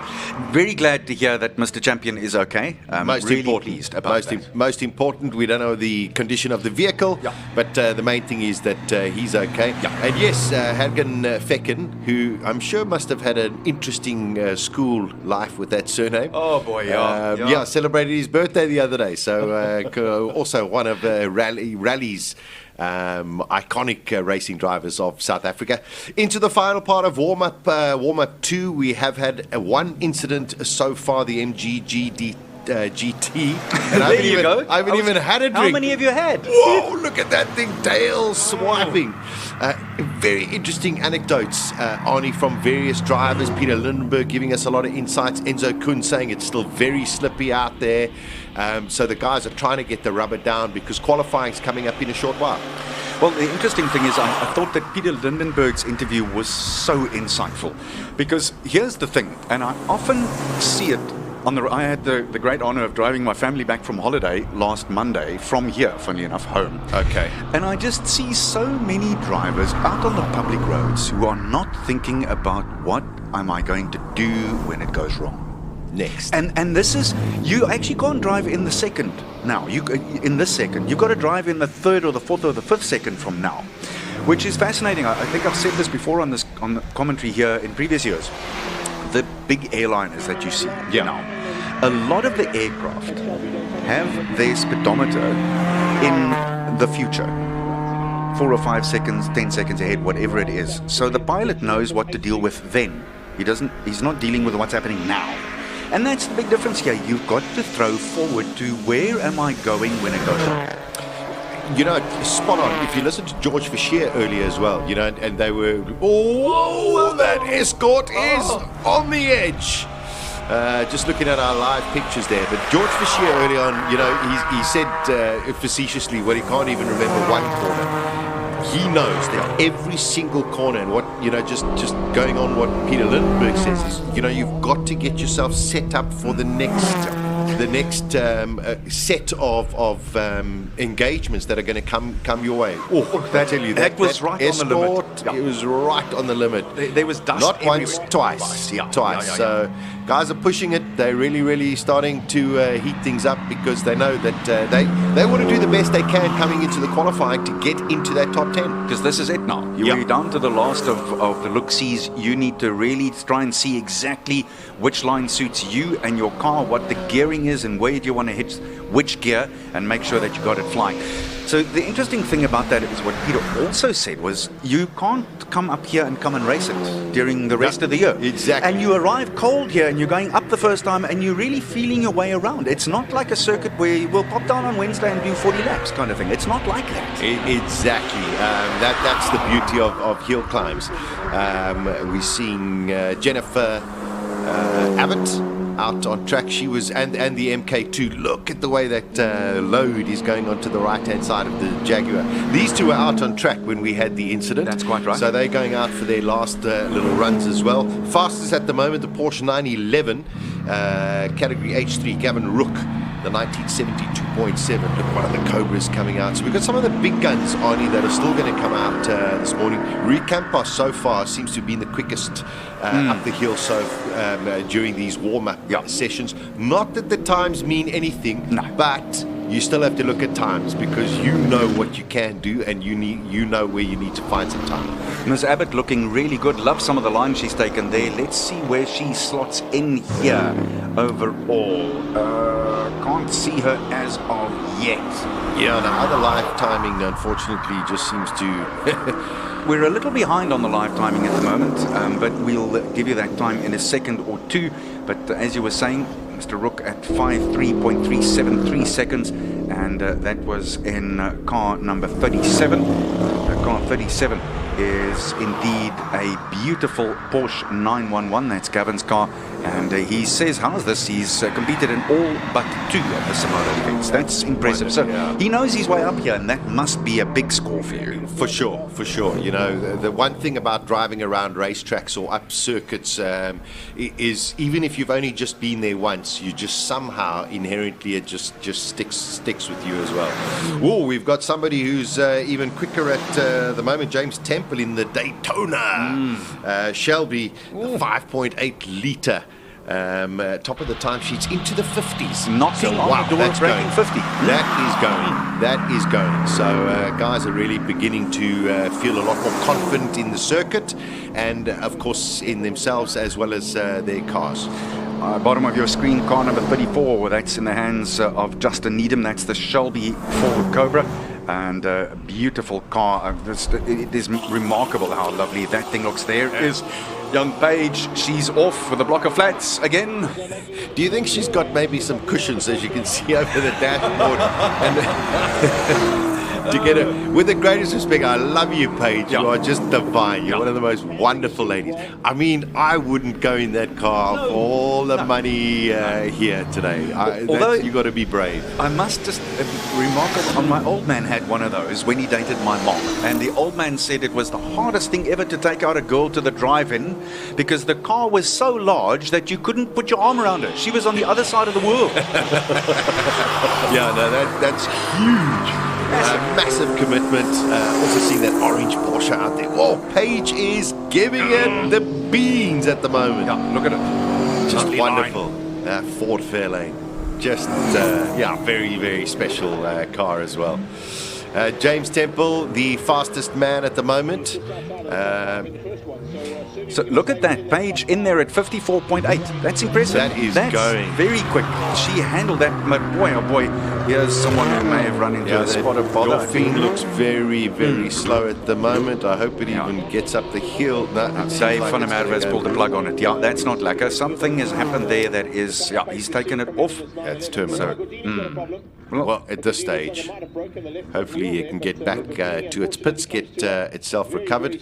I must say, a little earlier in both the other runs, the car was smoking quite a bit. So, you just don't know if it's... and you're not talking about smoking, you're talking about the other smoking. Talking about the other smoking at the moment. Okay, so let's have a look at our leaderboard at the moment. Johanna Brain in the Porsche, 50.2, that's going.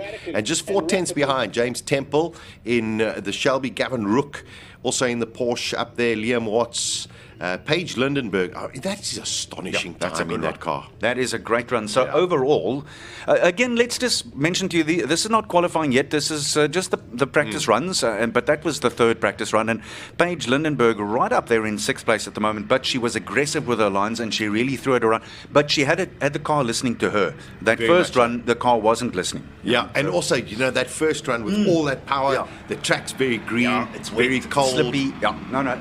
Just to hold on to it. Yeah, respect. No, respect. Total respect. That is actually like a flyweight boxing champion wrestling against the world's best sumo wrestler. Honestly. Yeah, something like that. We got about 20 cars left to still do their run. Looks the Dauphine's going to get towed off the track. Hopefully they can get it fixed up for quali. Because that's the one thing, whether you have an incident where, as we saw, one of the cars going off, or a little bit of a breakdown, you really just hope that they can get it sorted out, because that's, I think, the cruelest mistress of racing, Arnold, is the preparation you do, and the next minute you get onto the line, you do your warm-up lap, and the car just doesn't go. Yeah. And you cannot explain it. That is such a lovely line, the cruelest mistress. I like that. It is just desperation personified. Yeah. So let's hope that they can get that little Dauphine back to the pits and set up. But again, that's just sport in general, isn't it? You run out at a rugby match, and within the first 60 seconds, you pull a hammy. No, that's 3 months, I mean, listen, how many comrades have you done? 30? 11 comrades. And anything goes. Well, I was just going to say... I bailed 3. There were 3 where I pulled the plug, where I just knew I'm in trouble. Just not happening, yeah. And then you spent 5-6 months working for training to get there. It's the same thing. It's exactly... That's the beauty of sport, I think, in the end, maybe, is that you can go, okay, I screwed this up royally, but my next time, I know not to do this again. And it's the same with the preparation of cars, I guess. And that gives you an opportunity to correct it. And I think that's the beauty. Well, there we go. But it is also that cruelness of you watch a 100-meter sprint and the guys have gone through all of the heats. They get to the line. Bang! False start. Whatever. And you cancel, disqualify. No. Or your hammy goes. It's you feel desperate, but agreed. Although that's the humanity of it. Yeah. That's the realism. Think about the Olympic Games. Some people take 4 years to work towards it. You have to qualify to make your national team. Only 10,000 people in the whole... It's a bit like this. Yeah, only 10,000 people in the whole world make it. There's only 140-odd drivers who make it to here. This is as prestigious as it comes with hill climbing. It is one of the best in the world. And then all of a sudden, cheers, you're gone because a cylinder blew. It's horrifying. It is. Same thing. I think what is beautiful about that as well at the same time is it proves how resilient you are when you can come back. And that's what sport also is supposed... It's supposed to test your resilience, and those comebacks. You talk of those comeback stories, people who have gone through various different challenges. Yeah. And then they come back into something as well. So gotta love it. Yeah. And it's the same with motor racing. You can be as prepared, and the next minute, all of a sudden, I don't know, the ignition doesn't turn on because there's a loose wire somewhere. A split pin that was put in the wrong way around, as we heard earlier today. In the car, Seriously. So these things do happen. But so far, we've had a fantastic morning. The weather is glorious here in Although, I hate to tell you, when we were out just now, it was clouding over from the sea, from the south. So that's not always a good sign here. But I do believe Colin is out there, and Colin is going to take us downstairs. I hope he's got Chris Champion with him lined up somewhere along the line, because I'd love to hear what happened with him. But Colin has never let anything slip down here at the Simola Hillclimb. Cole. Arnie, I haven't got Chris Champion. I've got another champion, and talking about things that blew and magic comebacks. Team Old Dog. So Nathan, the greatest old dog in the world, Peter K. Eddy. Oh, you had a little pipe blow this morning. Yeah, Colin, I had a lovely run. I went 3 meters and then I was engulfed in a cloud of white steam. One of the pipes burst on the water system, and I had to be pushed back into the pits. But we've managed to source another pipe, and of course Graham is really good. He's sourced it, he found the pipe, he put it on, he's run it. There's no damage to the engine. On idle it's 4.5, 4.6, so the oil pressure is perfect, the engine's fine, the water's not leaking. You saw he just came and checked now, so hopefully I'll have my first run up the hill, and I'll be very happy to do that. Yeah. So you're starting a little bit on the back foot, but you here, A, for the experience, and B, to have the most magnificent amount of fun, Peter. That's exactly it, Colin. After all these years and having probably about 50 or plus drivers through my hands, Graham built this car for me, as you know, and they did a wonderful job, and Alec built the engine. So I've got a lovely car here. As you can see from the livery, it's all very different. A lot of people say to me, I've got two 2002s, but I've just taken, I think, 5 of my championship winning colours, and that's what this car's got on it. So it's got 1981, it's got 1993, it's got 2000 with Record, it's got 1997 with Anthony Taylor. So there's a lot of history that I've put into this car, and it's really given me a lot of pleasure. And the guys that have all helped me, Henny van Linde did the cams, and as you know, I was the first person to put Sheldon van der Linde in a rear-wheel drive car, and I got shut out by my good friend Henny, and he said, you can't do it, he's going to crash. And I said, no, he won't crash the car. He's 15 years old. And I put him in there, and he raced in the BMW race, and he came great. He had a great run. Look at him now. He's the man who's launched many careers. Peter K. Eddy, Old Dog. We just got to get the mirror right. But so the real action has started. Little MG midget going up the hill. You always have to have a midget in a show. Talking about an anti-midget, the tallest guy in our production team, Sasha Martinengo, in the box. Am I really the tallest? I don't know. I don't think I think Henk and Fritz are taller. No, but it's because Colin looks up to everyone, you know. Oh, that's true. And he looks up to you greatly, obviously. Oh, you know, he's such a mensch. He's such a mensch. Wonderful to hear Peter K. Eddy there. I mean, what he has done and been responsible. Here he goes in his first run. They managed to get the car sorted out.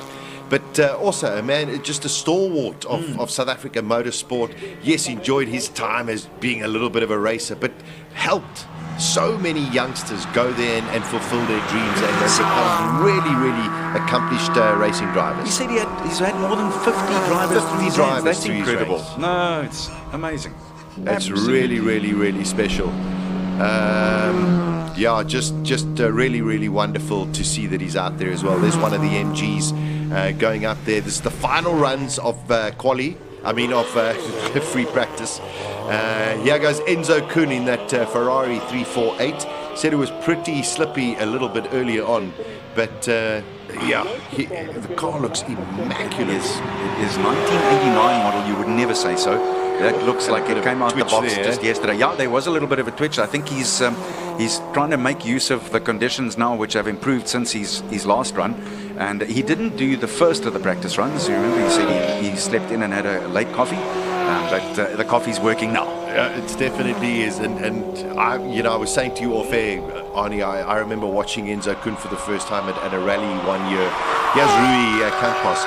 And just his car control, his ability to handle and just so smooth. I was like astounded at how good Enzo Kuhn is as a racing driver. When you said smooth now, he was so smooth through that. Just a little twitch, the weight goes this way, little twitch this way, weight goes the other way, and he's through the corner. That was stunning. As you said it, you could see it in action. Campos now, the man who had the fastest time in the second of the practice runs, and he is going to give it horns here. I have no doubt about that. And at the top of your screen, Charles Aston in the Datsun. That's that beautiful 240Z. It's a beautiful looking car as well. Looks like a good Campos in that martini colors of the Porsche. A little bit of sideways there too. Yeah, Rui definitely pushing. I think he did a 48. Was it a 48 earlier? Yep. So let's see what he can do as he gets up to the top of the hill. Timings don't really matter, but you always, there we go. He does a 47. So going faster all of the time. Yep. So track is definitely rubbering in. He's getting much more confident. And even though those cars sit in the pits are on for quite a while, they still retain some kind of heat. There's rotation into the tyre itself. So, those cars are getting well prepped. That's in 240Z. Also a bit nervous there. Yeah. Also big oversteer moment there, but well caught. Yeah, he gave that everything he possibly could as well at the same time. So, that's Aston, and he goes into fourth spot at the stage, just over 51 seconds. I missed Enzo. Oh, there's Enzo. Enzo has ended up in sixth place at the moment with a 53.3. So what was interesting for me, you talk about that, Enzo was saying you get more confidence as the track changes, and you keep telling yourself that. Yeah, there we go. So there's a lot of brainwashing going on out there as well, and no one else's, just your own. Here's Trevor Tuck again, and Julia Caesar. Yeah, let's see what he can do. He's been in the sort of late 50s time-wise, so I'm sure he'll give it a lot more on this run. Get himself prepped up for the quali, as we see that is that it's one of the Capri's Fords that is there. Tucked down on the screen. We've only got a few more cars left in the session, and then of course we will get into official qualifying. Here is the Abarth of Francie Cousins, the 131 Mirafiori, multiple rally winner in Europe as well. Beautifully spec 2-litre rally version car, makes its way. A little bit jittery off the line there. Lost a second or two there immediately. Didn't get off it with all power going. Julia Caesar is going particularly well. Also throwing this one around. Look at it. Bottom of your screen. And again, isn't it funny? We got the two Italian cars going again at the same time. Yeah. Just for interest's sake, just want to draw your attention, folks, to what's happening in that left-hand column. Paige Lindenberg is still there in the top 10 with that massive big car of hers, which she threw around mercilessly, and there she still is in the top 10. Yeah, wonderful to see Michelle Hamley Grobler. Just watching a little earlier, it looks like Trevor Tuck backed right off at towards the end, so not entirely sure if he's got some kind of issue. That 944, I tell you, if you come here to Neisner, just come and look at Michelle's car and just look how immaculate.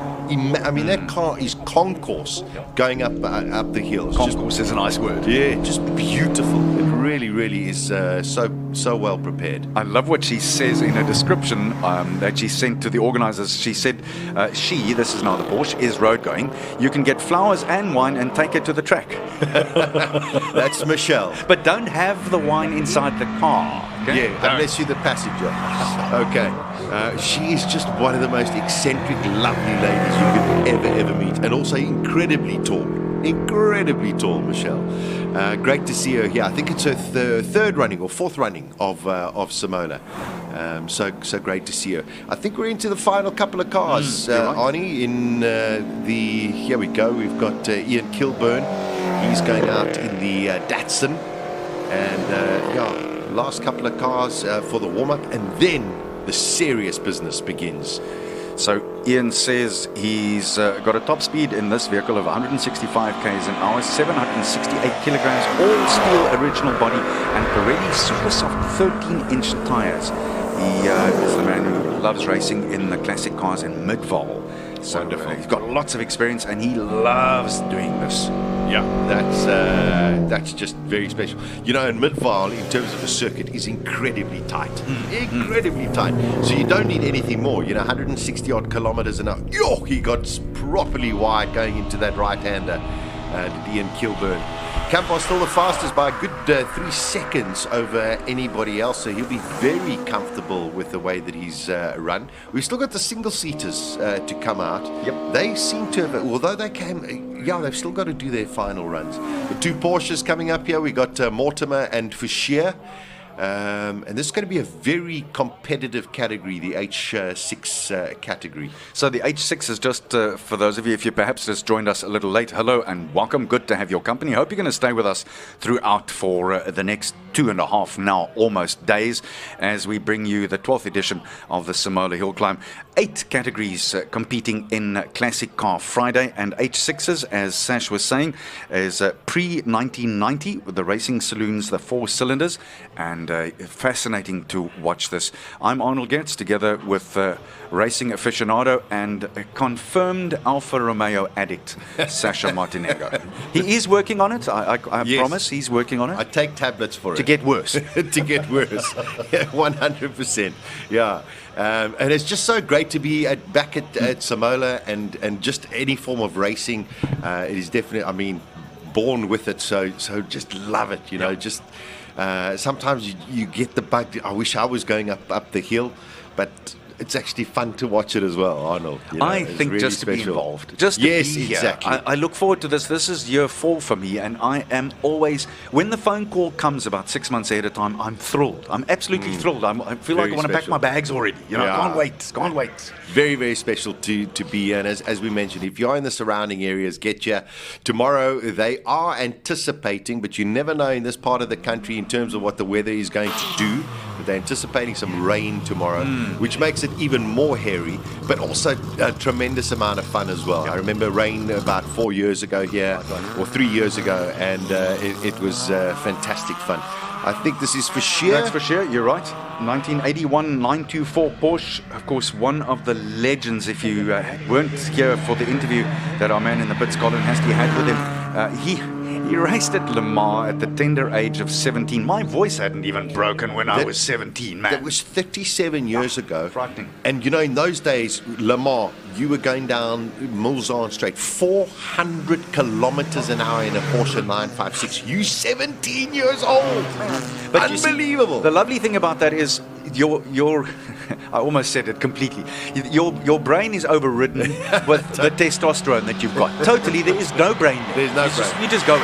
Jeff Morter in the second of the Porsche 924s, and he's 86 years old, man.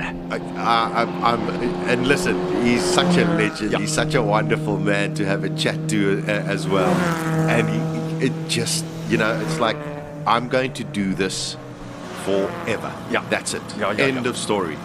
Some of the big guns that are coming out now. I'm trying to think of which. Robert Flukes. Oh yes, in the 917. And he calls this car Bobby Flukesy. 502 horsepower with 542 Newton meters. I mean, that is scary. Just mad. Completely mad. Beautifully looking car as well. So aerodynamic. I don't think he's giving it the full beans as yet, but he should be right up there. Watch the bumpy part of the track here with these low slung cars. You'll get a much better. And it was very smooth. That was actually very smooth over there. Yeah, Ian Schofield in that beautiful. This is the March. The March. There we go. I mean, also those colours are just very, very iconic as well. So this is the Benson and Hedges, the cigarette brand of those days. The incredible things for racing and also for cricket, and it's so nice to see those again. You know, I don't even think they make them anymore. I think they've changed names. It's gone. I think they changed names, but I mean, synonymous with with keeping motorsport and cricket alive in the 80s and 90s. Those Benson and Hedges series matches, the one-day matches, were incredible. They were. Okay, someone's lost it somewhere because the flatbed is out again. I wonder if they're going to allow him to complete this one here. It looks like the red flags have still not come out. Yeah, they're going to let him go. I think this might be the last car. There possibly. we go. So none of the other single-seaters. Yeah. No Bezuidenhout. This is the only single seater we've seen. Yep. Yeah. Chris Knezovic we saw rolling back. Yeah. Oh, here we go. Okay. That's weird for me. Okay, we missed something somewhere along the line. Now this, believe it or not, was Jody Schechter's car way back when he raced in Formula V's. I mean, have you ever? And it's possibly one of the few cars that Jody hasn't got in his arsenal, because he owns most of his cars that he raced. Yep. I saw a television program on him, and that Tyrrell that he won the World Championship in, my heart went soft, man. It was just such a great time for motor racing in South Africa. Just great to see. Incredible, yeah. Jody, a wonderful, wonderful man. Formula V. Okay, so we got a couple of the singles. Josh Dobie in the Chevron. This is a 1600 with a Lotus engine as well, with a very, very high wing, pushing the car down as far as possible. And there we go, Schofield, now the top of the timesheets. Almost 4 seconds worth. That's a biggie. Yeah, it's a biggie. He's worked that to perfection. This Chevron is a Works F3 race car in its day. Let's see if he can chase that time from Schofield. 43.585 is what Schofield has now got on the timing sheet. Yeah, it's everyone is beginning to push the limit. Just that little bit. Oh, it's blown. Oh, the engine's gone. Oh, engine's blown. Oh, no. Oh, man, you got it. Okay, now this is also very, very important, because this is the final of the warm-up runs. And is more, as much as we can just see smoke, there is definitely liquid that would have fallen onto the track. We had Sparky here a little earlier. They're definitely going to have to inspect. And the problem is now, only for the guys who go out in Quali 1, you just don't know if there's a little bit of oil. But I'm sure that the marshals will definitely have a very long look at everything on the track. You're absolutely right. So, funny enough, we had exactly that type of incident just a little closer to the start line 2 or 3 years ago, where a car blew and there was oil. And they didn't get all of it, unfortunately. They didn't see all of it, which happens. And that led to a massive off 2 turns further up the road with one of the next cars. So here, caution has to be taken at all costs, unfortunately. There are many times where, earlier we were talking about rules, and, people sit there and get in touch with me and say, Sasha, these rules are ridiculous. And then you get the 2-wheel brigade against the 4-wheel brigade. And there's always this great banter, and some of it is justified, and some of it is just nonsense. But you get, I can't believe they're not racing because, somebody went off, and look how long it's taking, etc., etc. Safety is the most important. We're watching this again. It just looks as though that engine's unfortunately had its day. The problem is going up the whole hill, spewing bits of oil. We can't see from these pictures, but there's definitely stuff that is landing up on the circuit. But going back, you get the 2- and 4-wheel brigade, and they go, well, I can't believe it. They're not racing in these conditions, or they're not doing this and whatever. And you go, no, guys, just stop there. Safety is paramount, because we become desensitized. We all sit there and watch the stuff, and we go, man, that's just so... We're looking at it as a form of reality TV. It is not reality TV. It is the most dangerous sport in the world, whether it's on 2 wheels or 4 wheels, whether it's going up on a hill on your road, or whether it's going around a circuit with a whole bunch of other cars. Any mistake can lead to serious implications. And don't ever forget that when you get delays, be respectful and mindful that there is a lot that is needed in order to make sure that the safing is fair and safe for everybody. Something has gone wrong somewhere, because I think that they sent the cars down from the top already, and the marshals are saying, no, we're not letting you drive with the oil all the way down to the other side as well. You've got to stop and turn it around, guys and girls. You've got to go back the other way. Just for interest sake, as we take a look at that, have you ever thought that you'd see a traffic jam in Knysna? But there's one. On the right-hand side of your camera shot that you see there is that is where I think one of the last transponders is situated for watching the cars go by, and there's 1 or 2 more further up the hill.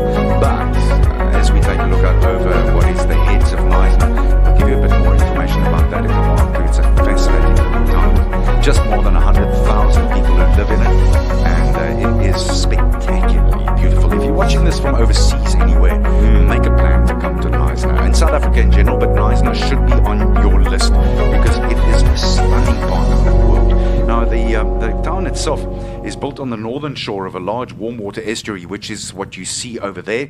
That's the Knysna Lagoon, and that's fed by the Knysna River. And then the estuary opens to the ocean after passing between two large headlands, and they're known as the heads. That would be just out of our shot on the left-hand side, probably in line with that Suzuki banner that you see almost in the middle of your picture. And it's become famous due to the loss of many boats and fishermen that have perished there over all the years. But a beautiful, beautiful part of the world. Excuse me. There's almost no sport that you can't find here.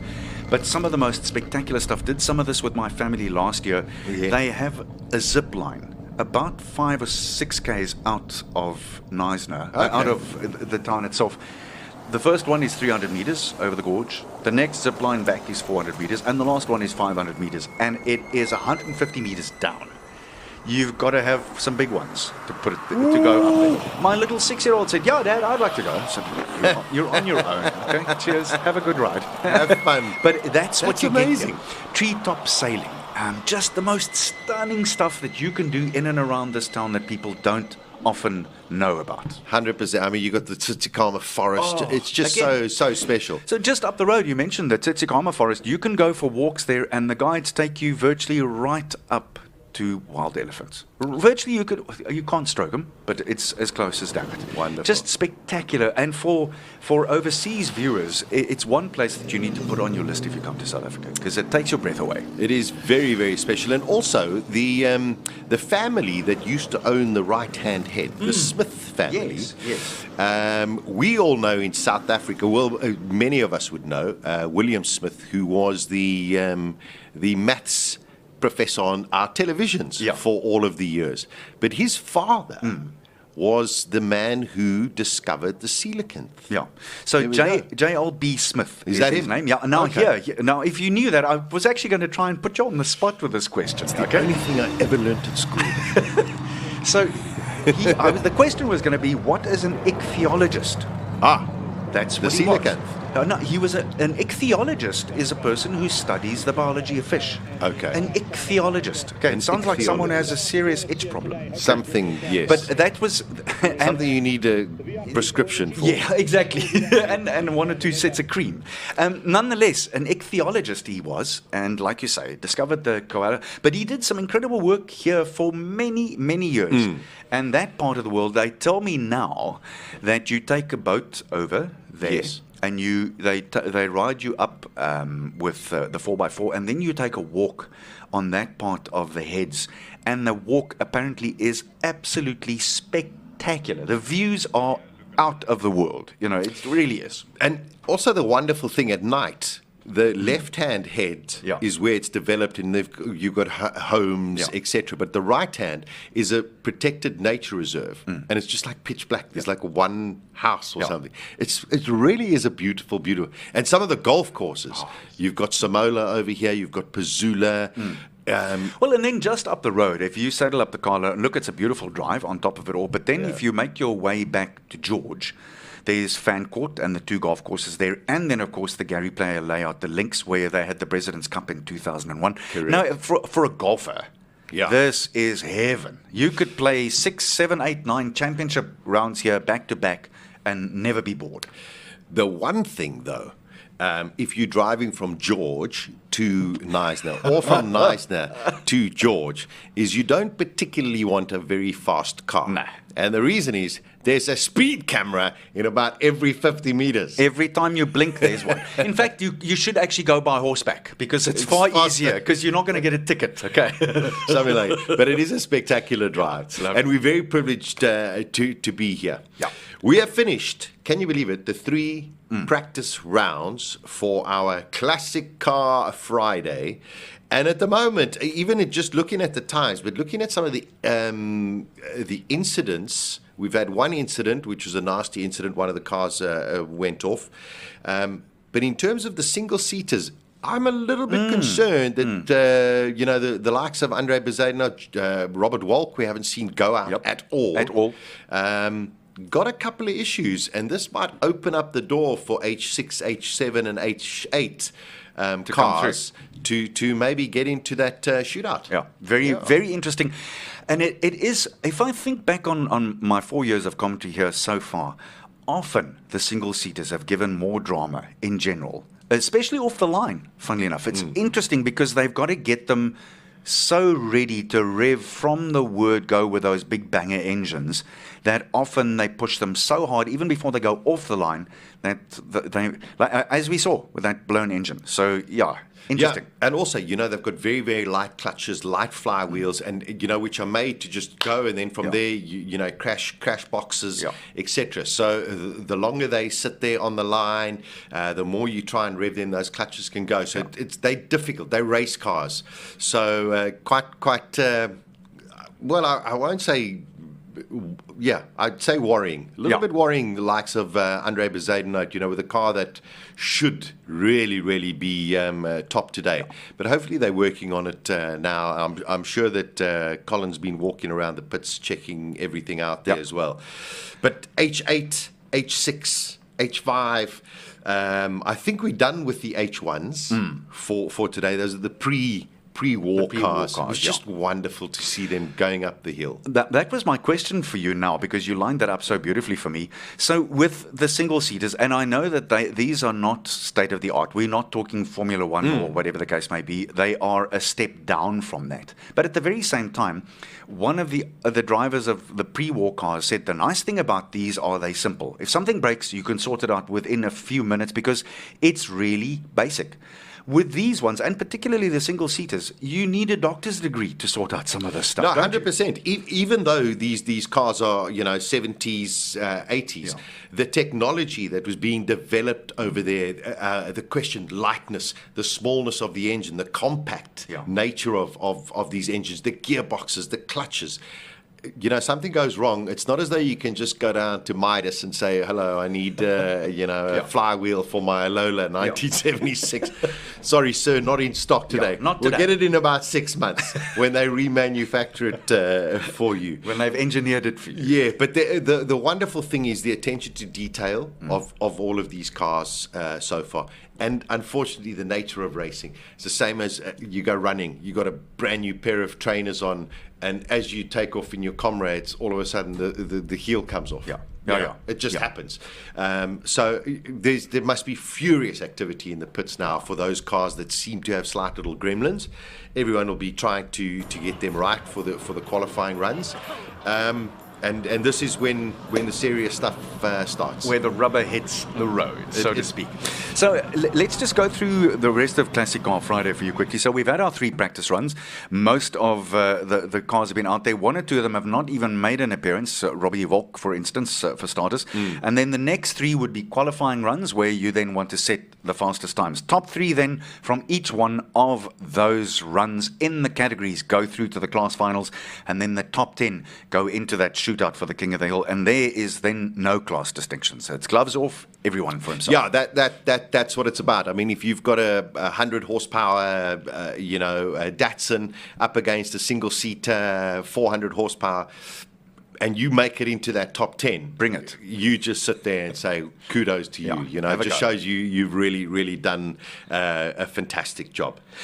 I'm quite interested to hear if Colin will give us a wrap-up just before we take a little bit of a break and we set ourselves up for the qualifying runs. Let's just... Is Colin available to chat to us? Let's hear from our production crew. Colin Heisty, are you there? Okay. Colin is closed off at the moment. In the meantime, we'll wait for him just to power it up. Right, Colin is ready now. I love how quickly he works. Colin, talk to us from the pits. My boy, what's the latest? Arnie, there's a whole lot of nothing happening at the moment because we're waiting. And the cool part about waiting is that the anticipation. So let's just, after the practice runs, I've got the latest and greatest, the results over here. The top 10 shootout is for the 10 fastest Oaks who are out there today. And it's quite interesting because if you look at around about the 51, 52 second mark, you've got Quibber's Brits in 8th. Go 2 seconds further down and you get to Paige Lindenberg and Trevor Tuck in 16th position. So there's 7 or 8 cars all the way around there who cause trouble. So hold on, what did you do, Josh Doty? The car grounded and the water pipe clamp got ground off. But you managed to find third gear off the line. Congratulations. I think, yeah, I did at last. Magnificent. All I got to do is do it in official practice. So you've got to put some water in it, better inside the engine than outside the engine. And we're good to go. Awesome. It wasn't oil. Yeah. Thank God for that. Right, well done, Josh Chovy. It was only water. We're going to have some spectacular stuff that comes down here that goes... Oh, and Arnie... Yes, Colin. We I'm did listening get to you. Robbie Walk out. We missed him mostly in the Schecter Lola. That's the actual chassis, I have it confirmed. They had a clutch problem.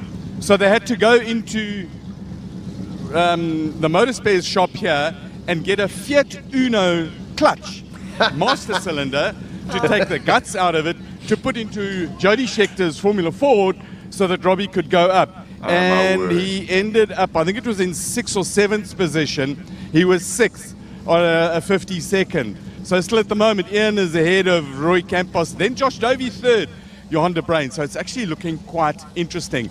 The Bezuidenhout car, let's have a look here, is sadly out. We saw that he got the Corvette, drove into the back of him coming down the hill after everything, and it's twisted the back of the chassis, so it's skewed, and it got broken. And the wing also got broken, and this is a piece that came from period time and all the rest of it. So that's not so lacquer. So we want to know from you, Cole, do you think that actually qualifies as a racing incident?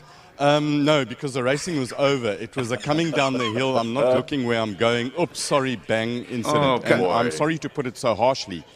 But that's kind of what happened. You have to be vigilant and alert, because if you aren't alert, then things will get to you. And Colin, yes. do you think Richard Evans is aware that Mr.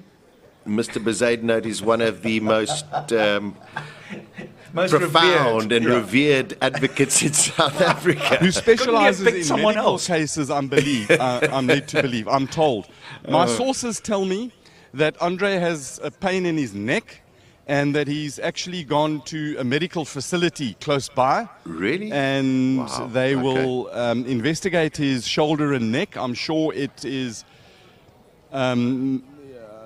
he seemed to be okay. I've spoken to him twice after he got out of the car, so we don't know what his true condition is. But he's just gone for a checkup, they tell me. And we hope that he'll be good and strong to fight for the overall in the King of the Hill on Saturday and Sunday. So, Robbie, Cole, before you move on, I'm really very interested to talk with you about, you mentioned Paige Lindenberg there in the 10th place. That, with that big piece of machinery, is a remarkable showing, and we haven't even got to qualifying yet. Ani, you know, I think it is quite remarkable because, A, she's not a giant.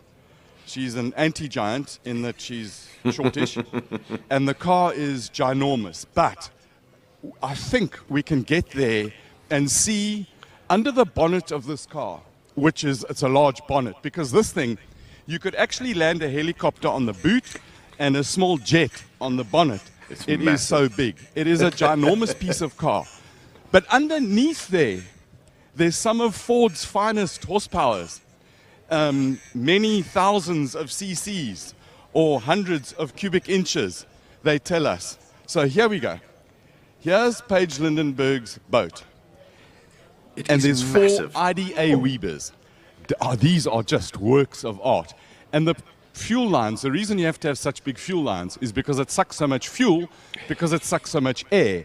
And there's many bangs per second that are happening here to make all the horsepowers to make this thing go. So it's large, it's heavy, and that's made up for by tons of grunt under the bonnet. So it's that is why it's so quick. The other really good performance right behind her was Johan de Bruyn in the Odacure car. 2nd overall at this stage, Cole. Yeah, and it's kind of mixed up a little bit because we're missing Franco Scribanti in the Chevron. And we're missing Peter Jenkins in the Chevron because rules and because officials, and at racing, just like any other sport, there's officials that need to official. Because if an official isn't officialing, then they're kind of not doing their job. And here we go. She can drive a stroller. She can drive a boat. No, come. Is it yours? It's my nephew. So you can drive a stroller, you can drive a boat. Which one's more fun? The boat. How many horsepower is under the bonnet there? Oh, I don't know. Dad, how much horsepower is the Fairlane? 460. I'm disappointed. Peter, hold on a minute. That should be at least 600 of Windsor's finest horsepowers. It only needs 470 because the driver's so good. Classic answer, Oh, Peter. Brilliant. Very good. You're quite sharp in your old age, eh? Yeah, not so much of the old, a bit of the age. Peter, how old are you now? 66. You're still young, but you've retired from active competition. Yeah. Why? It was enough, Colin, to be honest. 43 years, and, you know, I think that it's like, for me, it was my actual working career. I raced as a professional in boats, cars for a heck of a long time, and it was just enough. And So basically you're saying you can only eat so many sweeties? Yeah, that's it. And if you're diabetic, you got to call a limit. Peter, we respect what you've done. We should call you Jesus Lazarus, because you came back from the dead. Peter Lindenberg, you've done a lot right. Let's go to the current driver page. The guys were saying it's quite remarkable the speed that you've got going in this thing, and from 8th position to I think you 15th. It's quite close. Yeah, not bad at all. The car's doing well. I mean, we've already had 3 practice runs now. The first run had a fun slapper in the back. But yeah, it's improving every time. It was really slippery swing. The mist and ice has been crazy, so it's been quite moist on the track. Tires are obviously cold, and it's not a light car, as you know. So just stop it and turn it. The weight distribution is massive. So if you don't have, the handling right on the car, it can be a handful. But yeah, hopefully it will come down even more. We've done 54s now. We've only done 3 runs, so hopefully it will come down a bit more and have some fun with the boys. What time are you looking for? What would make you really happy? Sure, if I can drop to 52s, 53s, I'll be really happy. I think the best we've done here is 55s, so we're already better than what we were last year. So we'll see what we can do without pushing it too far over the limit. Good luck. Eh? Thank you so much. Right, so there's the Windsors. We were talking about Old Dog, Peter K. Eddy, and some of the careers that he launched. One of the other careers that got launched many years ago was Jeff Goddard. Jeff, come and stand next to Old Dog's car here. Yes, Peter's car. Was it the World Hot Rod Champion, or was it the Luton Hot Rod Championships that you won? No, so my background, definitely a real grassroots start for me. Oval track, built my own car. Right in the beginning, I did everything with a hand drilled the car, bolted it together, and then took it to a blacksmith to get it welded. So right from the beginning, I've been definitely working on my own cars. Thereafter, over the course of 5 or 6 years, I came to the top level of oval racing in UK. I managed to win the English Championship, 1969, and then the 2 World Championships, 71 and 72. That allowed me to come to South Africa, and I raced typically at Mahem and Petersburg at the time. Mahem's a wonderful place, centre of the world motorsport. I raced there 72, 73, 74, those years, both in my super stock, which was my world championship car, but I also drove the hot rods the other direction, as everybody knows. It's such a great thing for me to see how they've revived Mayhem. So, and I think my best lap time was 15 seconds. Pretty quick for an old man. Oh, then I was 27 years old. And I'm older than that now, yes. And let's talk about Peter K. Eddy and the careers that he started. And, he mentioned that he's had 50 drivers through his hands. And what a remarkable team that he started and has built, and the drivers that he supported. Magnificent man. Yeah, so I have to say, without Peter's initial support for me personally, I had an opportunity to working at BMW in the development area. There was a 323 that had no commercial value, but it represented what we were marketing at the time, and I got permission from the hierarchy to run the car in Group N. And then I looked at the 9 hour, sorry, in that year it was a 6 hour in Cape Town, 86, yeah. And I thought, now I've got the car, I know I can do it. I had the backing from Firestone Tyres, but I need a good guy to run with me, and I need some budget and proper management. And then I phoned Peter one morning, and he said, okay, myself and Robbie Smith are coming to your house this evening. They came over, we had a few beers and a chat, and Pete said, okay, tell me what you want. We're coming, we're going to do it. And then you and Robbie ran that car. And then we ran and we won. Yeah, I tell you, the Sheldon van der Linde, Kelvin van der Linde, the Richard Rutz, Stevie Wyndham. These are all guys that have come through the old dog team. Indeed, yeah. And when I stopped driving, when I would stop driving in the dealer team, Pete said to me, you're actually not driving, you're going to do another season with me, which we did with Firestone, a deal with Firestone in the 328 in those days. Yeah. Had a lot Bruce of fun. Harry apparently helping with the development of tyres out of the Brits plant. He was indeed, yes. So he was the real chemist. He understood what you need to do to a tyre to get that little advantage. I think it was Donnie Blackie Swartz in the production department, who's also a little bit of rocket scientist there. Yeah, they always talked about carbon black and a little bit of powder this way, a little bit of powder that way, and yeah, there was another half a second. Yeah, qualifying tyre formula from Formula One days back in the day. Jeff Goddard, now you're involved as on the technical side and at Simola Hillclimb, because you've retired here to the wonderful Western Cape. Yeah. So I've retired down here in 2006, and Ian Shrewsbury, the manager of the Speed Festival, he saw me one day at the yacht club, and he said, "Oh, I see you're permanent here. Why don't you join us at the Hillclimb?" So I had a look at it the first year. Yeah, I've been involved with every event since its inception. It was a chance for me to give back to motorsport, but I'm giving back a tremendous lot of effort and all the stuff in the background, and then the communication with the competitors. Long before the event, I have long chats with guys about what their car could be, what they need to come with to comply.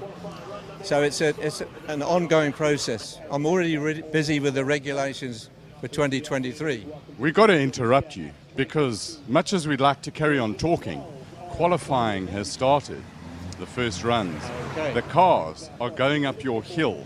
Jeff, we thank you for all your involvement. We thank you for the entertainment that you've given us in racing. And because you're quite a nice guy. Thank you. Well, I thank you for all that. Thank you for the lovely compliments, and keep up the passion. And on that, shall we call it the box, the hot box? Passionate people. That is Arnie and Sasha. Talk the cars up the hill. Cheers. Thanks, Carl. And Mr. Goddard certainly is a legend as well. And it's Wonderful so man. nice to see that he's flying back again. Yeah, just wonderful, wonderful man. I had a nice chat with him yesterday as well. This is Quali 1. We do have all of the cars. H1, Stuart Blackbeard in the Bentley. He's on his way up. It is the Bentley Derby. It's a 2-litre 6-cylinder 1935. These are pre-war cars, and well, now it's these cars were handicapped a little bit earlier. We don't anticipate any of these cars, let's be honest, to make it into the top 24, but it's just wonderful to see them go up this hill one more time. Yeah, and that's not really the point for them. I think it's the competition in their class. That's the first thing.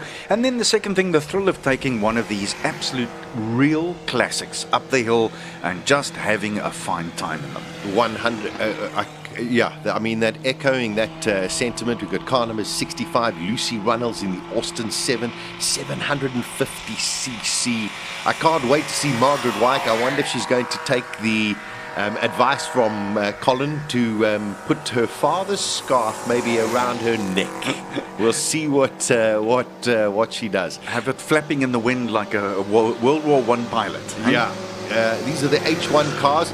The cars, I think, to watch here are Patrick Geary in the Riley and Brian Esterhazen in the Alfa Romeo, and most probably one of the NGs, to see who works out in the top three of this category.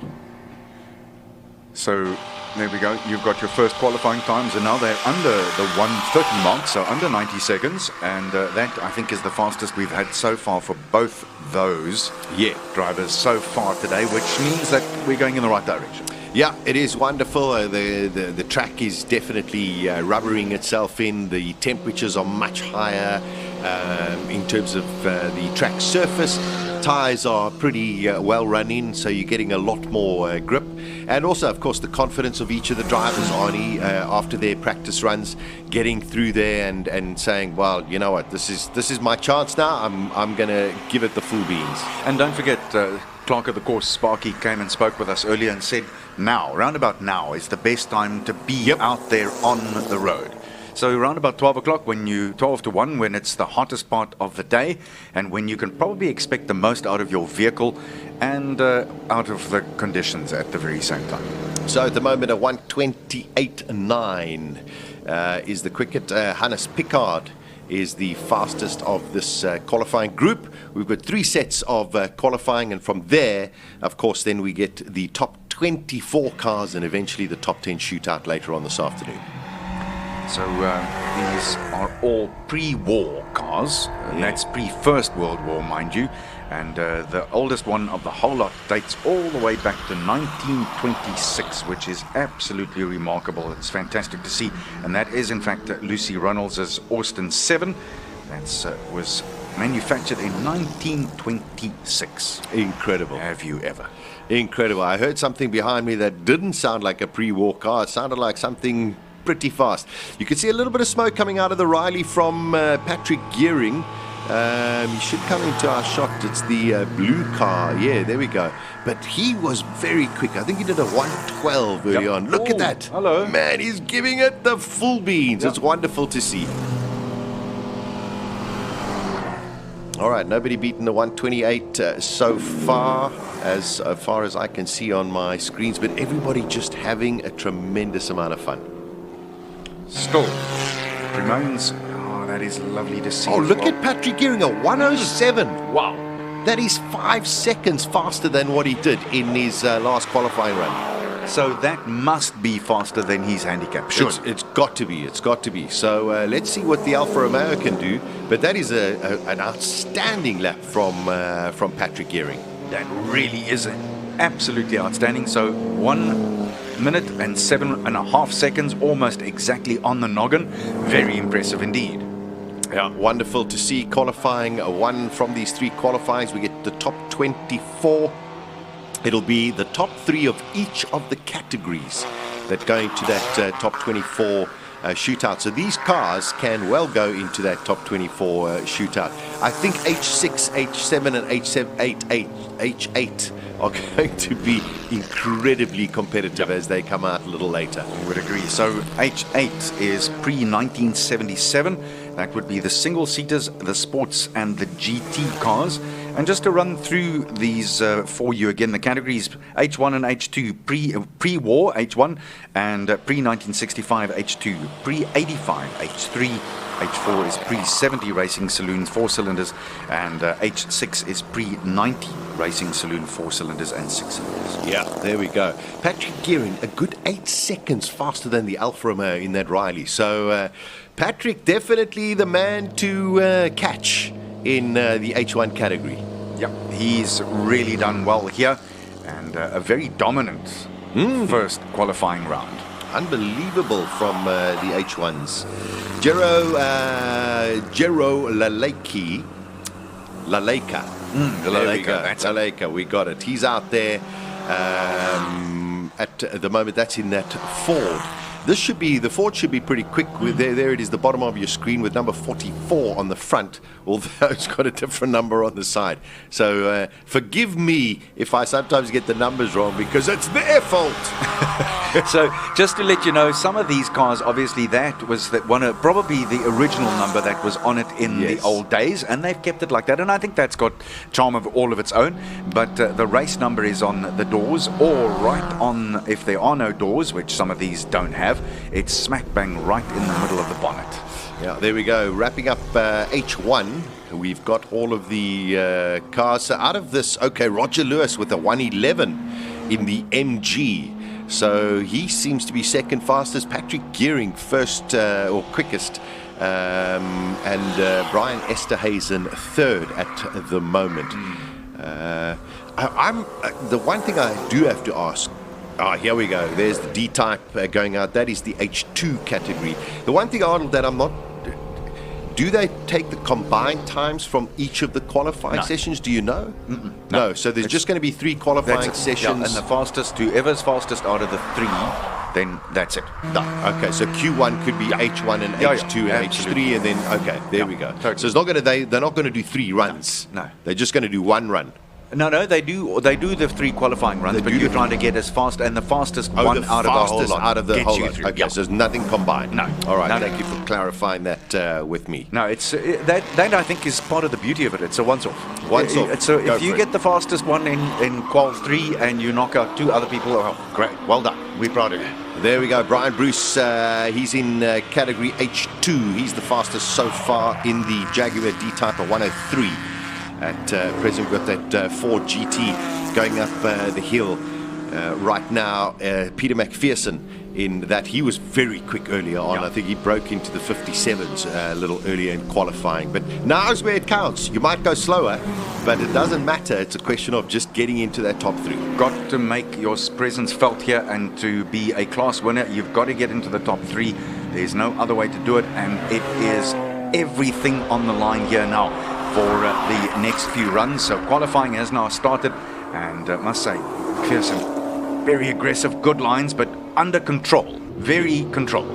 Very much so. And also the thing about this is you might even take this as like a practice run, because you've got 3 chances. You do have 3 chances, so you don't want to bin it. That's the one thing you don't want to do, is bin it. Absolutely. And you one more look-see here is not going to hurt, because you've got 2 more flings at it, and you've got to try and save something, I figure, for the last run. There we go. The Porsche 550, very, very wide, but pushing it to the limit. McPherson into the 57s, so 56s. So looking very, very strong. The Mini's going to go out now in tandem. Just beautiful to see these small little cars around this track, and they're just so nimble. Car number 49. Is it Peter Engel? Yep, it is. He's Barry gone Engel, 55. sorry. And that's the Porsche 550. That is wonderful. Andrea Krah in car number 47 is out now. That's the top of your screen, and right behind her, Hedley Whitehead in another one of the Austin Cooper S's. And this is a 1964 version, 1.2 litres, and it's a 4-cylinder BMC A-series motor. It can get it up to 7,000 revs per minute, and this is the car with a long diff, remember? Ah, yes, it's got the long the 3.1 compared to the 3.4. Yeah, the long Yes, it's got a long diff. It's longer than the whole of the Mini. Yeah, it is brilliant to see these cars going out. This is Quali 1 if you're just tuning in. Simola Hillclimb 2022 with myself, Sasha Martininga, and my very good friend Arnold Getz. We're having so much fun.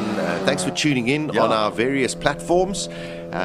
We've got a full commitment of people here. It seems as though the load shedding, I think, is finished for today. It did create a bit of havoc with us a little earlier, but we fought against it. There is Chris Champion, who went off. He's got that car sorted. Wow. Look at the dent, and there he goes. My, that is interesting.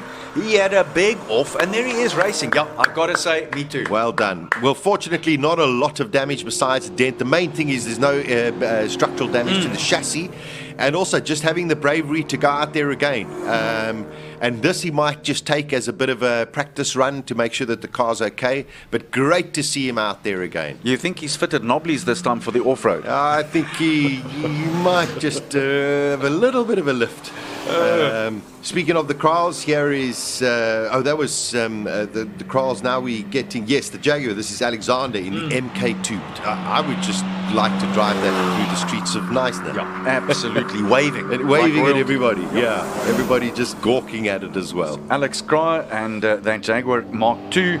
4.2 litres. It's a 1965 model. My dad had one. I remember the rosewood in the front. It is spectacularly beautiful in the front. Spectacular. It just reminds me of that movie With Nail and I with the South African actor Richard E. Grant. Yes. Here is Jennifer Abbott in the 914/62.2 litre car that she has prepared herself, perhaps with a little bit of help from her dad.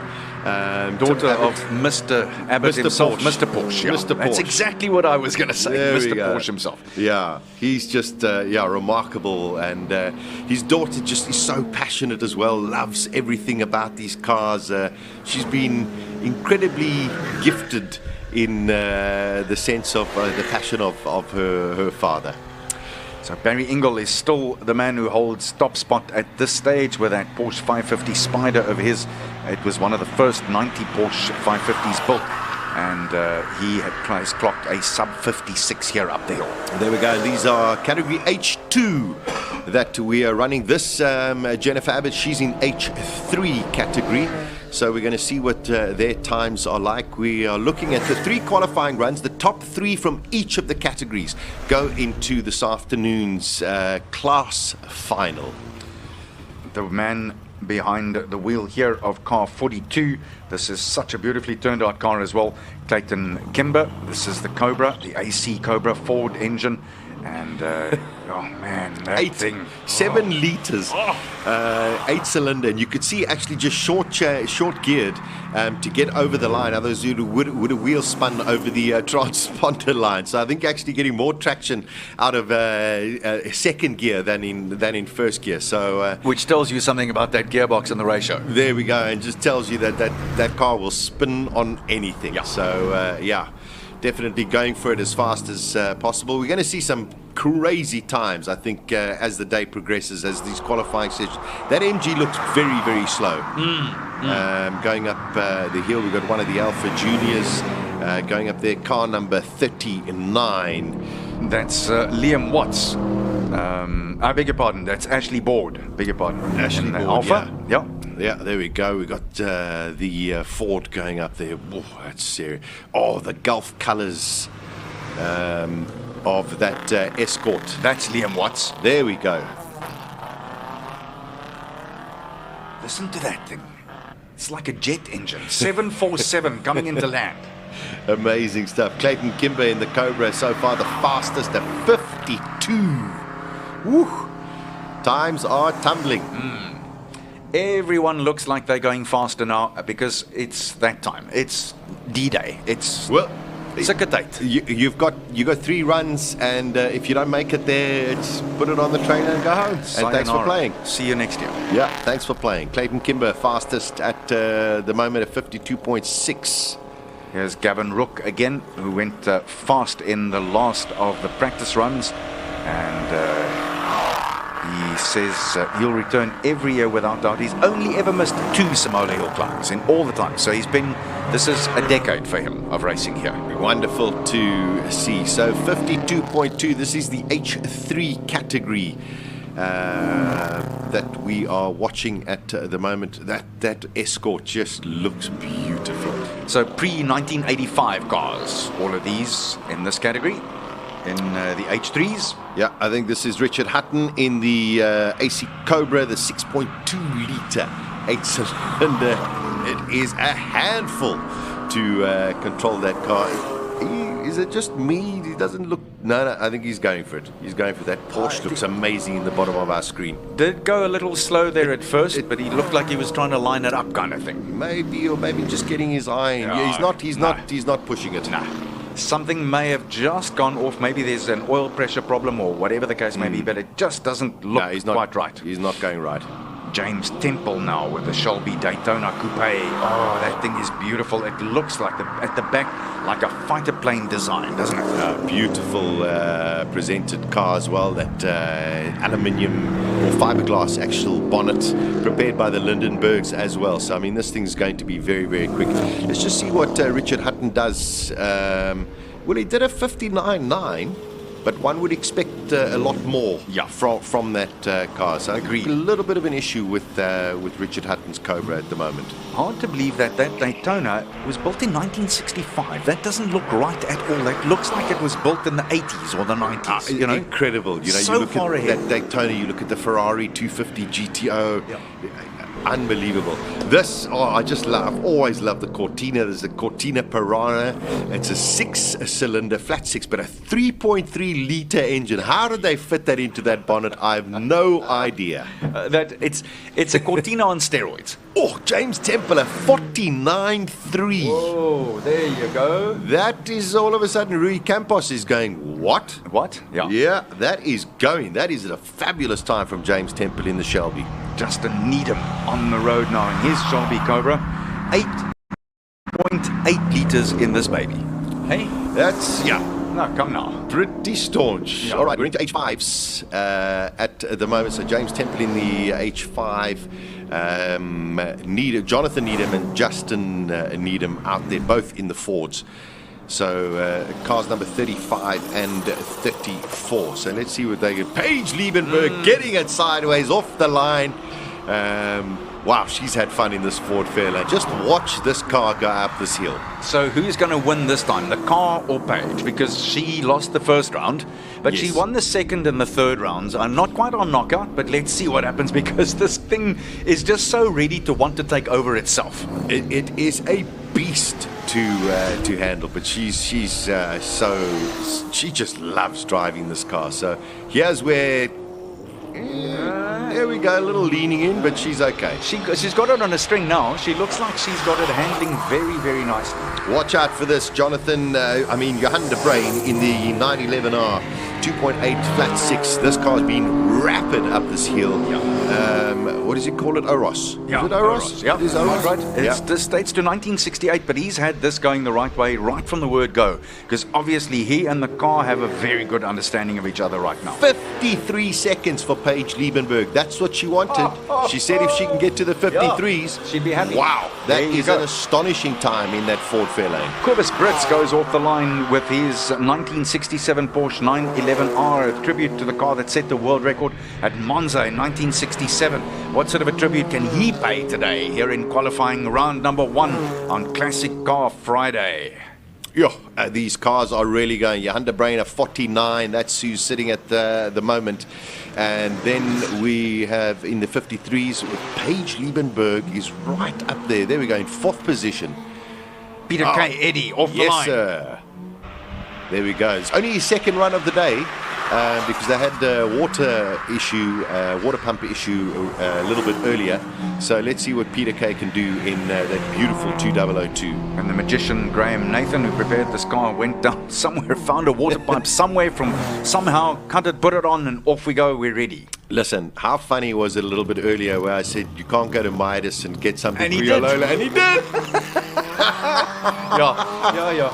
You never know, hey? Yeah, just commentator's curse. Yeah, you just never know. Let's see how Peter goes here. He looks like he's got that nicely under. Oh no, has he slowed down again or not? Am I right? Let's see. No, he's going. No, he's going. Okay. He's going. That shot from behind looked like he'd just taken his foot off a little. Oh, it's so deceptive looking at these cameras. You just really don't know what the guys are doing. I tell you, to go flat out in a car that is open, you got to have some big kahunas. Now, I agree with you, especially here. And if you looked at that off from Chris Champion, he got bashed. He obviously went sideways left into a smallish tree, but it was sapling size. If he'd gone another 10 yards, trouble. Yeah, I would have been in trouble. Here comes Rui Campos, the bottom of your screen. He's the guy. He must be looking at those times going a 49.2. Look at the Bruyn. He's got it down to 49.2. Yo, there we go. The Bruyn is right there. Sure, these times are unbelievable. De Bruyn, Temple, and they're both in the same category. So, I mean, H5 is just unbelievably competitive. H7 is Rui Campos, so we should expect him to be a little bit quicker. Enzo Kuhn in the Ferrari should be pretty interesting. He did a 53 last time, so let's see what he can do. Campos, I think, was in the 48s. That's right. So Campos, he's just done a 47. There you go. There we go. Campos has just done a 47.3. Let's see what Enzo Kuhn can do. Here's the Datsun, the 240Z. That's Charles Ayrton, and that's the 240Z, as we were saying. That goes all the way back. Again, a car that was designed so long ahead of its time, 1972 for Pete's sake. Incredible. I mean, that design is just... it's 50 years old. It's flawless. Flawless. And you've got to say the Japanese got that right, and it's actually just maintained how stunning it was at the time, and it still is. Yeah, very much. As I mentioned earlier, just so sought after. Car number 22, one of the Ford Capris. Great to see. Enzo Kuhn, 52.7. Ooh, it's going to be very tight for him in class H7. So he's a good 5 seconds off Rui Campos.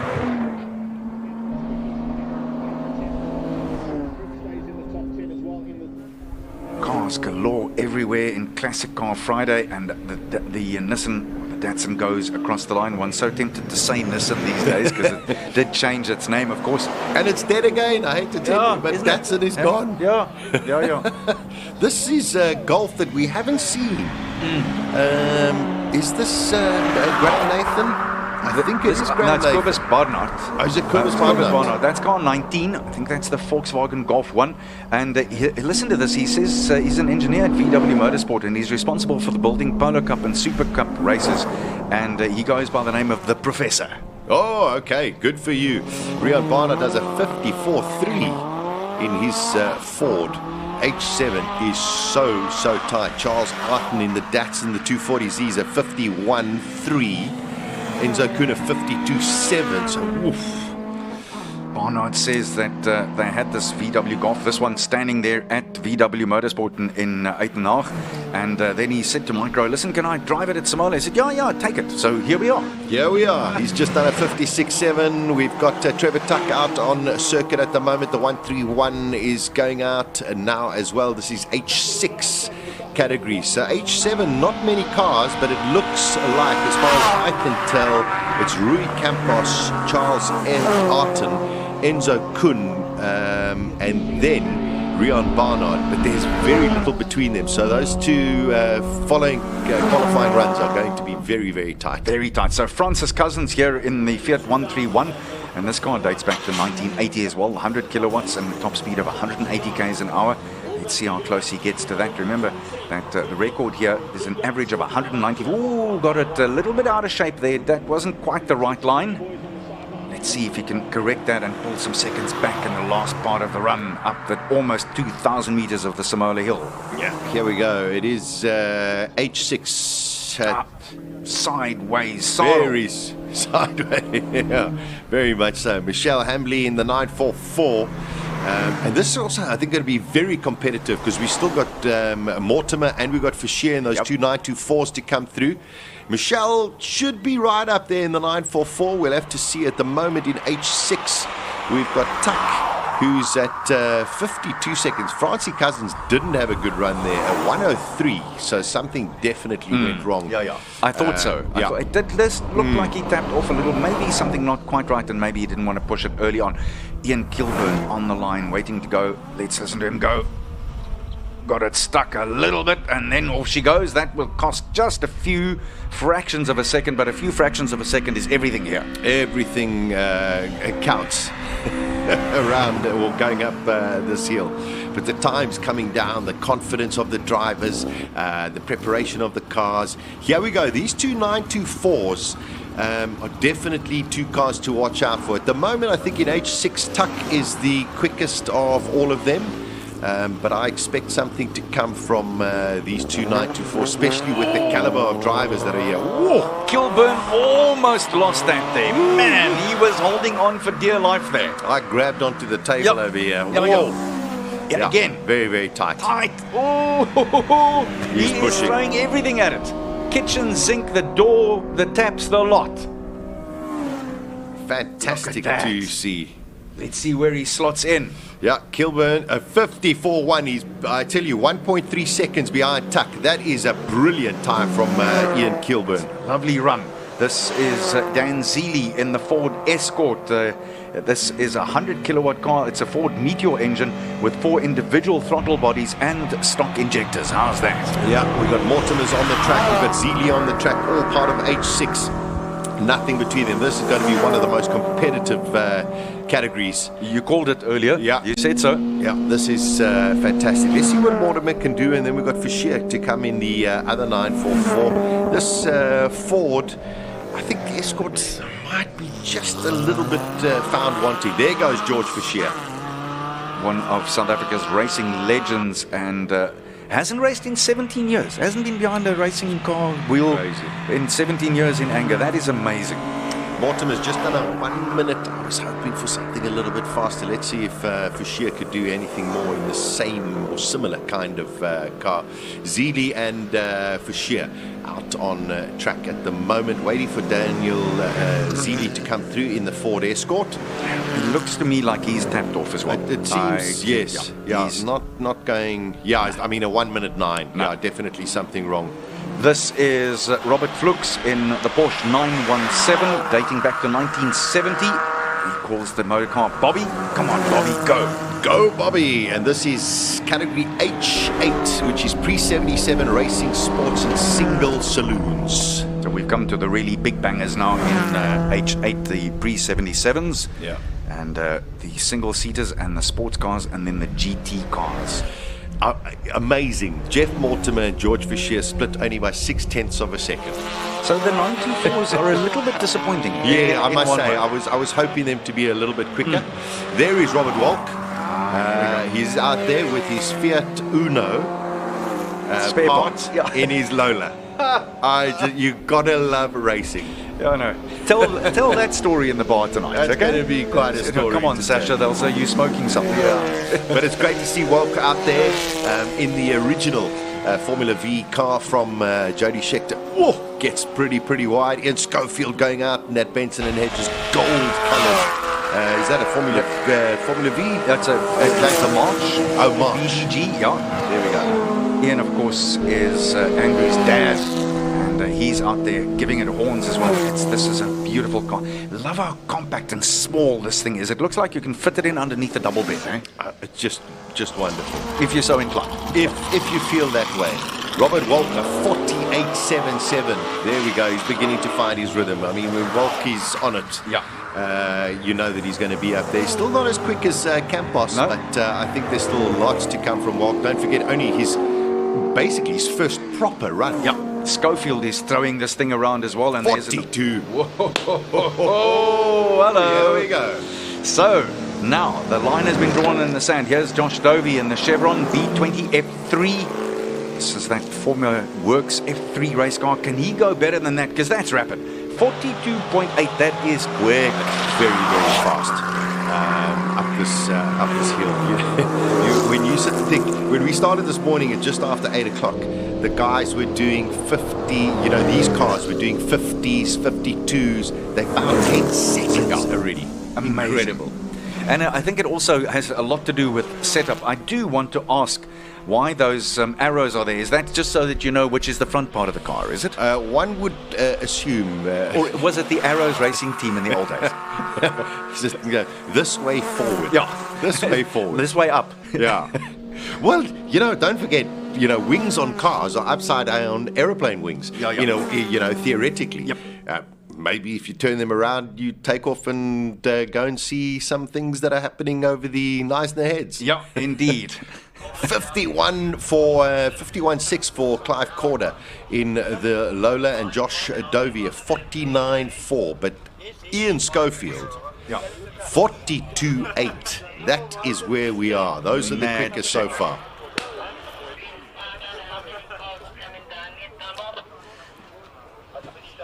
Between the qualifyings that are still up for you, still 2 rounds of qualifying to go here at the 12th edition of the Simola Hillclimb. We're going to show you some stats and things. Enjoy them if you're that way inclined. and we'll be back with qualifying 2 right after these.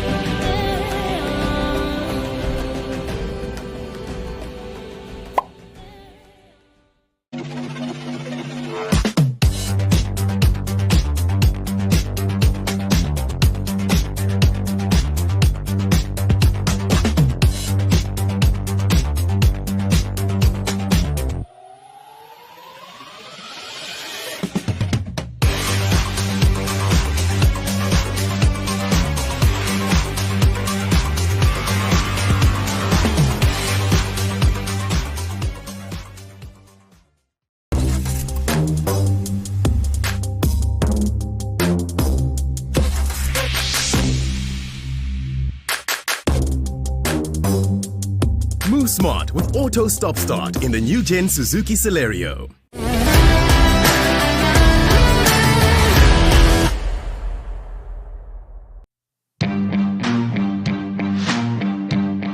My name is Ian Kilburn. I'm from a motorcycle background, and I've been racing, historic racing throughout the country for the last 4 years. And we just here to the Hillclimb to test our Datsun and the modifications we've done to it. It's 100% compliant to 1972 specifications, and we're just here to see if we can compete against some bigger, faster cars. I'm racing a 1972 Datsun GS Coupe. They initially were 1200cc cars. We've made it a little bit faster to compete in the Hillclimb against quite a couple of Porsches and 1 or 2 very fast Alphas. The competition is going to be, like I said previously, there's a couple of 944 Porsches. I think we've got 5 or 6 Porsches in this class. There's one of the turbocharged, but I think there's a little Alpha from Cape Town somewhere that's coming up. That is really the guy that I'd like to actually try and have a competitive time with him.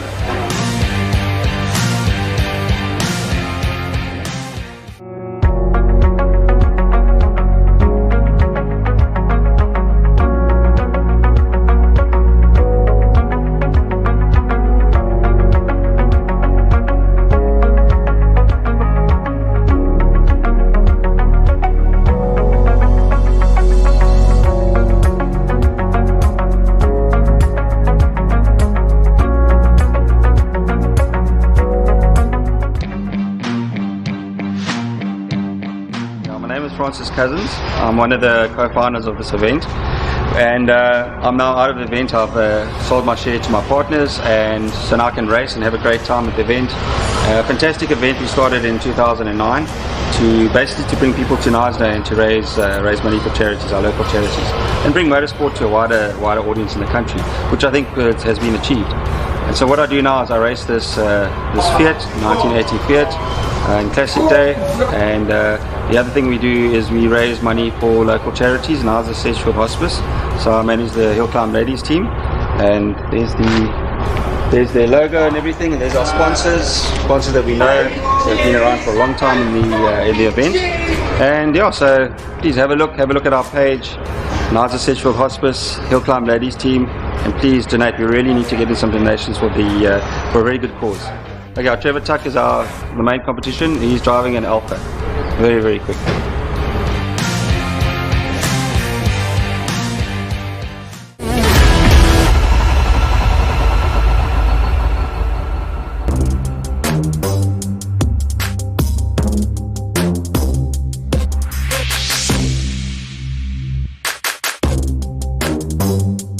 smart with dual jet engine tech in the new gen Suzuki Celerio. Power transfer is complete.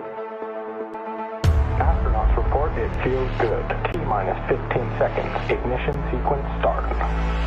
5, 4, Copy that. 3, 2, 1.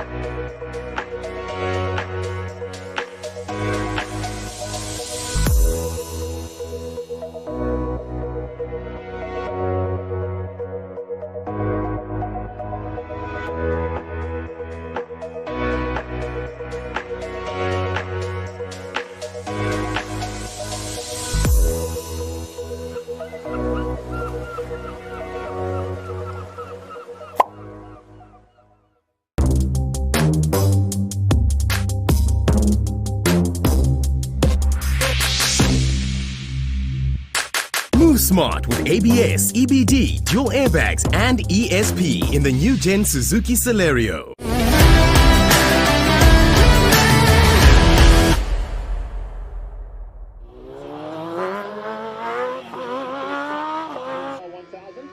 little bit of a warm-up run there for AJ. Man, of course, who should be leaving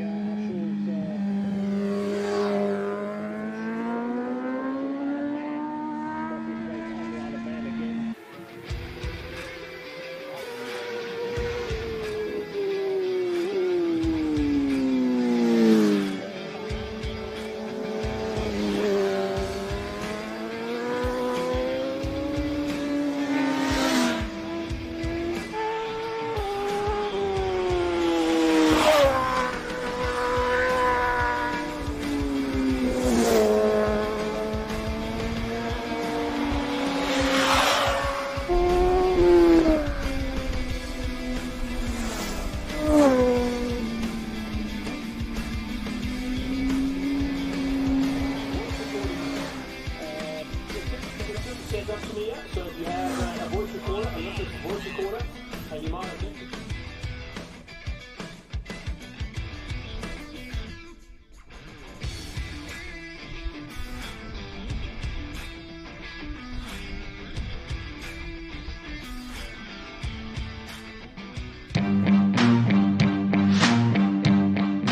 Hi, I'm Jennifer Abbott, and I'll be taking this Porsche 914 up the hill climb this year. So this Porsche was actually built by my father a few years ago. Him and my uncle, they built this car to go racing, and they wanted it to look like the exact replica of the 914 that they raced in the classics overseas in Europe years ago. And then throughout the years we've been racing here, and when I first started racing I did endurance racing with my father, and it was so nice to do it as a family and to do racing with my father, and that's how I actually got into racing.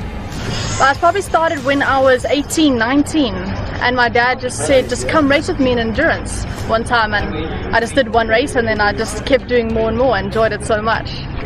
It's just such a nice event. It's obviously the only hill climb we have here in South Africa, and it's one of the biggest motorsport events that we have. It brings so many people, so many spectators, so many different cars.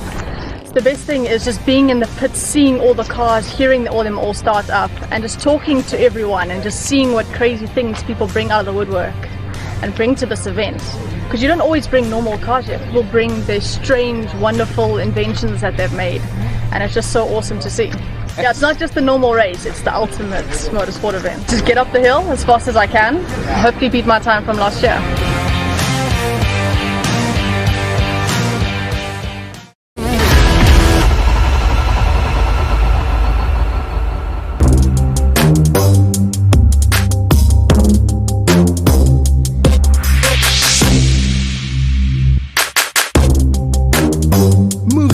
With class-leading fuel efficiency in the new Gen Suzuki Celerio.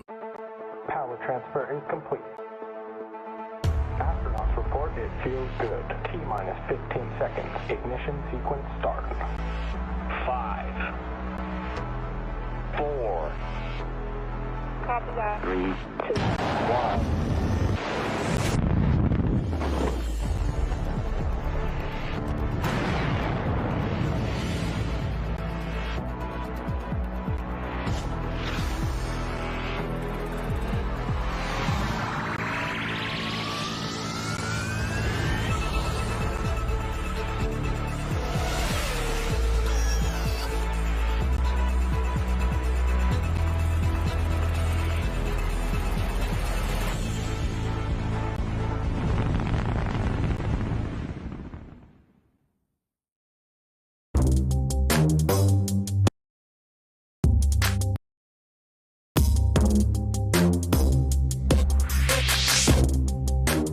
Move smart with Apple CarPlay and Android Auto in the new Gen Suzuki Celerio.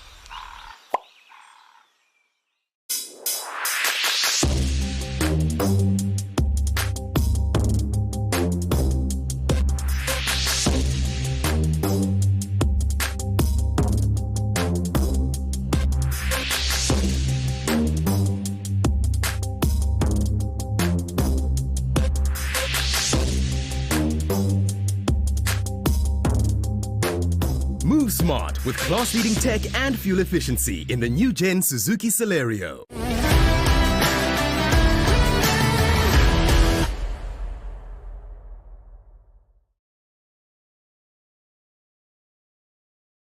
War cars that are out there at the moment, and I tell you, it's now getting at the fighting end here. We've got Patrick has done a 108. It's actually a lot slower than he went in his previous run, but he's still the quickest. But there's nothing between Stuart Blackbeard in the Bentley and Hannes Pickard in the Aston Martin.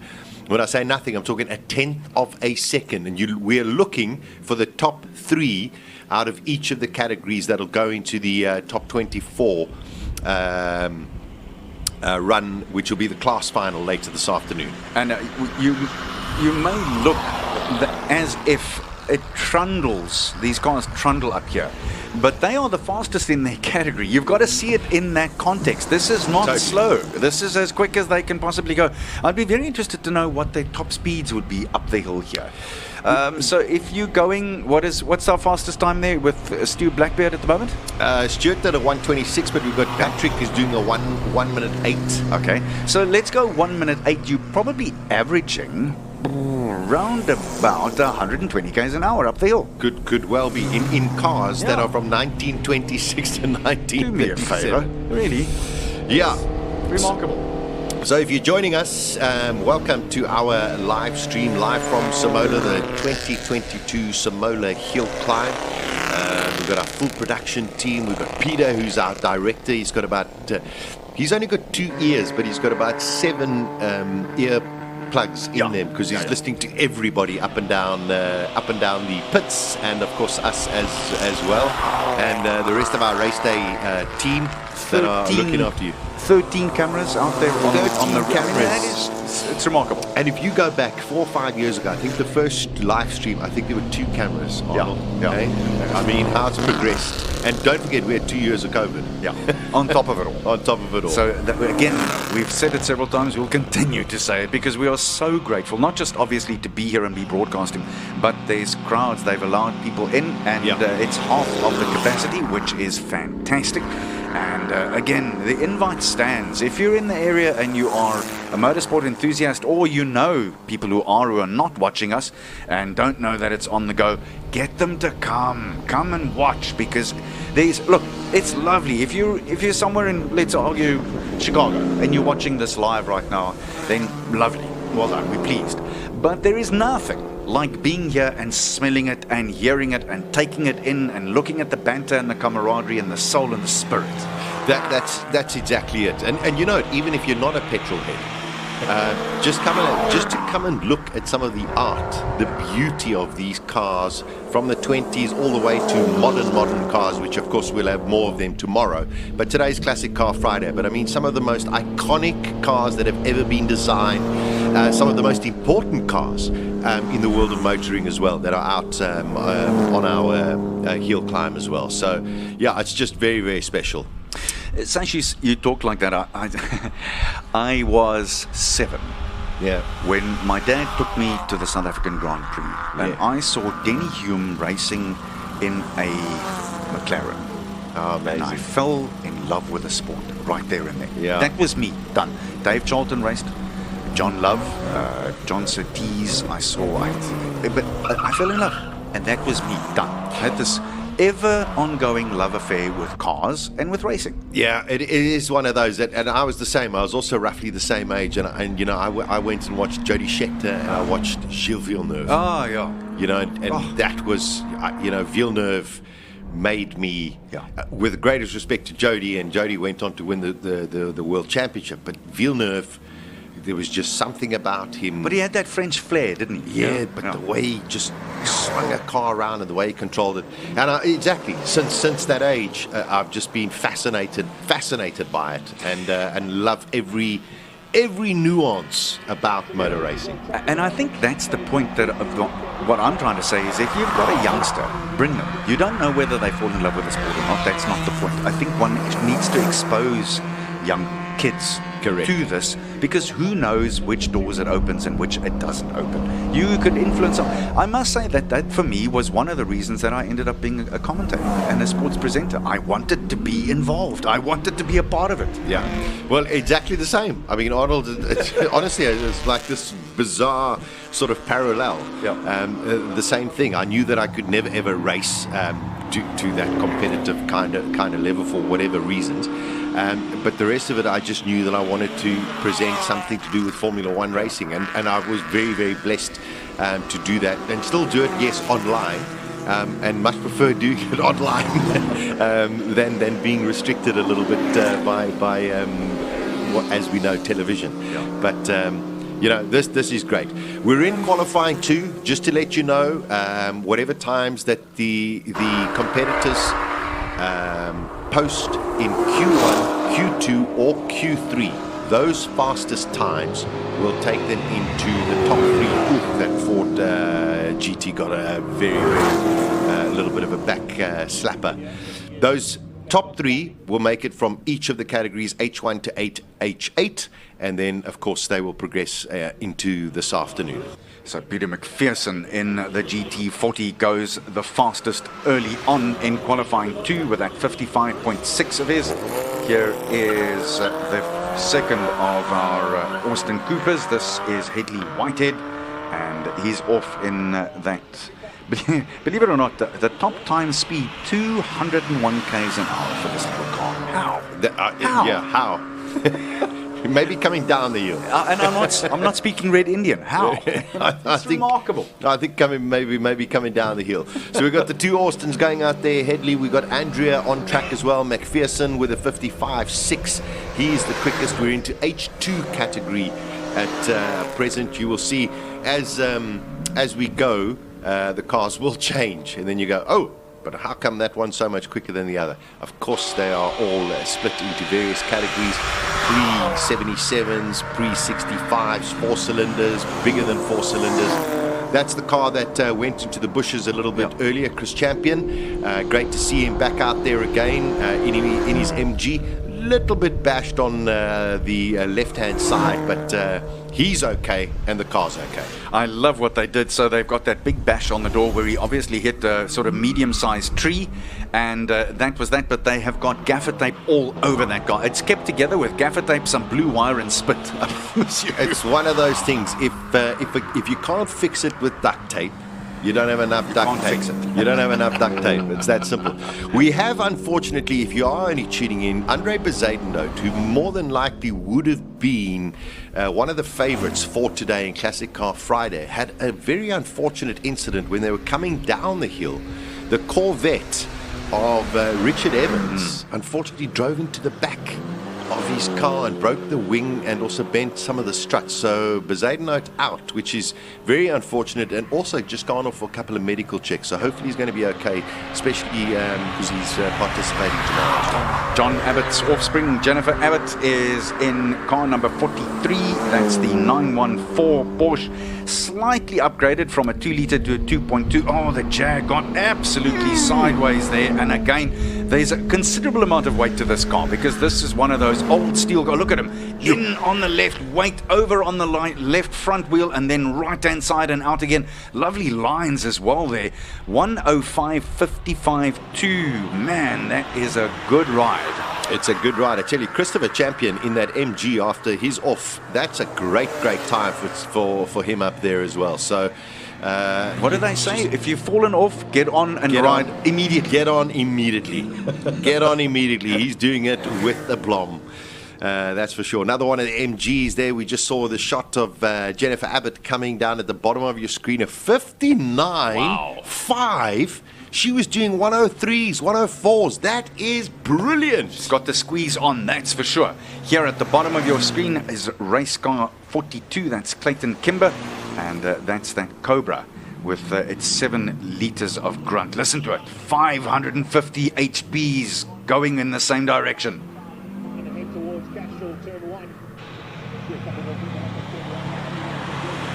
Monster of a car. These cars are just amazing. That is a fabulous time from Jennifer Abbott. I can't say that enough. Also Christopher Champion as well. So H3 all of a sudden. You know, earlier on you're saying this category should be competitive. You know, Arnie, as they go, it's going to come down to a 1/10 of a second that's going to get you either into that top 24 or out of it. So it's still Peter McPherson who leads early on in qualifying 2, 55.653 in that beautiful 1964 GT40. And he is in the lead at the moment. That's bound to change because there are different category of cars, and in other words, different category of engine, and etc., etc., etc. Here's Gavin Rook in the Porsche 911. And, what a time from Clayton Kimber. 52.4 in the AC Cobra, so he's right up there. Abbott now down to a 4th. So this H3 getting very, very close. It's tight. So Rook again, we said it earlier, but worth repeating, he's missed only 2 Simola Hillclimbs out of the dozen that have been presented now, and here he is again.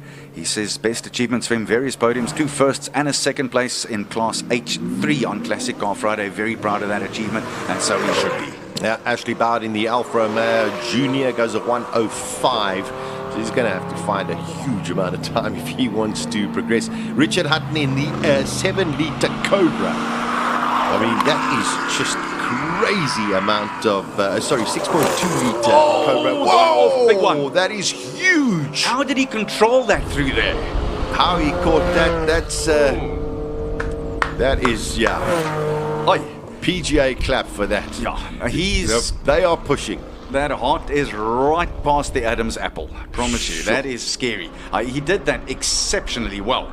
So 54.2, but that probably cost him 2 or 3 seconds. Probably. So, Gavin is still looking comfortable, but we'll know his final run is going to have to really, really give it and not make that kind of mistake. Can't let that happen twice. And unfortunately, what could have happened now, he could have put a few bits of pebble and some dust and dirt on there, make it difficult for the other cars. And not exactly what you want, but hey, this is racing. Here she is again, the pocket rocket in the big rocket. Yeah, there we go. Driving her block of flats. You could fit 2 minis in the boot. Comfortably. Paige Liebenberg in the Ford Fairlane. She's really, really gone quick and rapid. Her first run this morning, she nearly got it wrong, but she did catch it, but she's gone progressively quicker. There seems to be a little bit of a delay. Paige not getting off the line. Don't know why there were flags, but I'm sure they will give us an update in the next couple of seconds. Could be because Rook perhaps spilled enough stuff on there that it needed a broom or two. Yeah, let's see. They are holding her at the moment. So, I think you spot on there, Arnie. So let's go through who's quickest at the moment. It looks like Clayton Kimber, the 52.4.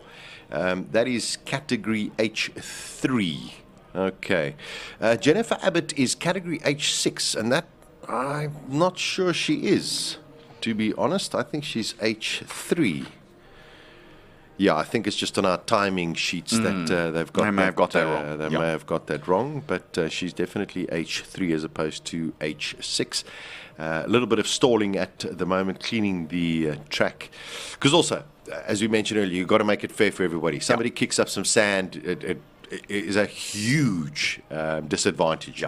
To you coming up the hill. And that is the whole point. I mean, we keep talking about it, and Colin spoke about it a little tongue-in-cheek earlier with the officials doing officialing.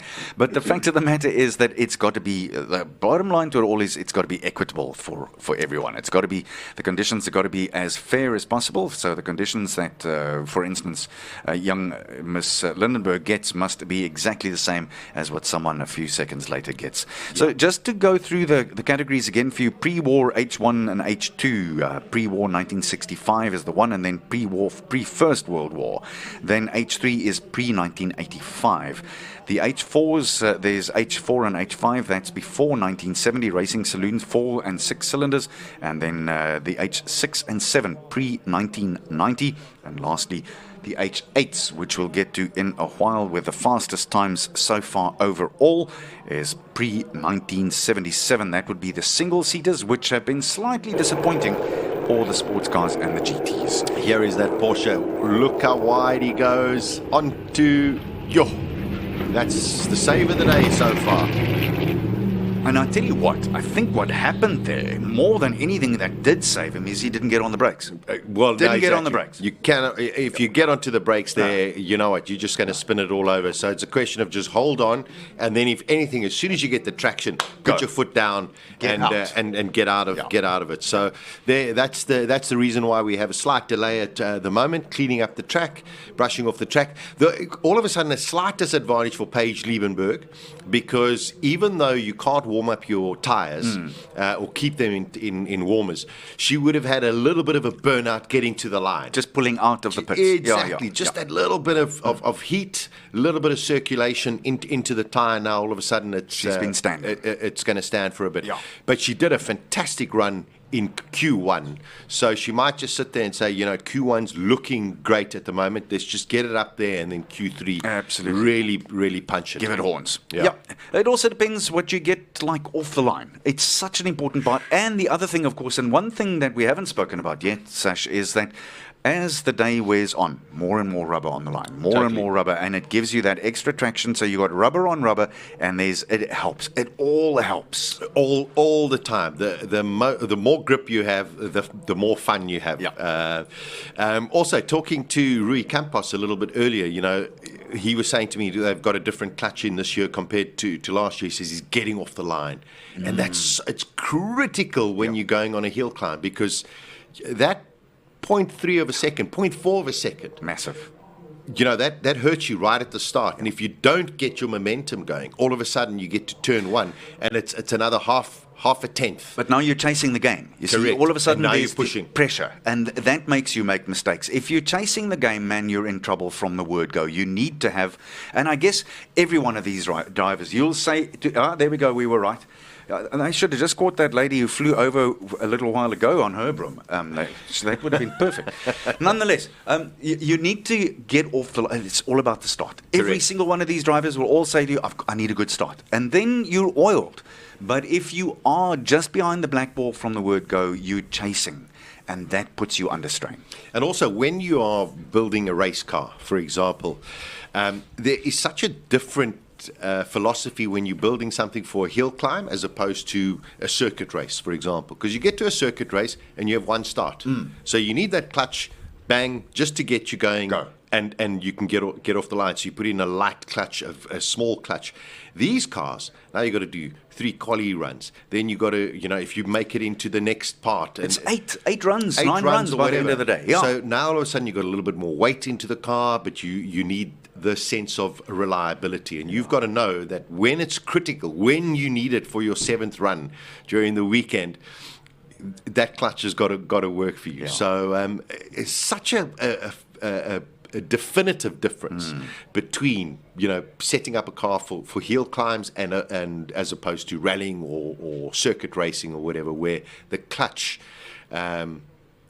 is going to be less. It's material in your success.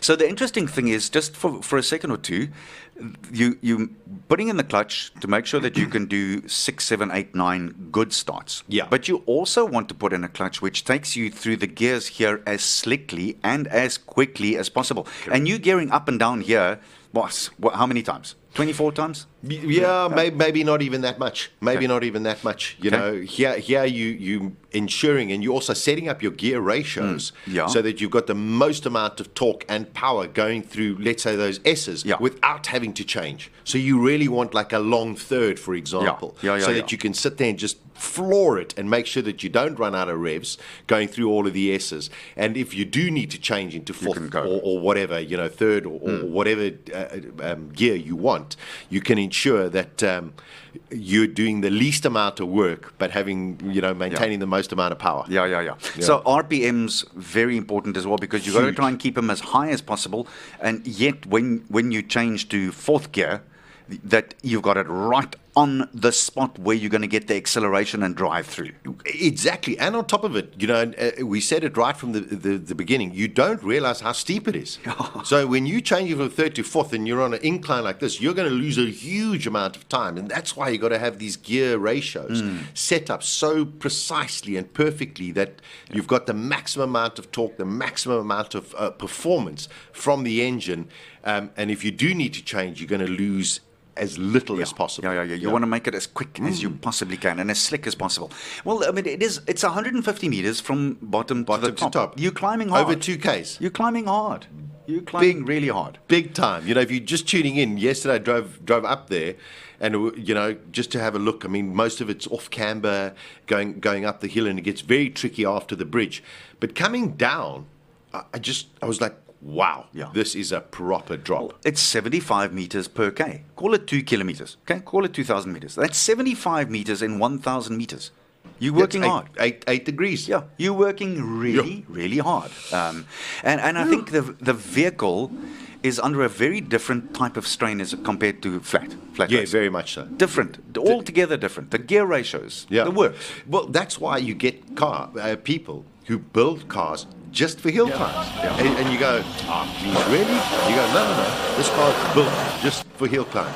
Looks like the action's getting ready to go. Okay, nice to see. She got a little burn, so she managed to reverse the car back, and I think it's only fair for everybody.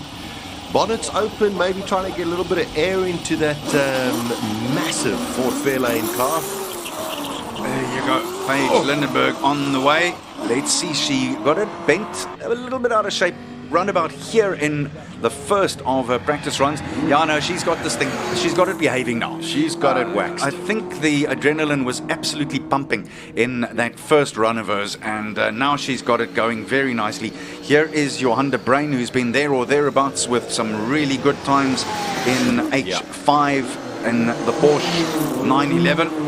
He's been exceptionally quick in that Porsche. I mean, listen, any Porsche is going to be quick, but Johan has really been fast. Paige Liebenberg looking really, really comfortable. She had a brilliant Q1 run. So this one she might take just a touch easy and then maybe really push it for Q3. Although saying that, I don't think so. She's throwing it all over the place. Wishful thinking, Sash. She's hoying. Man, I'm just being concerned. 52.9 for Paige Liebenberg. Beautiful. So she's right up there. She's so comfortable in that car, and it's great to see. I mean, she's a really small lady. You know, she's pretty diminutive. So to be able to handle that. The brain got it out of shape, going in and going out. And he held it. So, I mean, the guys are really pushing. You've got to find your limit. This is what it's about. This is what racing is all about. The brain gave that everything. 48.7, a 48.7 for Johan de Bruin. Peter Kaedi in the 2002, car number 27. This is going to be his third run.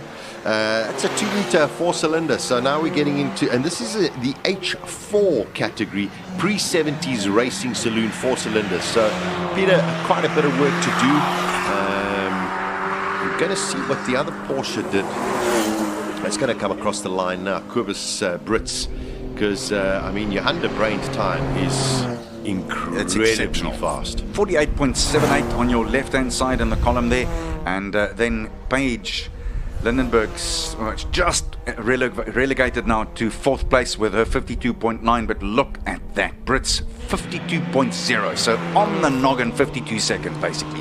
Unbelievable. I mean, you look at Johan de Bruin versus Cobus Brits, basically the same car. The one is a 2.8 litre flat 6, the other is a 3 litre, and you've got close to 4 seconds between Johan de Bruin and Cobus Brits. It just shows you a little bit more power, hey? Or just talent. Yeah. Or just talent. I think just a little bit of talent. Spoken like a true driver. Yeah, well, yeah, there we go. There we go. 106 for Peter Kaedi in the BMW. Enzo Keen is on the road. Just chatting to Enzo in the little break we had, and he says he's going for it. He says he cannot believe Tux Alpha. He says only half a second slower than the Ferrari. Unreal. Yeah, but Enzo's got it to do, because this category is going to be very, very competitive. H7, he's up against the likes of Rui Campos, is about 6 seconds slower. But great to see that Ferrari 348. I'm quite amazed that one would take a car like that on a hill climb. Yeah. But you are Enzo good. Yeah, but it's a bit of a difference. You're Mr. Superman. Yeah. Oh, Campos there on the dirt. He let that right rear wheel drift on. He's taking this look at how hard he's going to go into that left-hander. Took that as wide as he could. Now hard through the apex and through the other side. Again, watch what he does on the left-hand side here. Now all the way through to the left and back up to the right-hand side as he goes through that next right-hander. Here's the S's. He's got this beautifully covered. He's going nicely here. He's going unbelievably. He's got so much confidence in that car. Rui Campos, I think this is going to really, really shatter the times. Enzo Kuhn doesn't seem to be able to do much about getting better than the 52s. Almost a second faster for Campos than the rest of them. 47.7 for Rui Campos in the Porsche 911 RSR. So that beautifully decked out Martini colors. We got the Datsun out there. We got the Ford Capri out there. Rion Barnard. Yeah, just beautiful. A 3.2 Piranha engine in there. I mean, just wow. Wow. That's all I can say. Wow. Yeah. My mouth keeps on hanging open because it is stunning. Really, absolutely stunning. 51.2 for the Datsun. Yeah, 240Z. That's a pretty decent time for that Datsun. I just go with wow because I don't have the vocab to find any other words. Little golf also going nicely. We saw that for the first time in qualifying 1 and going nicely, but Rui Campos leads at the top with a 47.7, and this is qualifying round number 2. Barnard comes through in 53.0 to take 8th place overall. And I tell you, that is an incredible time because this is now category H6. Yeah. And this is going to be very, very close. Somewhere around the 52s, 53s is going to get you through. If you can get under 52, I think you're going to be through in this category, but it's going to be very, very tight. TT, Mr. TT, that is. Trevor Tuck in the Alpha Julia 2000, 2 liters. And goes all the way back to 1974. It's such a beautiful little car, boxy and quick. Look how he throws the weight around. And here's the Fiat again, the 131 at the same time. Francis Cousins going out there. I also spoke to him. I said, what happened in the last run? He says, no, nothing. I went, I was expecting you to be faster. I don't know how well he took it. Tuck is throwing that Julia around. But I think Francis realizes he can go better. Car number 24. Tuck 51.6. Oh my word, that is huge. That is a huge time. Yeah, that is superbly fast. I think Enzo Kun, who did a 52.3, is going to be going, no way. Yeah. And he's in a Ferrari. Michelle Hambley-Grobler, she's in that beautiful red Porsche 944. You see at the top of your screen, the Fiat 131 Mirafiori is virtually finished with his run now. Let's have a look. Let's see what he comes through. A 102. Okay, that's quite a significant improvement for Francis Cousins. That's in the H6 category? Yeah, H6. Michelle, you got to push it, Michelle. We got to get you into the 57s, 58s. So let's see what she can do. We've got one of the escorts out on circuit as well. That's Dan Zeely. Yeah, in that wonderful little Ford Escort. So Michelle Hambley going to be crossing the line in the 944. Daniel Zeely also going to be crossing the line in a couple of moments. Jonathan Needham going, he's done a 1 minute on the money. Grobler is 102.6. Okay. It's going to be tight. Going to be tight. Yeah, agreed. It is going to be a little bit tight. I've lost the timings over here, but it's okay. 47.728. That is the fastest at the moment. That's Rui Campos. And 48.7. So a full second he's got on everybody else. Still one more round of the qualifying to go after that. That Escort was... Yeah, that was slowing down, but Kilburn at the top of your screen in the Datsun GX Coupe is flying. He is letting it all hang out. Look at him. Far right-hand side and in hard and then left. And here he goes again. He is using every little bit of the tarmac. Look at that. Across the line he goes. Let's see where that gives him a line up. Out into 10th spot, 53.3. That's also quick. That is going. That is unbelievably fast. I can't believe that we've got Tuck in 4th place. That is phenomenal. Just phenomenal. Okay, we still got the H8s to come. But I think that is quite a remarkable time so far. That must warm the cockles of your Alfa Romeo heart, eh? It does, and I'm trying to be unbiased. I'm trying to be as objective possible. But here we go. The two 924s, their best is sort of like a 1 minute, just on 1 minute. So hopefully they're going to get, for sure, there we go. Goes under 59, under a minute. So he's found some good time there. That's very solid good time. That's good. This is also an H6, obviously. And now let's see what Mortimer can do as well at the same time. And there, of course, this to me is one of the nicest liveries out there. Beautiful. It is just stunning.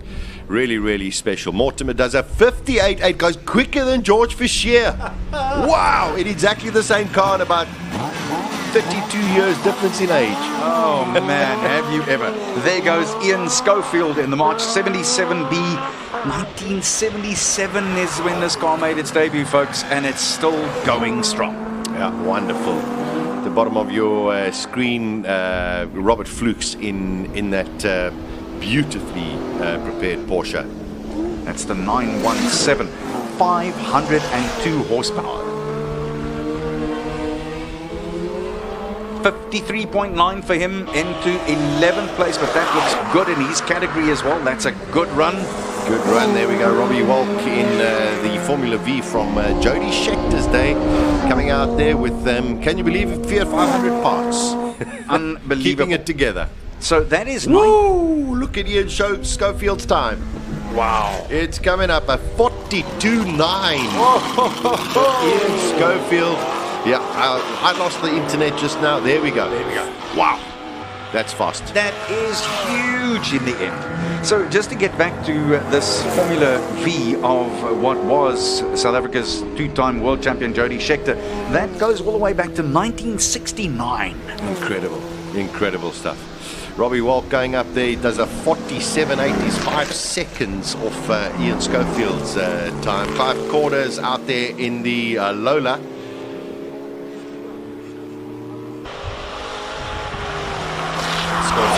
Still top of the class. That's fast. 42.96. It is massively fast. Then Campos, 47.7. Remember, there's 8 different categories here that are racing at the very same time, and we're looking to identify the top 3 in each one of them. Yeah, they're quite. It's going to take something extraordinary to get to Ian Schofield's time in his category, and I think that is the session. Or we've got waiting for. Yeah, I think it's the session. I think that may be it. So Corder in that Lola goes 5th fastest overall, almost sneaking under the 50-second mark. Wow, there we go. It's just wonderful, Arnie. You know, when you watch these guys and girls with their cars and going, listen, let's start pushing it. Let's start pushing it. Give it everything you've got. Yeah. And there, Josh Dovey in the Chevron, you know, just goes into the top 5 as well. So look at this. Look at the times now. 5 cars under 50 seconds all of a sudden. Yeah, incredible. It's concertino. But you got Campos in a different category, sitting in second. So, you know, he's sort of feeling a bit comfortable within the H7 category. Schofield will be feeling very comfortable, I think, in the H category. Yeah. But all of the others, there's a lot to play for. Only the top 3 can go in as well. So, fabulous session to watch. And one more final qualifying session. And then a lunch break for everybody. And then we go for C for serious. C for serious. That is exactly it. It's getting a little I'm windy glad your out there. spelling is wonderful. I know. Yeah, I went to a high school in Springs. Now I'm qualified for this. There we go. Don't hold that against me. I didn't choose it. Okay, I didn't pay for it either. Did you know in 1982, Harry Coetzee was the South African world boxing champion, ranked number 1 in the world.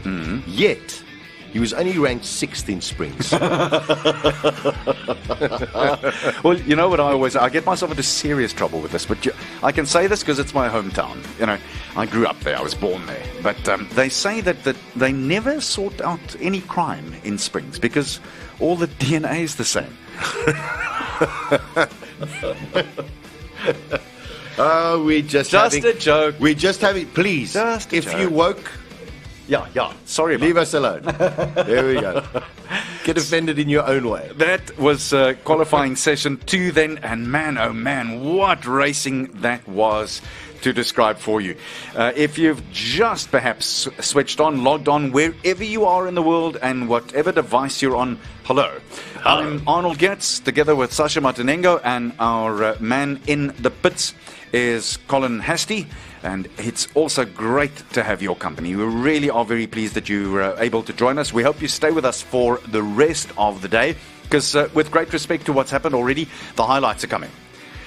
So it's qualifying 3 up next, and then we'll have a lunch break, very short because we are a little behind. We've had one big off, which took a while, and then we've had 1 or 2 or 3 little offs, which has just made the track unsafe, and that had to be safeified. Yes, I'm putting a hasty here. By the official people. The people who are officiating. Officiate, yes, the officialdom. something like that. And therefore, what we are saying is there's a lot of great action coming, and you should stay exactly right where you are. Colin is standing by to chat to us now, and I see his brothers from the Hells Angels have arrived. I'm always feel pleased when that's happened. Colin, take it away. Okay, so bit of surprise, some qualifying surprises. I suppose Robbie Walk in 3rd position.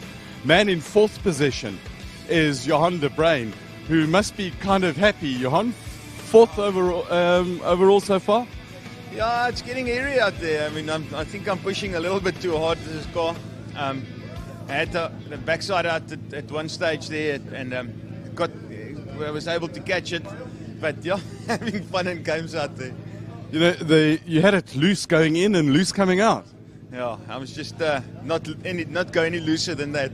But they say loose is fast. Well, it seems like it. The times are okay, but I don't think there's a lot more time in this car, especially not with the tyres we're running. And you know, we're running the standard semi-slicks that we can do in historic racing. So yeah, I don't think there's a lot of time in this car. Front wheels are off. What are you doing? We're just letting them lay in the sun a bit to heat them up and get some heat in the tyres. Use cavemen's tyre warmers. Absolutely, doing whatever we can within the rules. Good man. We got to go and find.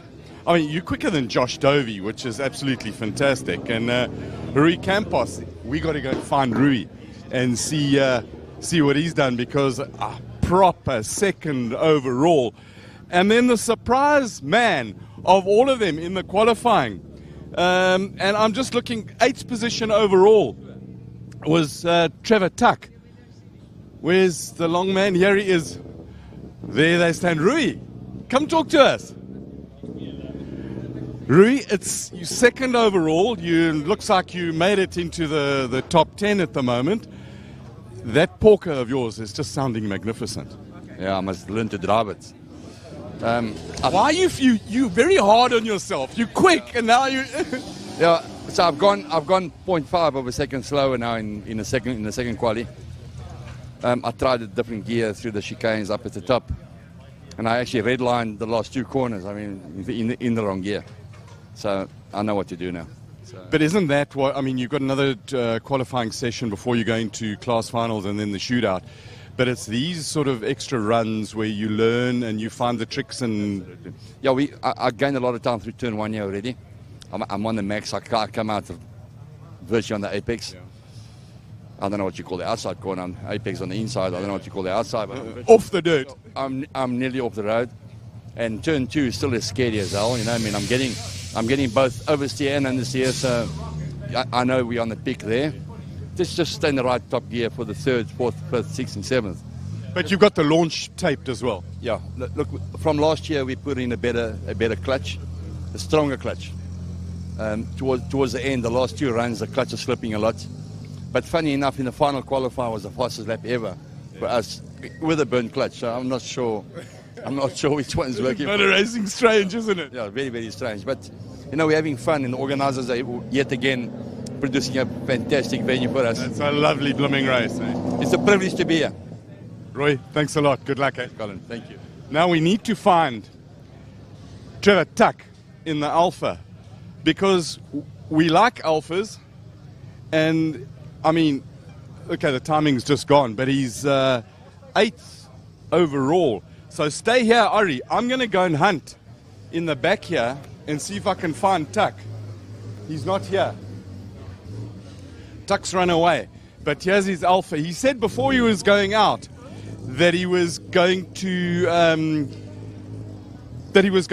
rev it to instead of 7.5, he was going to rev it to 8. Clearly the extra revs worked for him, and he got it going, which is, I mean, quite phenomenal. An Alpha that is just right there in the top 10. Prof, talk to us quickly. Tell us the story of this car and why it's here. Also, this car was used in the rally days. Johan Everts used to use it. We called it the chase car to run between end of stages. And it's always just been standing there in the workshop. So Mike Rowe said the other day, oh, why don't we take it to the Classic? Perfect car. And then it was like, who's going to drive it? And he said, no, you're driving it. And here I am, having lots of fun. The story goes that back in the day in rallying, when it was a lot rougher and wilder and the cars were a little bit more, how can they put this, used by the drivers, that they may have come out of stages and battled to make it through into final control. And this car had spares in it and a strengthened bumper so it could push the cars all the way to the finish of the open section. Did all of that. What you got to do to win? It could tow, it could push. Awesome, and you having fun? Lots of fun, yeah.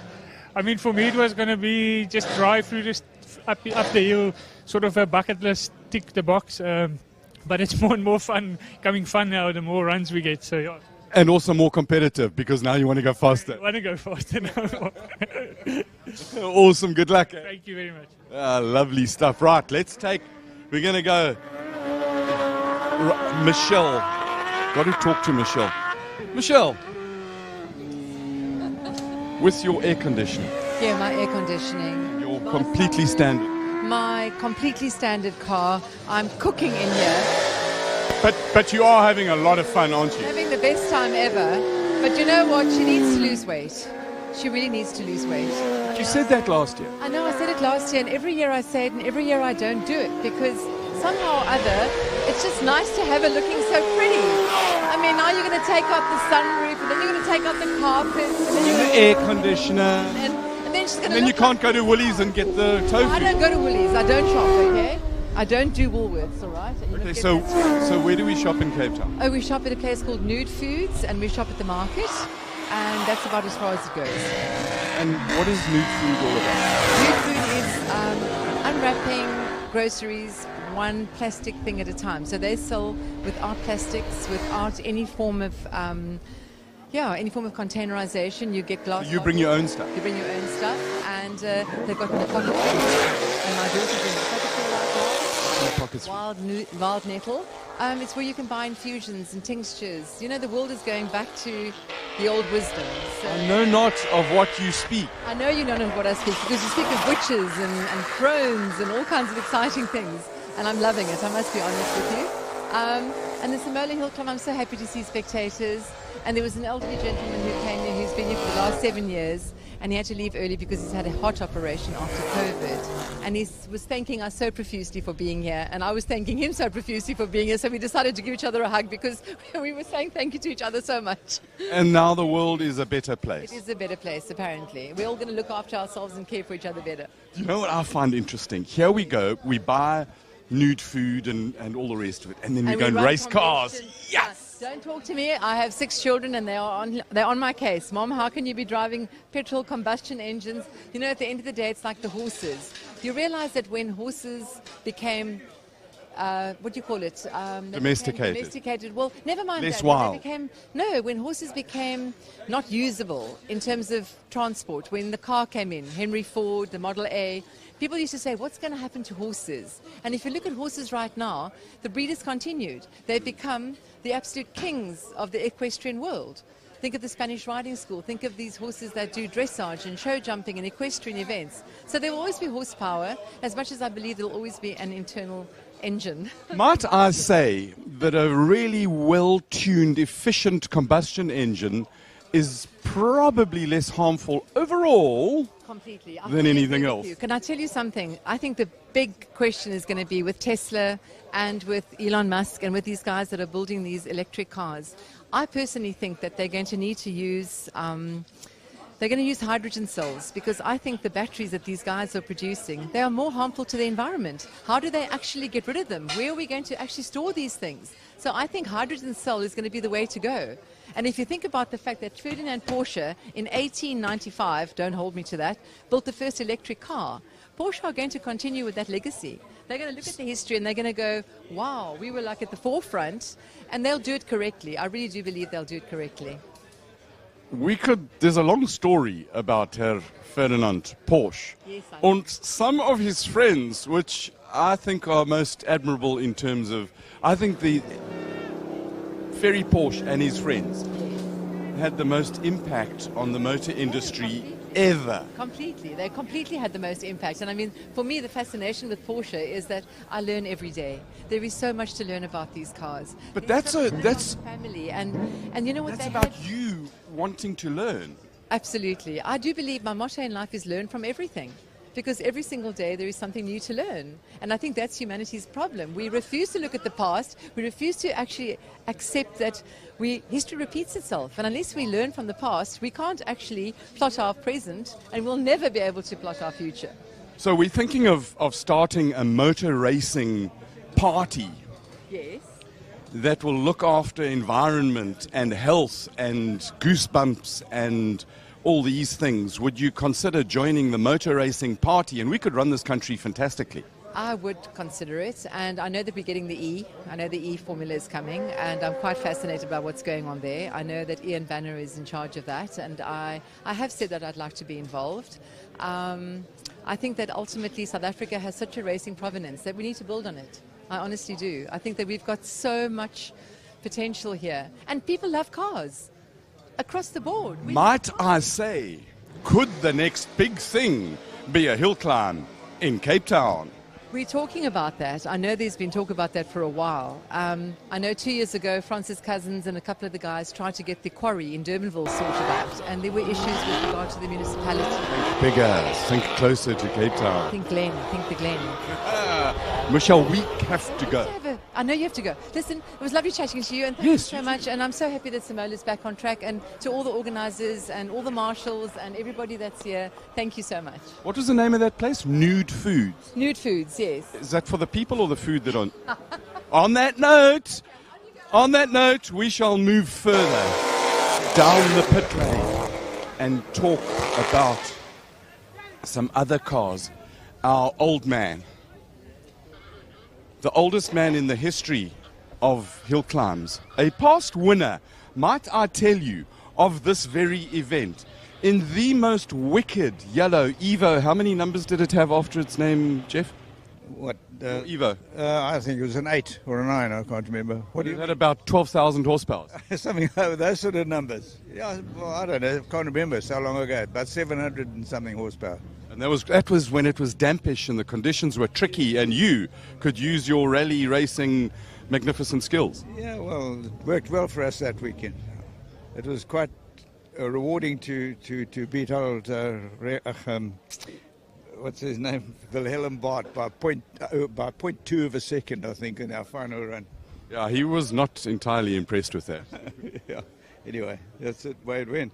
So, Jeff, you just a little bit ahead of George now in your qualifying run. All going good in your car? Yes, very well. Yeah, it's good. Are you still enjoying it? Oh, always. What's the wine situation in this area of the country at the moment? The wine situation? Yes, the red wine situation. Well, I hope it's not in bad shape or anything like that, because that would be terrible. But you could help it along. Could, yes. Good man, Jeffrey. Thank you very much. Jeff Mortimer, what a legend. Let's talk to Ian Schofield again, who you look like you are having the most immense amount of fun. Well, I had a bit of a drama, not on the last run, the one before. I got to the top and stopped at the roundabout, minding my own business. Car switched off, and the next thing it was on fire. What happened? We don't know. That's the worst part about it. We think maybe a needle and seat stuck, and the carb overflowed, and it ran down and caught fire on something. But wow, it was, I got out of it very quickly. They were yelling, fire, fire. I jumped out of the car, and we got an extinguisher and put it out and brought it down. We've been through everything. We can't find anything wrong, so a little bit confusing. Missed that drama, and you can see a little bit of soot all over I mean, it would be so tragic for anything to happen to this car. Absolutely, absolutely. It was fortunately, I think it was just a minor fuel leak that happened. But we certainly got my attention and certainly set my heart rate up. Yeah, fire's the worst thing that can probably happen to a racing driver. Absolutely, yeah, absolutely. But fortunately, there was a marshal there on the scene very quickly with an extinguisher, and we got it put out straight away. Good stuff. Ian, you quickest at the moment. Yeah. You can keep it there? I think so. I think we're all right. But Rob's flying in that car behind. It's a Formula Ford. It's 1600 cc's, 100 horsepower. You know what a famous car that is? Jody Schechter's car. Absolutely. And where did Jody Schechter come from? East London. And where does Rob come from? No, really? Yeah, you must go talk to him. Well, there we go. Hold on. Let's go and do that. We'll go and find him. A real tribute. I hope that the sound hangs in here. So, Robbie, you getting your noodles and mint? Or is it noodles and... I don't know. That's completely healthy. Sorry, I mean, part of the beauty of this event is the drivers are all very approachable, and most of them talk to us willingly. The reason we're here in particular is Jody Schechter comes from Yes, London originally. And you come from? Yeah, same town. Same town, same place. You're both driving this car. He went on to win a Formula One World Championship. Yeah, I mean, obviously, he started off in East London. This is his car from 1970 or 71 that he raced it. Obviously, replica of what he had back then to, yeah, pretty much to the last detail. So, thankfully, Peter Gillespie gave me the opportunity to drive it this weekend. They bought it a few years ago, restored it back to pristine condition, and yeah, it's running pretty flawlessly, barring a small issue with the clutch seal, but otherwise a lot of fun to drive, and hopefully we can hustle a little bit closer to the second P2 with Roy. So your dad was telling us that you managed to source a seal from, is it a Fiat 500 in there? Uno. Uno, even better. Yeah, correct. So Fiat Uno. It's working. But you're giving it full beans, eh? Yeah, we're trying. Obviously, I haven't really run this car before. We did a 2-lap shakedown quickly. So yeah, it's just getting used to it a little bit. Still struggling with the clutch a little bit. It's not perfect, but it's okay. It's usable for the day. So in theory, you've got another qualifying run, then the class top 3, and then the shootout. Yeah, it's all about the shootout now. I mean, obviously, Ian in my class, it is what it is. I mean, he's 5 seconds quicker, so yeah, it's all about the last run of the day, really. So yeah, I think we can definitely get a top 3 and maybe even nudge Roy a little bit closer. So I think there's a couple tenths in it, but I mean, it's pretty close to the limit now. So yeah, we'll see what we can do. I think that's a wonderful fight. 3-point-what liters of Porsche's finest 911 versus 100 horsepowers of Kent's best. Yeah, I don't even think it's 100 horsepower, but yeah, it's going well this weekend. So yeah, I don't think the gear ratio is 100%. Obviously, we didn't know what to put in the box, so just trying to also work around what we need. It's maybe not perfect, but it's good enough. Awesome, Robbie. Thank you very much. Get back to your speed food. We love it. Cheers. Thank you. Thanks. Robbie Walk, always GTC reigning, GTC champion, winner of races this year, drives for WCT Engineering. They've won all 4 of the GTC races this year. They are a great bunch of guys, and they run a magnificent team, don't they, Rob? They do. It's fantastic. Thoroughly enjoy working with Justin Stewart, Achim. I mean, they're world class. So it's been a fantastic start at GTC front. Obviously a long season ahead, but yeah, we'll keep on pushing and hopefully we can keep it up. So let's just talk about GDC, because I'm sorry, my mind has gone all sorts of places. It's really good close racing. Ian has done fantastic work in terms of supporting it, and it's nice, robust racing, except when you get judged to be a little bit too robust. Yeah, it's robust to the point where they force you into reverse grids and then, yeah, car foul when you touch each other.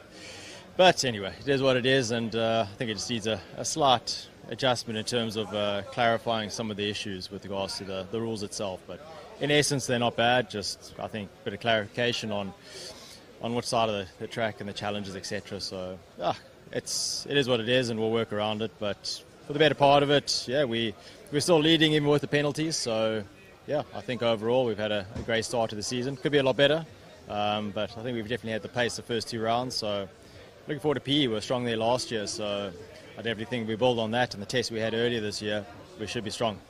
Good luck, Rob. I think it's one of the nicest formulas of racing in this country. Exciting, fast, difficult. Keep going.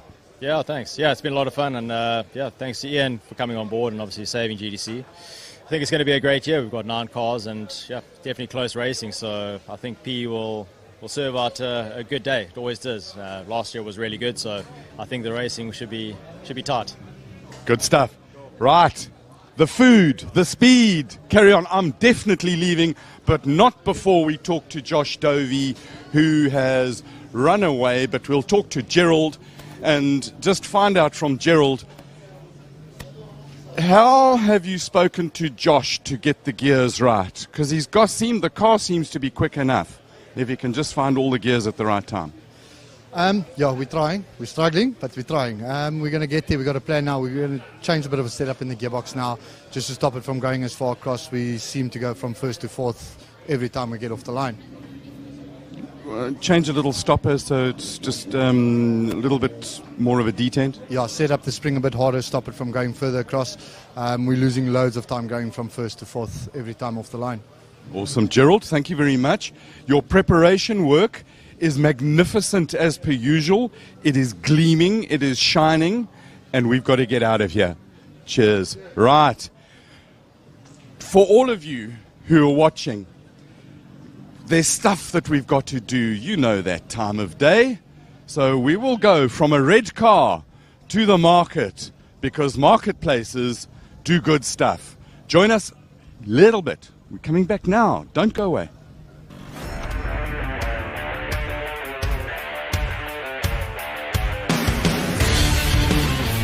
It's a tricky, untrustworthy snake of tarmac.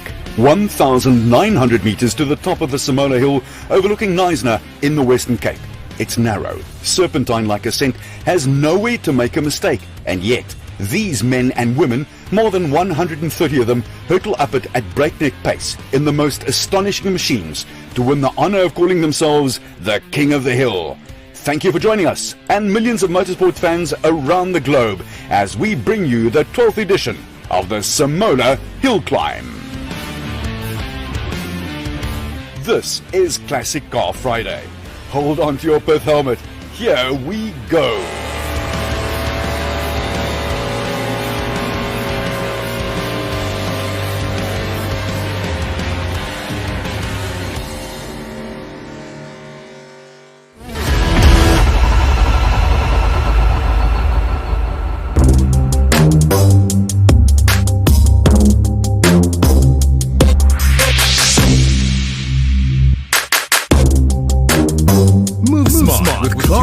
And efficiency in the new Gen Suzuki Celerio.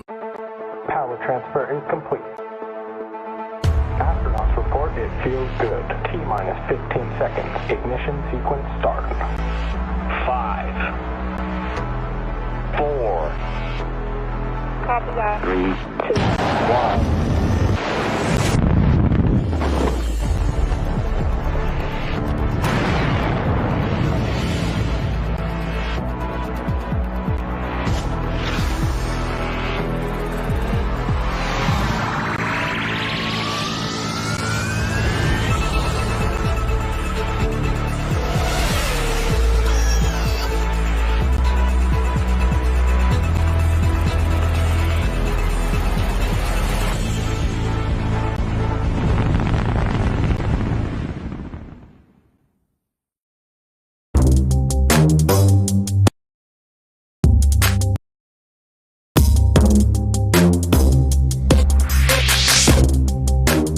Move smart with Apple CarPlay and Android Auto in the new Gen Suzuki Celerio.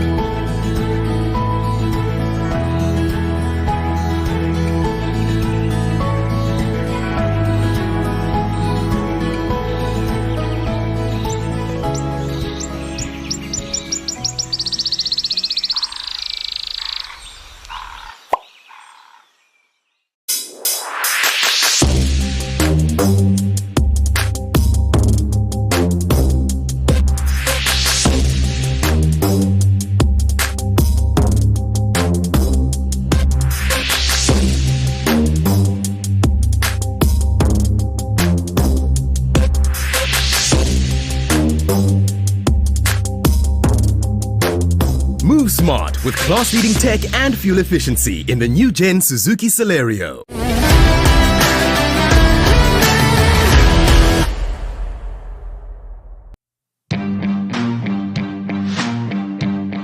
So yeah, as always before an event, last minute glitches and issues. Today we had a big surprise this morning when one of the transporters broke our pedestrian bridge. So we've been had to do some emergency repairs and actually got the carpenters, and they're still on site now, and the engineers to fix it. So that's a little curveball you don't expect. And then all the other little bits and pieces. There's we always see some gaps of an event. There's just so many moving parts, and I guess most people don't see it, but we see it, and always try and fix it up front and make sure that everybody has a good experience. Yeah, so we've got spectators back. Unfortunately, not a full complement. We're still limited to 50% of the capacity, so that's a bit of a shame. But it's great to have the vibe back. Last year we had just competitors. Now we're halfway to having a full event. But the vibe will be very different this year to last year, and it's great to welcome spectators back. And let's hope that everyone enjoys it and we can have a proper event next year.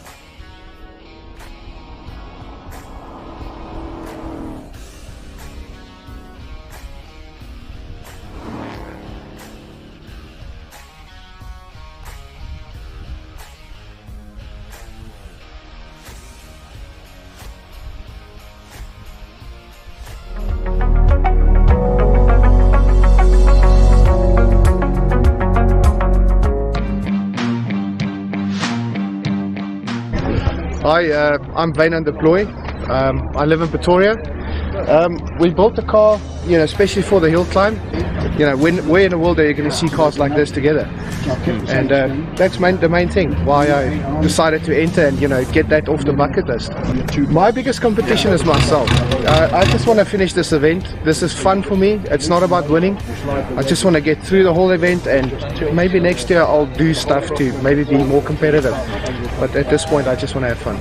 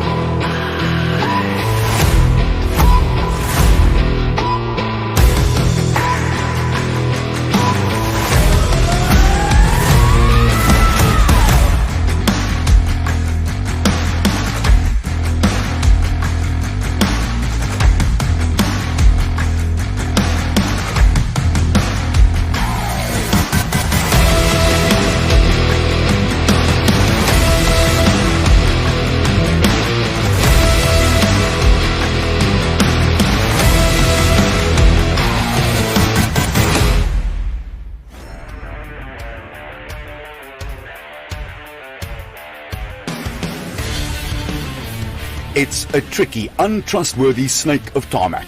1,900 meters to the top of the Simola Hill, overlooking Knysna in the Western Cape. It's narrow, serpentine-like ascent, has nowhere to make a mistake, and yet these men and women, more than 130 of them, hurtle up it at breakneck pace in the most astonishing machines to win the honor of calling themselves the King of the Hill. Thank you for joining us and millions of motorsports fans around the globe as we bring you the 12th edition of the Simola Hillclimb. This is Classic Car Friday. Hold on to your pith helmet. Here we go.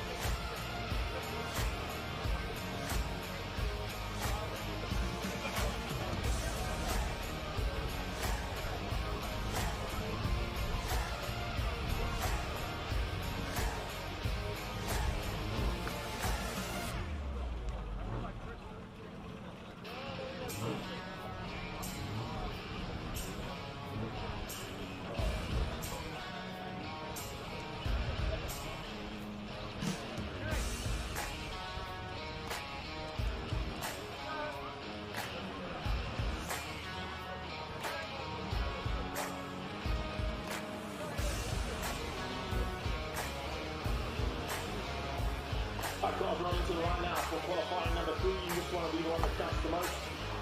Cars all sorted out now, ready to go for what is going to be the third and final qualifying session of Classic Car Friday. That will determine who's going to make it into the class final. Who's going to make it into the Classic Car Conqueror Cup shootout as well. So set it up and get underway.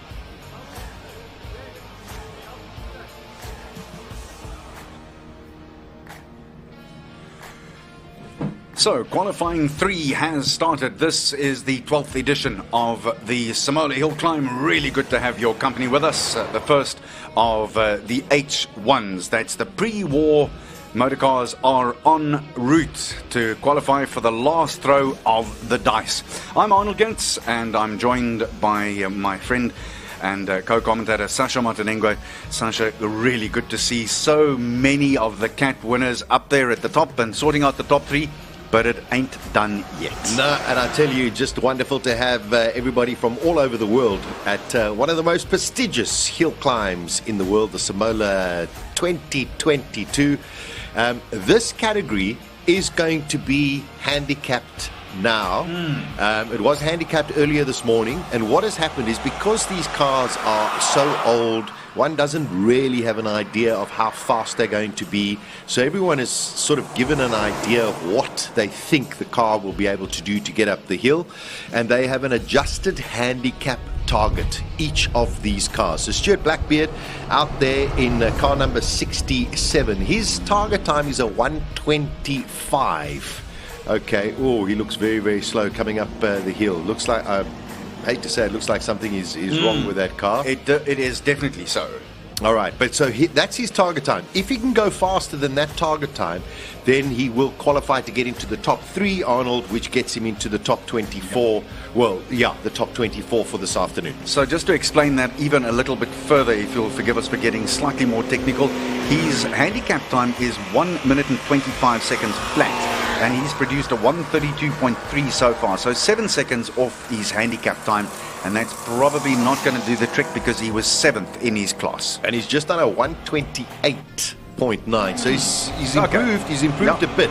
Yeah. But you basically want to try and better your target time in order to qualify to the top 24, which is the top 3 from each of the 8 categories that go into the class final.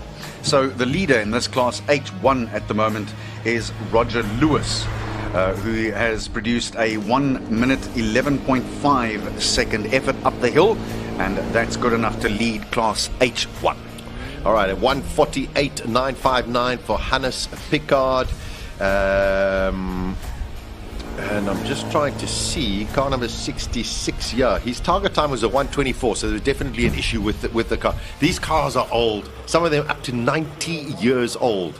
And it's just extraordinarily wonderful to see them actually doing the hill climb. A lot of these drivers and cars doing it for the first time, Arnold, which we found out, which is just wonderful to see. So here is Patrick Gehring, and Gehring, of course, he's been in a class of his own, pun intended, and he's doing a really great job. That is phenomenal. I mean, his fastest time is a 1:07. His target time is a 1:06. And I went in to see him, and he was like, whoa, that's a little bit steep. But I think he's going to give it. But he has been the class of the field in that Riley. A beautifully prepared car as well. Tyres imported from the UK, bespoke made. Just wonderful to see these cars out on circuit. What's a second between friends? Yeah, well, it means whether or not you put your car on the trailer now, or otherwise you actually sit there and say, okay, let's getting ready. Let's stick around for another hour or so. So Gehring, as we were saying, his time in qualifying to 1:07.5. Let's see how he goes here. Yeah, his target time is a 1:06. Brian Esterhazen in the Alfa Romeo. He's the Alfa Romeo HC. His target time is a 1:13, and his best is a 1:15. So a lot of pressure on these guys. They got to produce. Gehring goes a 1:06.7. So wow, that is, I mean, that's 7/10 off his target time. So he's in the money. That's the second he was looking for. There we it go. is. He's in the money.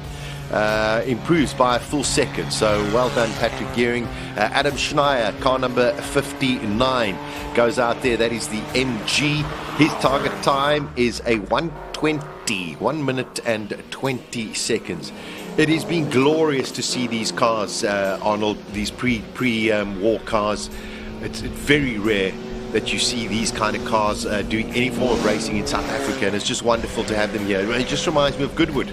It really, that prestigious. Yeah, very much so. And on top of it all, so many of them. This is not just in past days we had 1, 2 or 3 of them. Now you've got almost 10 of them lining up here. This is lovely. This is one. Brian Esterhazen, his best time was a 1:15.6. He's just done a 1:13.2. Put the pressure on them. His handicap is 1:13. Exactly. Put the pressure on them, man. All of a sudden you got to perform. Wonderful to see. Ooh. It is so exciting. It's a glorious day in Simola, in Knysna, the southeastern Cape of South Africa. And today is Classic Car Friday, the 8 different categories that we've got. Star of the show so far, Ian Schofield oh gosh, my mind has just lost myself. Sorry, his March, the March 77B.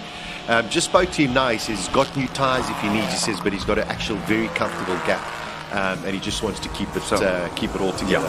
Well, at this stage, he has been the pick of the class, pun intended, and all of the classes for that matter. Yeah. And with that qualifying time of his 42.897 in the March 77B, he's looking good, really, really good. But the thing about it is, Robbie Volk is next in class there, and he is a full 6 seconds behind. So that is a big buffer.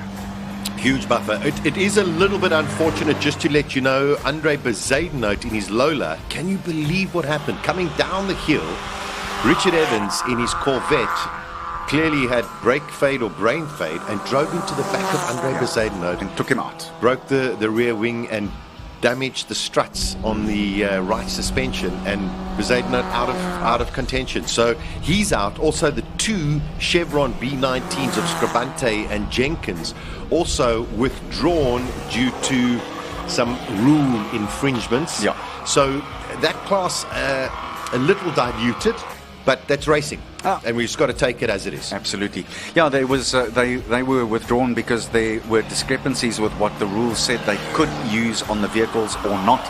And we weren't given the complete details. But as Sasha was saying when we opened up this morning, rules are rules, or as they say in my part of the world, rules is rules. Yeah, rules is rules. 108, just having a look here. Rodney Green, we did a 113. His target time was a 108. Oh, wow. Okay.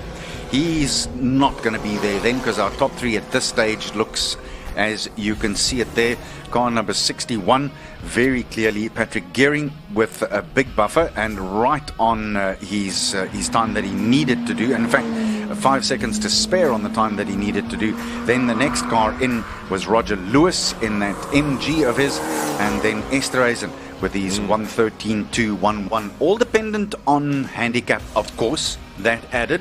But at this stage, that's the fastest times out there on the route, and then it'll be handicap adjusted as well. There we go. We got the H2 cars coming out there, the magnificent Jaguar D-Type coming out onto the circuit, and that is Brian Bruce, car number 53.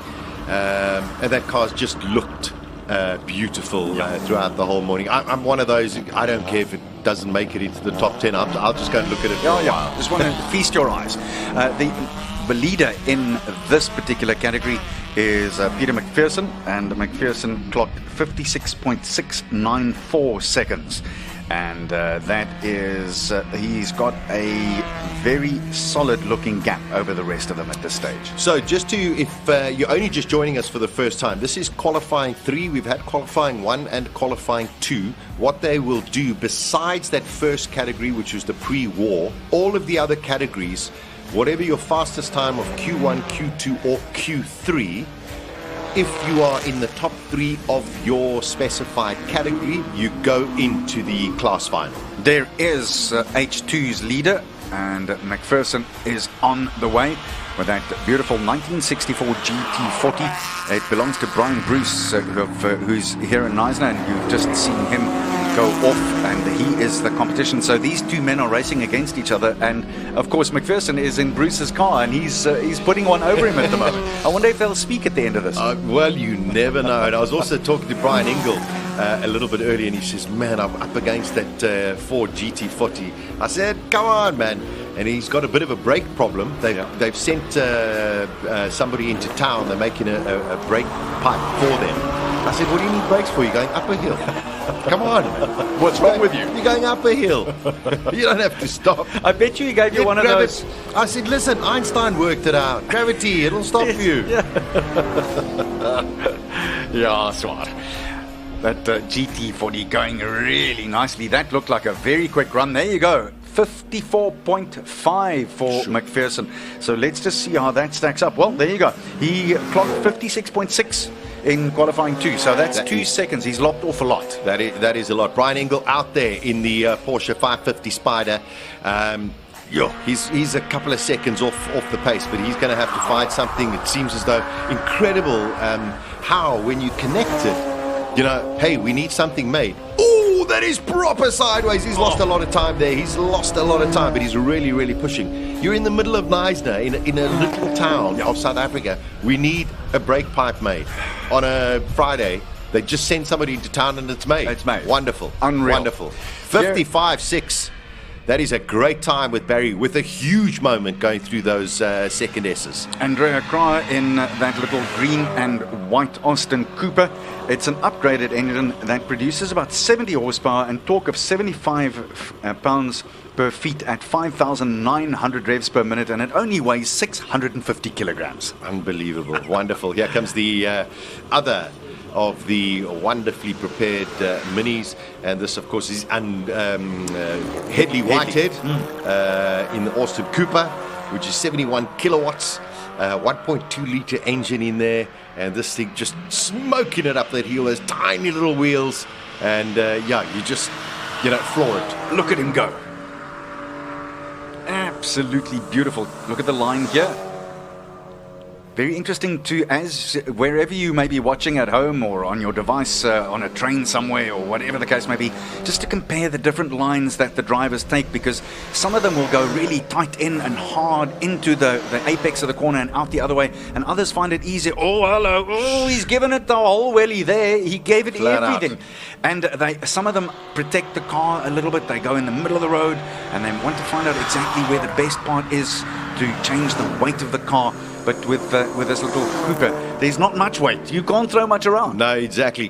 Chris Champion in the MG earlier on had an off right at the top of the hill, but the car is back. The whole left-hand side is bashed in, but duct tape is keeping it all together. He's okay, and man, he's in the car, and in Q2, he was flying. So wonderful to see that him and his car back out on the circuit. A former winner in H4 in an Austin Healey in 2017 is champion, so he knows this hill.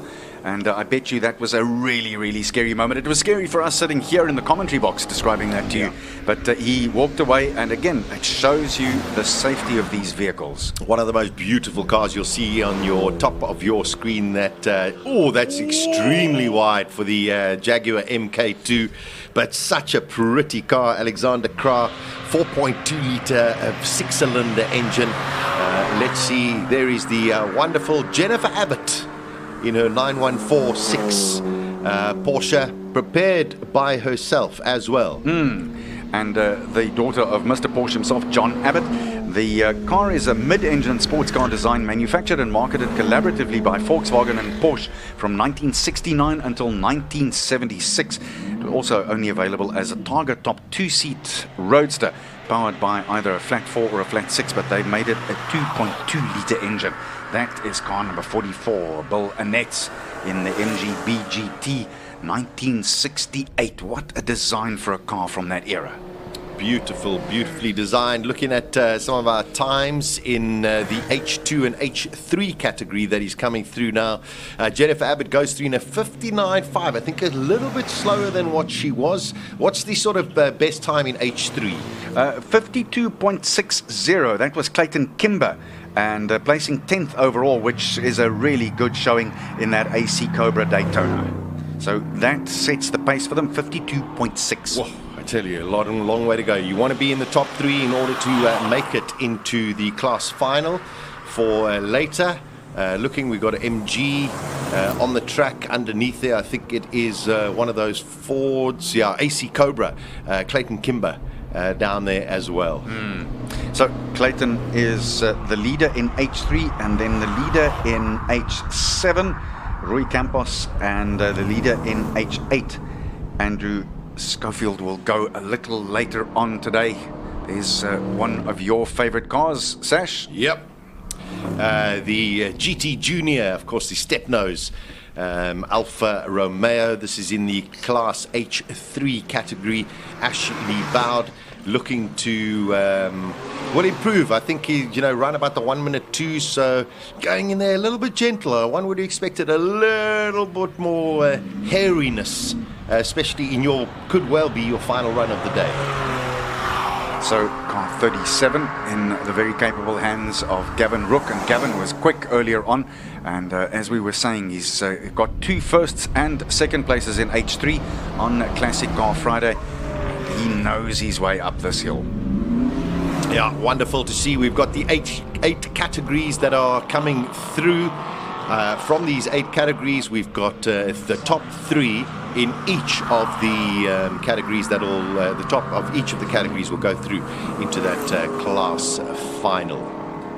Ashley Bowder, 104 in the Alfa Romeo. Gavin Rook out there in the Porsche. Richard Hutton in the AC Cobra. These are still H3 category cars. And I'm just trying to remember what H3 is. There we go, pre-1985. There we go. So Gavin Rook was actually second in class, so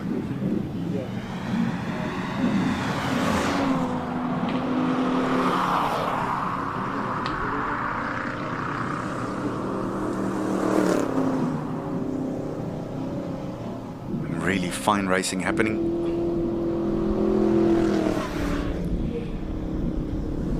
Yeah, I tell you, there's some serious action that's taking place. Oh, we got one of the Daytona Fords getting out onto the circuit, and that is the Jonathan Needham in car number 35, which is that's a Ford Cortina, Piranha that is coming, and James Temple in the Shelby that are out on circuit at the moment. Richard Hutton in the AC Cobra does a 59. Jonathan Needham in the Ford does a 56.5. So looking to see what James Temple can do and Justin Needham can do. With his Needham's too confusing.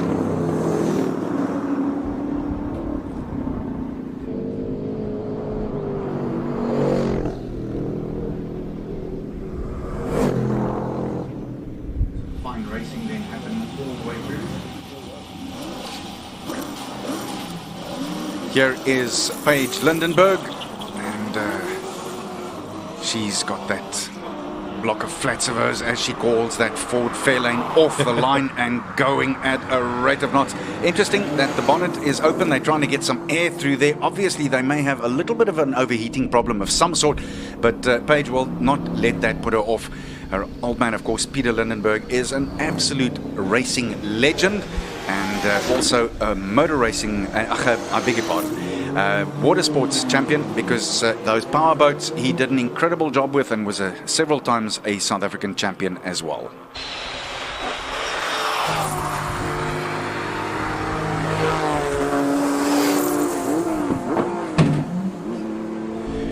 At the bottom you'll see that Porsche, and that is also going very nicely. That's young Miss Abbott.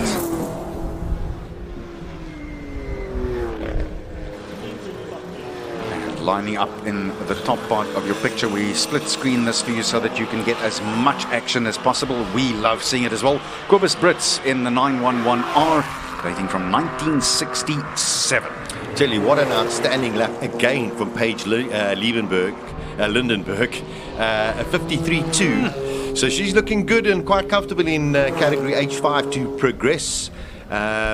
Sure, that is a great lap. Johanna Brain, who's been one of the superstars of the weekend in the orange Porsche, has just done a 50.75, and Cobus Brits is in the other 911R. So let's see what he can do. He's been about 3 or 4 seconds off the pace of Johanna Brain. So Paige has lopped off another 200ths of a second of her previous time. She's going in the right direction, and she's getting there quickly. Yeah, there we go. The only thing she has to do now is go back into Neisner, get some more fuel, because I think that one's a little bit thirsty. Yeah, I'm certain. Great improvement from Cobus Brits. He's done a 52.1 in category H5. So that is so close. It's going to be so close. Looks like the Brain, Brits, and Lindenberg could be the ones to make it through. Top of your screen, Ron Hollis is underway in the MG Midget, and that is a 1300 motor, 1964. He's going pretty quickly as well. And then let's not forget Peter Kay.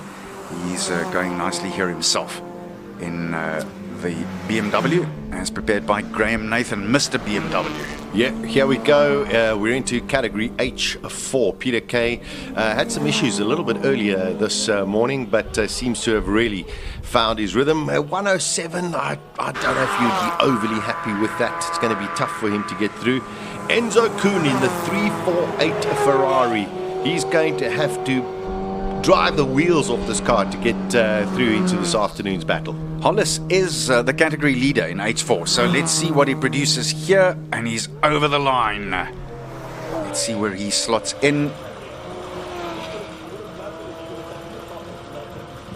Still, it's the Brain with that 50.751 who leads at the top of the board, but remember there's 8 different categories happening here. Hollis goes 102.254. So, He was 1:03.9 in the previous qualifying, so he's also gone almost 2 seconds faster. Everyone finding a bit of speed over there. The track is well rubbered in.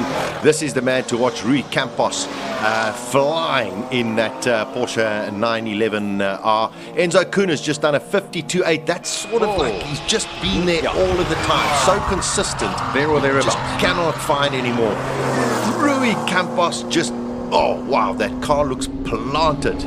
So Campos, I think, could well be challenging for a podium when it comes to the King of the Hill this afternoon. Very much so. Charles Arton at the bottom of your screen in the 240Z Datsun from 1972. They are all absolutely flying. Let's see how he goes the rest of the way up. Yeah, a huge lap. Rui Campos, a 47.5. We've got the Datsun and the Ford out on the circuit. Okay, so we get news from the course that Rui Campos hit 2 of our policemen on the side of the road. So he is, this run of his will not count for him, unfortunately. He was trying to squeeze as much as he could out of it. There we go. You got to push it to the limit. Those are the rules. If you hit those orange bollards or policemen on the side of the circuit, then your lap gets taken away from you. I think he has been quick enough through Q1 and Q2 to get himself through, but you won't be happy to have made that kind of mistake this late in the day. Luckily, I think he was pushing it as hard as he could because he knew he was safe. This is Kobus Barnard in the Golf 1, and he is an engineer at VW Motorsports and builds Polo Cup and Super Cup race cars, so he knows his way around race cars, and you can tell. He's looking rather rapid in that Volkswagen in the little Golf for his last qualifying round. Top of the picture, I'm going to let the Alfa Romeo man describe this for you. Here we go, Trevor Tuck in the immaculately prepared Giulia Caesar. That's what he calls it, the Giulia. It's got a 2-litre engine in there. He's been going quicker and quicker every single run this morning. They're pushing it as hard as possible. It's part of the H6 category, and I think he's been top of the timesheets in H6, but it's a very, very competitive category, just as all of them are as well. So he's out there. On the bottom of your screen, you've got another Italian mark, the Fiat 131 Abarth of France's cousins. He's also trying to push it as hard as possible. Tuck does a 51.8. He's right on the money. He did a 51.6, I think, in his previous run. 52.9. 52.9. So he's going even faster. 1.1 second faster. Listen, Colin Hastie was saying to us yesterday already, the man is fast. He's really got a lead foot, and he keeps it in the corner, doesn't keep it anywhere near the brake pedal. Phenomenally quick there. Tuck now moves, can you believe it, into P4 across all of the categories. Actually P3 because yes, Campos has lost his time because he hit the bollard. So that's looking pretty good. Of course, we still got the H8 categories to come, and that's the single seaters and the modifieds. Well, are they called modifieds? They are single seater and sports cars and GT cars. So I think if you can get yourself into the top 10 of this category, you have a good chance for that top shootout later on this afternoon. No doubt about it. That's what everyone would be hoping for. You've seen the 944 beautiful red racing colors of the lady in that vehicle, Michelle Hambley-Grobler. She's bottom of your screen now. Let's take a look at some of her lines. That's a nice sweeping line that she's taken into the S's. Now straight up the hill, and she's going to keep this as late as possible, and then through the right-hander. Here's one more of the S's, and she's through there comfortably as well. Doesn't use much road, I must say. She looks economical on the road. She's looking really good, and I was talking to her a little bit earlier because her run was a little slower, and she said, you know what, she messed up one of her gear changes, and she's basically from the bridge, third gear all the way, and I just said, just punch it as hard as you can, because changing gears is great if you're going on a flat or down a hill. Changing it going uphill, you lose a tremendous amount of time. She went 58.8 in qualifying 2, and now she's gone 58.8 again. Yeah, there we go. You win some, you lose some, and some you just halve. Exactly. And she must be sitting and going, but I made a mistake on the previous run, and this one I went flawless. What happened? Well, Charles Arton in that Datsun 240Z has now obviously gone top of the class because of, oh my word, that is as close as you can from losing it and not losing it at the same time. This is really hard racing. From the bottom of your screen here, let's just have a look at this ends up, how this is going to end up at the top of the hill. Look at that, right on the limit, throwing that around and making sure that he's using all of the road and then some. He's hard on the brakes and in and through, and that's a very impressive run as well. There we go. Sure. Okay, the second of the Porsches, George Fischer going out there. Just going to Michelle, she did a 58.8, but she did a 102 in the previous one. So she's really done well. She has done well. Yeah. So Mortimer and Fischer, and at the moment, just a couple of tenths between the two of them in basically identically spec cars. So, but only about 40 years in age. Only about 40 years in age, yeah. But I mean, just these two real legends of South African motorsport. Great to see them out there. Jeff Mortimer, 86 years old. Hard to understand and believe. Here is car number 9, and this is certainly one of my favorites, I must say. Robert Vloeks and the Porsche 930. It's a good thing we're not speaking Afrikaans. Bobby is the car's nickname, and Bobby is making its way up. Certainly isn't bobbing and weaving. It's going really well. Here's the bumpiest part of the circuit, and these flatter cars, the low slung cars as I like to call them, that is very nicely done. He almost hit none of the bumpy parts. This is Ian Schofield, who set such a quick time in his March 77. A man who is just so motorsport crazy, does so much for South African motorsport as well. Wonderful to see. He's in the 42s, and he knows he's got a very comfortable gap. So I don't know how hard he's going to push, but hopefully he's going to, push as much as he needs to. Is it necessary? That's what you've got to say to yourself. It's really not at this stage. He's got that 42 nailed down. That gives him almost a 5-second gap. Over this man. He's okay. Yeah, over this man right here.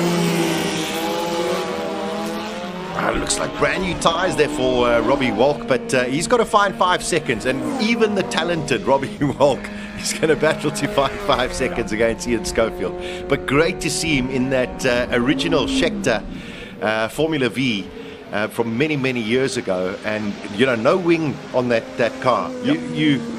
You got to have your wits about you. You've got to be talented. You've got to be talented. Clive Corder, and that is the Lola Chevrolet from 1969. 6.3 litres of grunt in there. I tell you, that is commitment from Robbie Walk in the top of your screen. That car was sideways going through those S's, so he's really pushing. Whoa, Let's see if he can get to Schofield's time. Schofield did another 42, and Robbie Walk did a 47.4, which is, I'm just trying to see here, that is 1.3 seconds quicker than what he did in his previous run. Yep. But it's still a good 5 seconds off Ian Schofield. But that was true commitment from Robbie Walk. I mean, that just shows you the class of this young peddler. He gave it absolutely everything, but you were saying he was going sideways. The car was used to it because he was known sideways Schechter at one stage. Wasn't he? He really Down was. at Brands Hatch the 1 year, remember that? Yep. Oh boy, here we go. A little bit of a burnout and getting those wheels ready off. I must be honest, as beautiful as that car is, and I spoke about it earlier, I'm just really, I'm sure it wasn't intentional, but that's the Chevy that unfortunately bashed into the back of Andre Bezek's car and took him out. It seems as though he is being able to go for a run. Richard Evans in the Chevy, the 5.7, 1959 Chevy Corvette.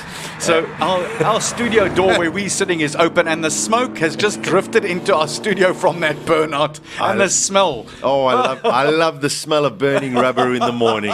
There we go. I knew you were going to say You knew I was going to.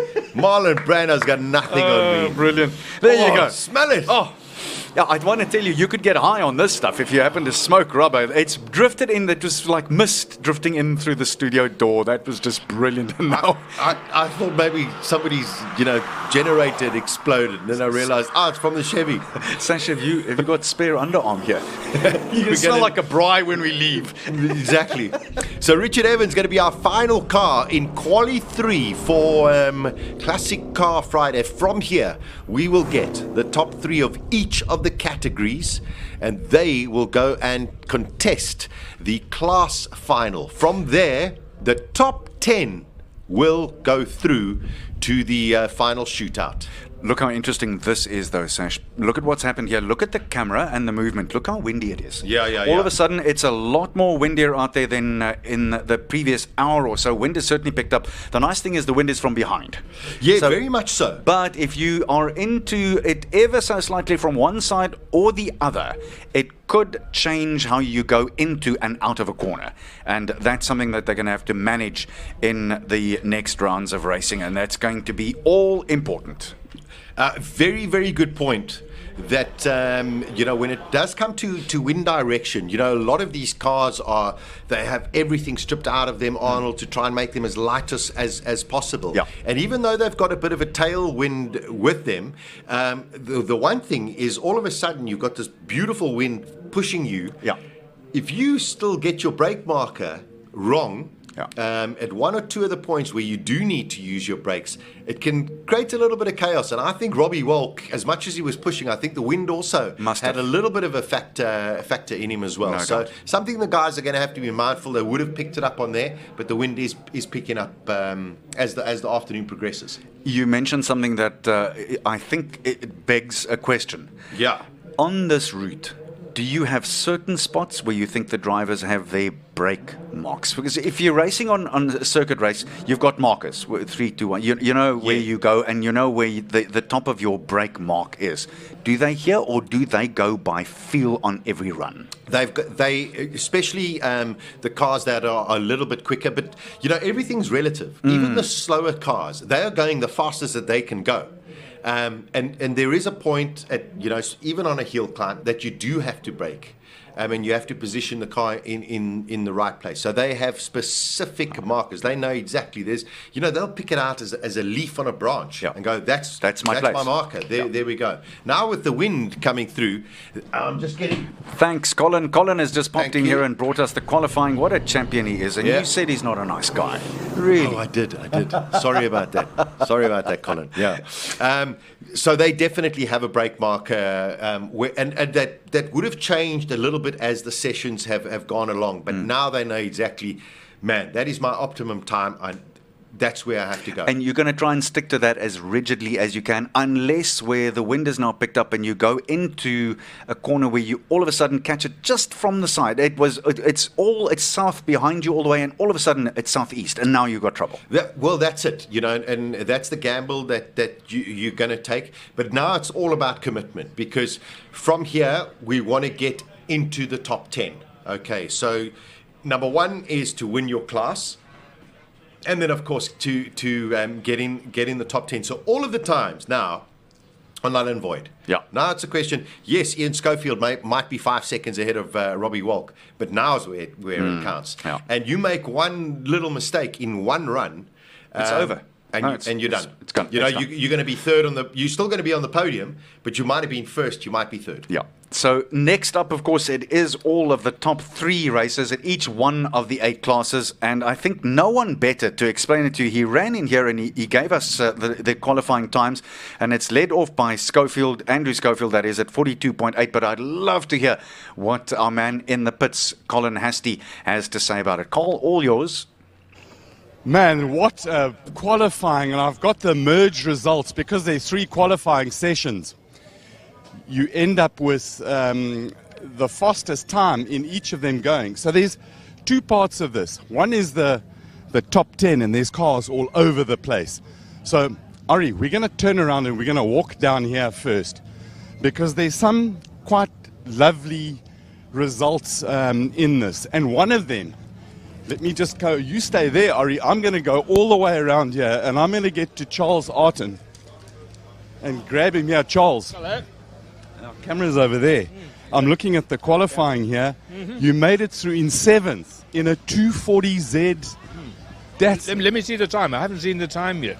7th? 49.8. It's my first 49 today. I've been working all day long to get into the 49s. And where did you find the extra time from? Oh, I know exactly where I found it.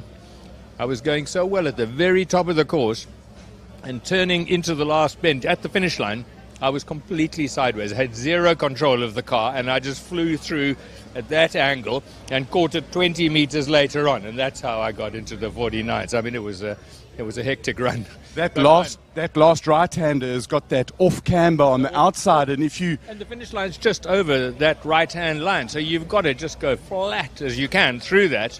Hope you can hold on to it and get across the line, and once you're over the line, worry about trying to catch the car. Because you've only got 150 meters to slow down before you drive into the car park. Exactly right, before you hit the fountain. So, no, but it was fun. It was a nice run. The car's going better, and I've been struggling all day, I must be honest. So it's nice to eventually get into the 49s. It's got to be completely satisfying. Yeah, and Graham Nathan, who I fight with every year, who couldn't come this year because his car broke, he's in the 49s. He's been making fun of me all day. So, Graham, in the 49s, bro. We'll go and wind Graham Nathan up. And now we got to find probably the surprise man in the top 10, and we're going this way, Ari. And so this is like super tight here. Where did Mr. Tuck go to? Because he was here a couple of minutes ago, and here's his car, but hopefully he will come running. So Trevor Tuck in the Alpha. They call this Julius Caesar. Brilliant name for the car. And there's a story about that, which Trevor will tell us. He's 9th overall, and I'll go with the overall. Trevor Tuck, come and stand next to your machine. 9th overall. Are we not surprised? My espresso machine. I'm very surprised, Colin. She's gone so well all day, and we've just been, trying to keep it on the black stuff, turn it up a little bit, and just keep it going. It's a brand new engine, it's a brand new gear, it's brand new everything. So I'm very surprised. I'm thoroughly thrilled, and I hope that it continues. Well, so do we, because I have a connection with this car that's tenuous, and after the top 10 shootout, we'll talk about that. Top of your class, 9th overall. Well done, Trevor Tuck. Yeah, I think that's a great result for 70s, normally aspirated four-cylinder Alpha. It just shows that the technology in these cars in those years it was so much ahead of its time. And they're still doing well today. And I think that is, the revival of Alpha. And you can see it all around. People are getting enthusiastic about them because they're just such good cars, and they're wonderful to drive, and they look spectacular. So there's something about an Alpha. Every human being needs to drive own an Alpha at some point in their life. Yeah, you have to. And it's a car that talks to you, and you talk to the car, and you start to get a little bit dilly like me. But it's just one of those cars you've got to own. Awesome. Thank you very much, Trevor. Thanks, Colin. Awesome. What absolute fantastic. So we're going to go down, or we're going to go up? No, we're going up. We're going to go up this road over here because we're going to find the rest of the guys who right at the sharp end. So down here at the sharp end, and I'm going to go into the back here, and I'm going to grab Robbie Walk. That was a good time, 3rd overall. It's just there, 0.1 off Rui Campos. Yeah, I mean, we found a bit of an issue with the back roll bar, so managed to fix that. I don't know if I can extract too much more from it, but I suppose we'll see. It's all about the top 10 shootout now. Yeah. So, Roy's the one under pressure, not me. So the interesting thing, now we're going to the top 10. We may as well take this timesheet and throw it away. You go 3rd last. So when Roy sees you go off, the pressure's really on him. Yeah, it's all about Roy. So, but I mean, he's with a Porsche RSR with all the horsepower. So, yeah, to be beaten by a 1970 Ford, he might struggle with that one. So, I suppose let's see what we can do. A brilliant contest, and we can get to our gear man. I'm going to just, if you go onto Josh's car here, we're going to get to him. Hello, Josh. We're going to call you gear selector. Okay. Well, we figured out how to do this gearbox. We'll start in second. And it was okay now? Yeah, 48-1. So, once we've got the start sorted out, I can work on the lines up the hill, but it's gripping beautifully, going really well. So now that you've got you were going into turn one, could I use the term a little bit flustered? Yeah. And now you've through turn one, and now you can start working on the rest. On the rest of the track, yeah, because if you can't get the start, you can never catch up, as you know, if the start gets bogged. So now I've got that straight, and I think, 48-1, fastest time of the day so far for me, and that's a good building block for the class final and hopefully the top 10 shootout. We'll see. Well, you're in the top 10 shootout. Okay, well, this we know from qualifying. That's good news. You're in the class shootout. Okay. Because you're in H8, you're third in H8. Yeah. So you've got yourself, and what a lovely pit here. This is the H8 top 3 pit. It really is. I mean, Ian's going so well in the March Formula Atlantic. It's a beautiful car. And obviously Robert in that Formula Ford, he can really pedal, because that's impressive. Very, very impressive. So we've got in it. That's kind of, I want to get between these two. Well, I don't think I can find 8 seconds. in the stepping ladder, you've got the Formula Ford, a Formula 3, and then a Formula Atlantic. It's wonderful, isn't it? Yeah, it's really, really cool. So, almost a full set.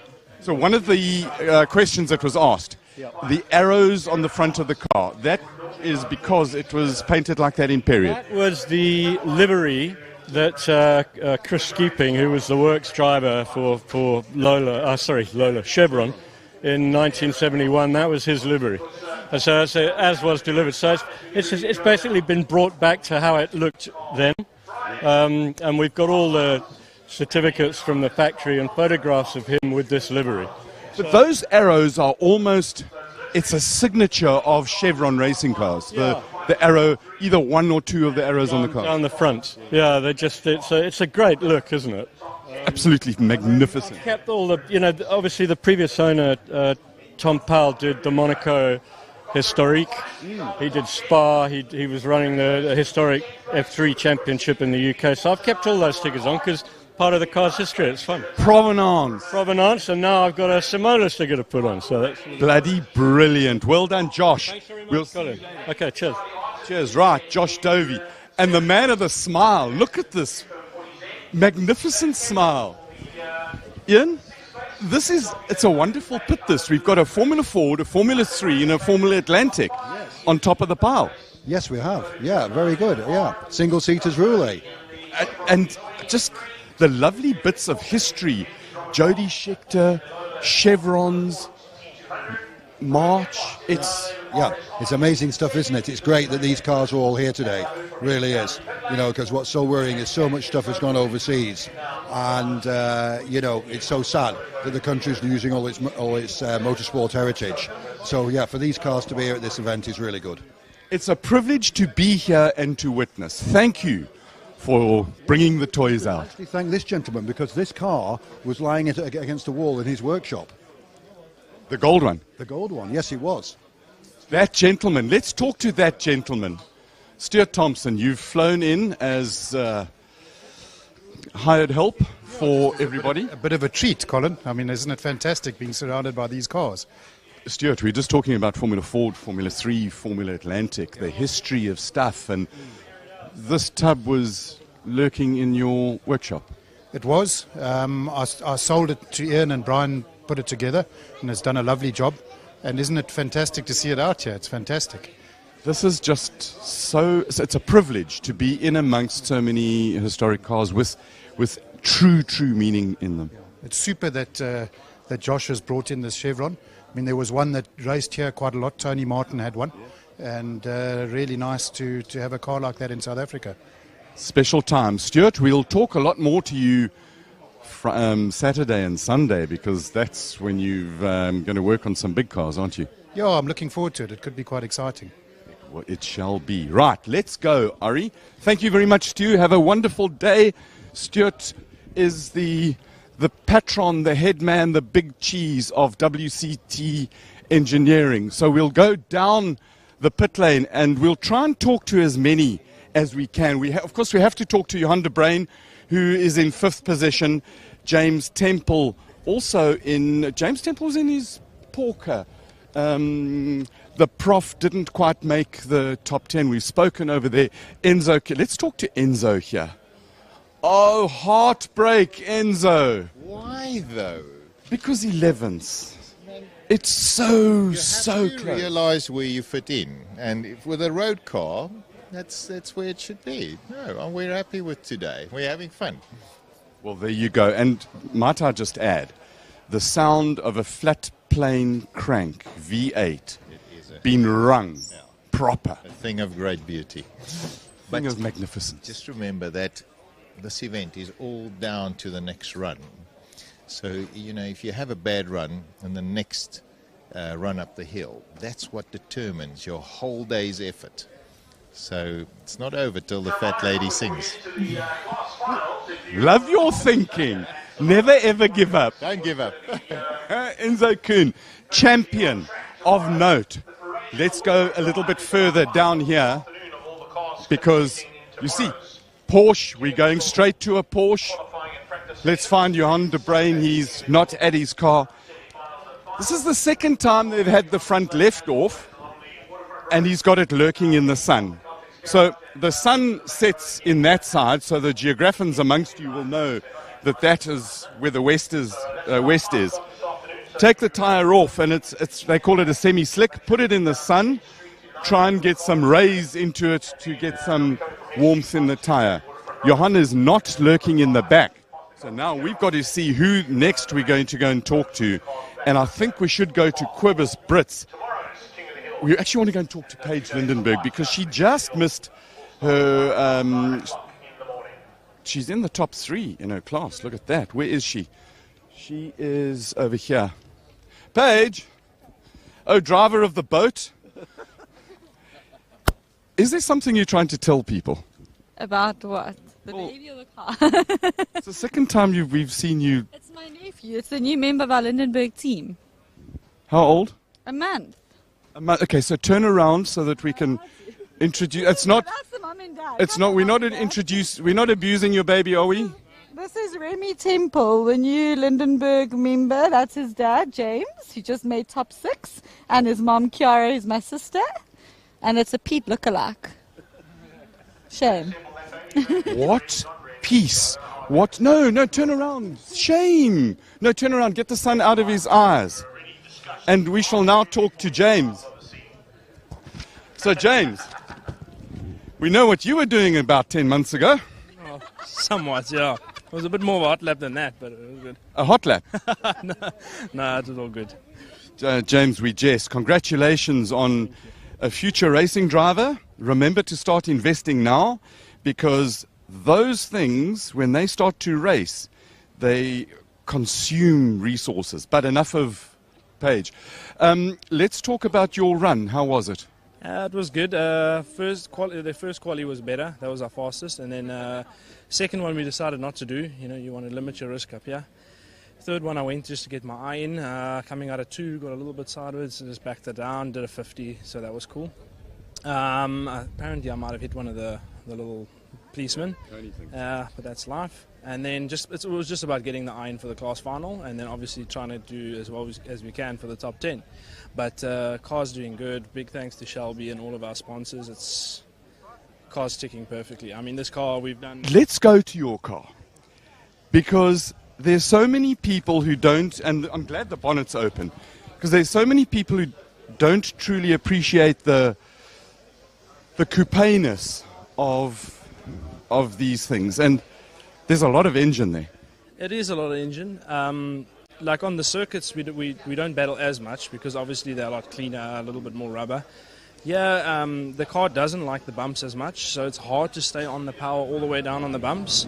But getting off the line is also a bit of a challenge, a lot of horsepower. Also the tyre, we don't really get the temperature in it. We don't have warmers or anything like that. So yeah, it is tough. It isn't easy to drive, and you know they say the faster the car, the harder it is. So, but it's a good car. As I say, we've had great success with it. Since we started racing this, we won the SATT with it. We won the Class A championship last year with this, and then now we're going to try and win Class C. So we'll see. Good luck, man. It is beautiful. There's so much history up and down the pit lane here. We just are really privileged as spectators to be involved in it, and thank you for bringing such beautiful toys out to play. No problem. I'm glad you guys enjoy it. Good luck, eh? Cheers, And enjoy. What's your baby's name? Remy. Remy Temple. Lovely. Imagine if his surname was Martin. That would be even more funny. But we won't go there. We're almost ready to go. Just before we go on a break, because some of us have been rabbiting for a while and need some lubrication. I did want to talk to Johan, and I see him there. Johan de Bruin, fifth in qualifying, first of the normalish cars. Yeah, thanks. It's been a good day. We've had some fun out there. The last run wasn't good, but because of driver error, but apart from that, we've been having fun. So now you've got a class final to go to, and you've got a top 10. So 2 more runs, 85, 90 odd seconds to go. Wonderful. I can't wait. I'm so glad to have some extra runs in. And, we're competing against James Temple in the Shelby, which is a huge engine, huge car. And, I mean, they always say there's no substitute for cubic inches. But let's see how it plays out. Awesome. Good luck. Thanks a lot. Thanks. And on that note, I think that as the sun moves to the western side, it gets a little bit later. Remember, when the sun comes out, put a hat on and some sunscreen, which we will try to do tomorrow. Follow your own advice, they say.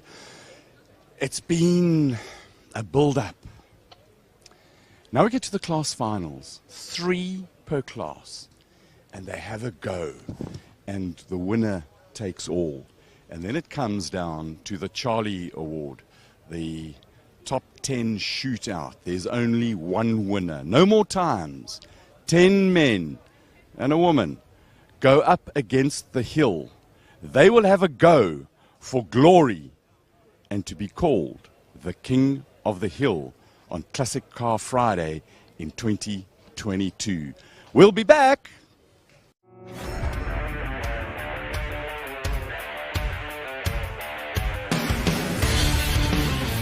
It's a tricky, untrustworthy snake of tarmac.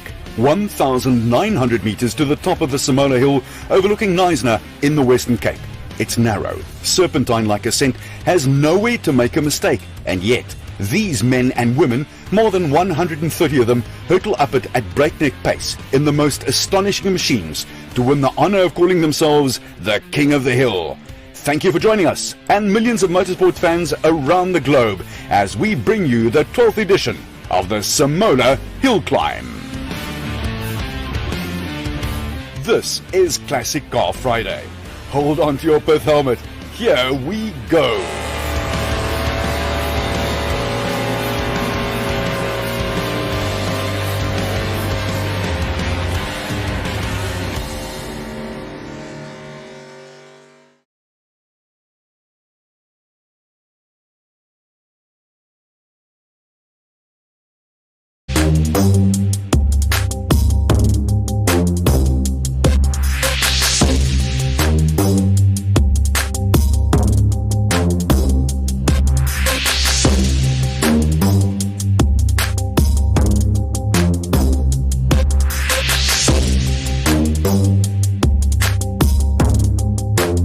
Move smart with class-leading tech and fuel efficiency in the new-gen Suzuki Celerio.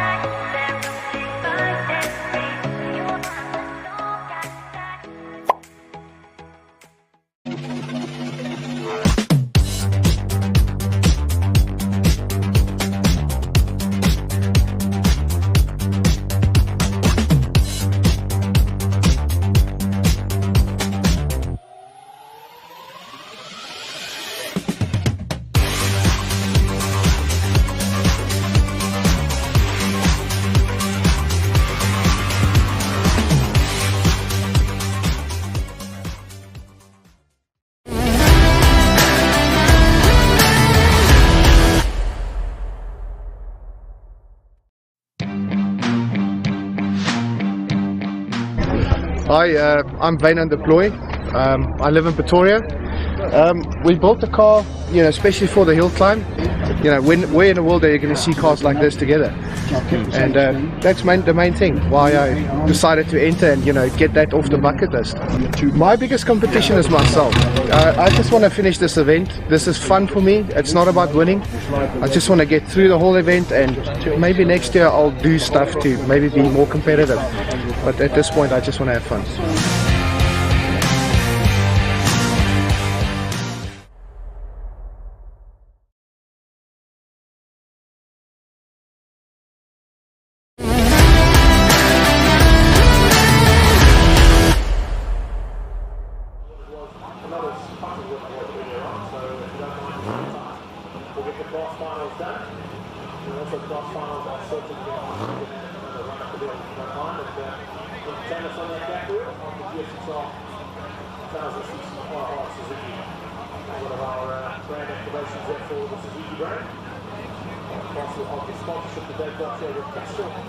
Simola with Standard Bank, and of course all our associate sponsors involved. It's a bit of a 12th run of the Simola Hillclimb here at Simola. Just things over the way to the top of the rock. Chris, I'm going to ask you just to stand down for now, but you're going to get the classic car conqueror.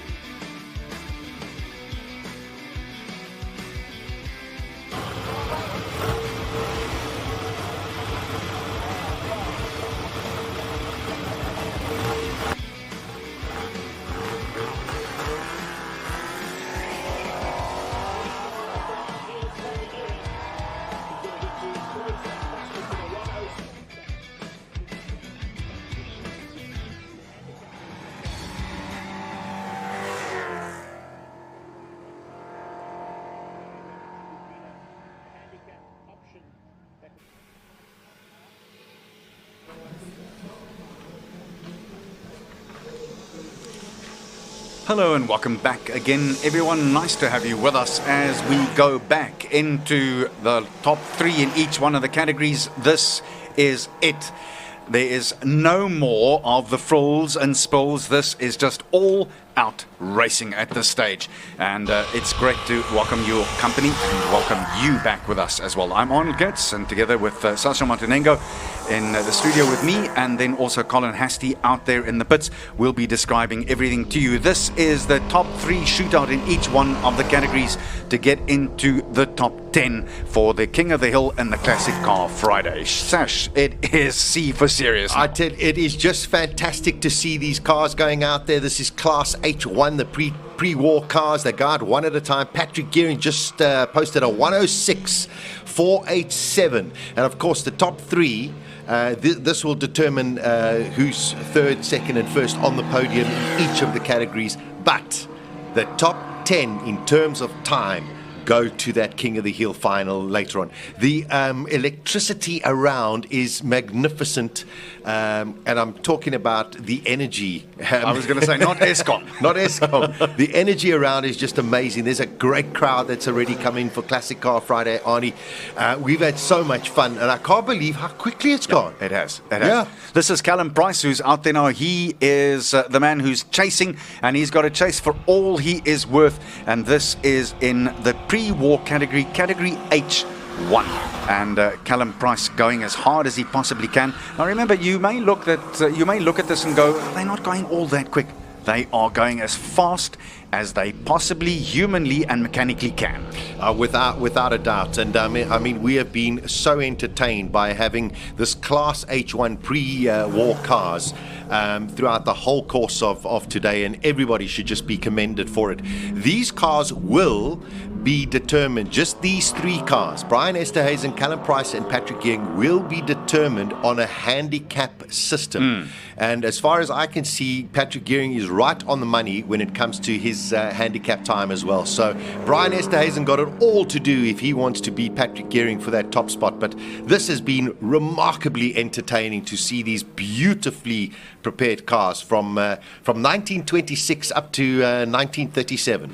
And this is the 1933 Alfa Romeo Monza 8C that Brian Esterhuizen is in, and it is a big old car. It is one of those that you take a look at it and you go, that is stunning, and you do a triple take because it is such a beautiful looking machine. He's making his way up the Simola Hill, and he is needing to get as close to that handicap time of his as he possibly can. They've worked this on a handicap system because that's the fairest way that you can make these cars compete against each other. Yeah, without a doubt.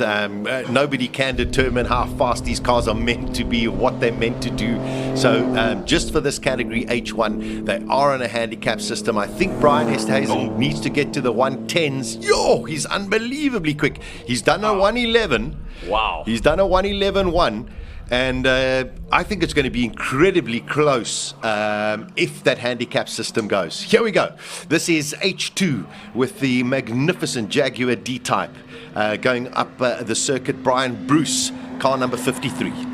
This car was first in and off the showroom floor in 1956. Have you ever? I mean, and that was a road-going car, Arnie. Yeah. I mean, just spectacular. Can you imagine what it must have been like when this car was unveiled to the world and you just went, really? And someone's going to have the privilege of driving that. How lucky. How lucky. And the Batmobile was designed on this to a certain degree. It's an iconic car. It's an absolutely iconic car. Let's see how he hits his marks and what he does here. Here's the bumpiest part of the circuit. He's chosen to go far left and then hard into the right-hander. Now throws the weight in on the front and the left of the car as he goes through the left-hander.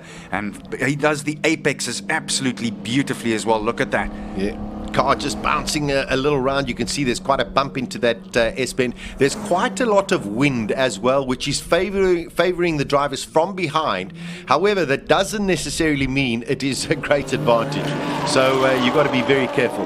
This car's been wonderful. Brian Engel in the 550 Porsche. He's going to be up against your favorite, the Ford. Yeah. Here we go. This is what it's all about as well. And I think this is going to be a fascinating run to watch as well.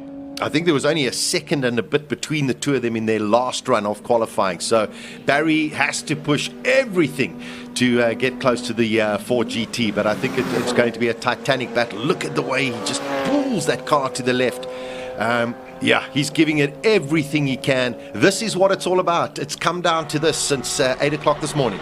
The Porsche 550 is a mid-engine car with the air-cooled four-cylinder engine, following the precedent of the 1948 Porsche 356.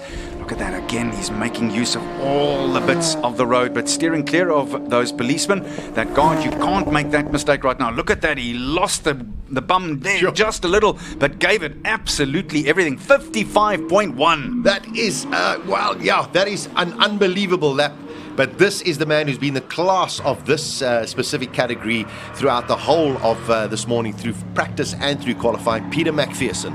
He is in the 1964 GT40, and it's an incredible car. 302 cubic inch V8 Ford power unit, just under 5 liters, and the car weighs just under 1,000 kilograms. It's a big piece of car with a big piece of mechanic under the bonnet there. It is just fantastic. It's wonderful, and the whole thing with this is getting off the line, because you might just spin it too much in first gear, so more than likely just like really short shift or actually pull off in second gear, but you really burn that clutch out as well. But this is going to be very close between McPherson and Barry Engel, because I think Barry's given it as much as he can. So McPherson was leading the class with a 54.5. Let's see what he produces here in the last run of the day for him. 55.35. He's slower. He is. He's slower than Barry Ingle. Well. Ingle put the pressure on. My word, there you go. This is exactly what we're talking about, Sash. One little bit, one little slide, one little slip, and it's gone. Unbelievable. I think Barry Ingle will be doing flick-flacks all over the place at the moment.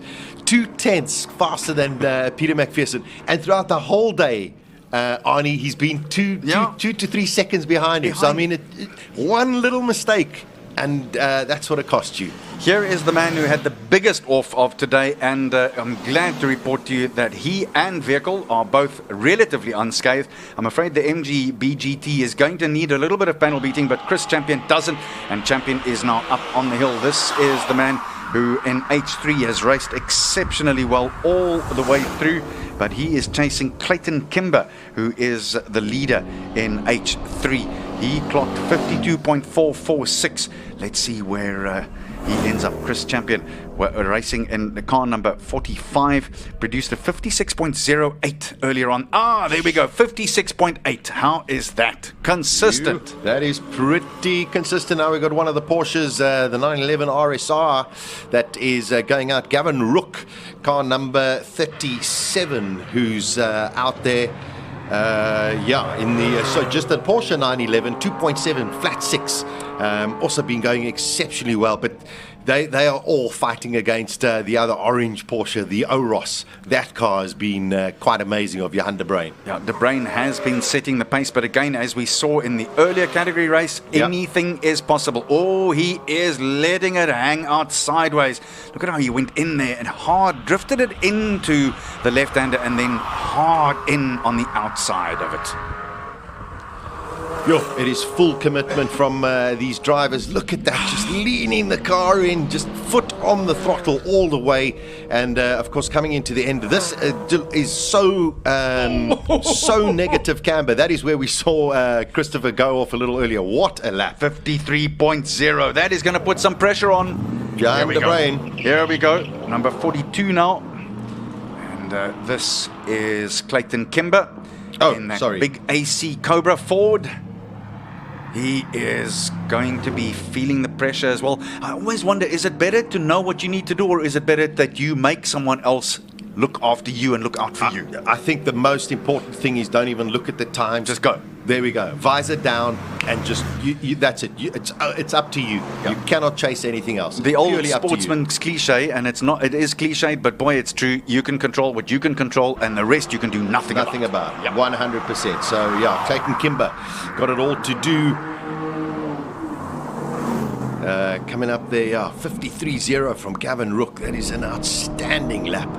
So, Clayton got to push as hard as he can to get close to that, because that's a 3-second gap to Christopher Champion. Wow! There you go. What a lap. Clayton Kimber, 52.278. Here we go. Here is de Bruin now, and he's off the line and very hard. So too, he let that sit down when he got it into second gear there. That actually almost squatted on the road. He pushed that gear lever in so hard and changed gears so fast. So de Bruin in the Porsche 911R. Sash, that was beautiful. I don't know if you saw that. I know you were looking down there for a second. When he got it into second, he pushed it down so hard the car looked like it was looking for a place to sit down. He's got full commitment over here. This is the category H5, and de Bruin so far has been the class of the field. But anything can happen, and it usually does in the world of motorsport.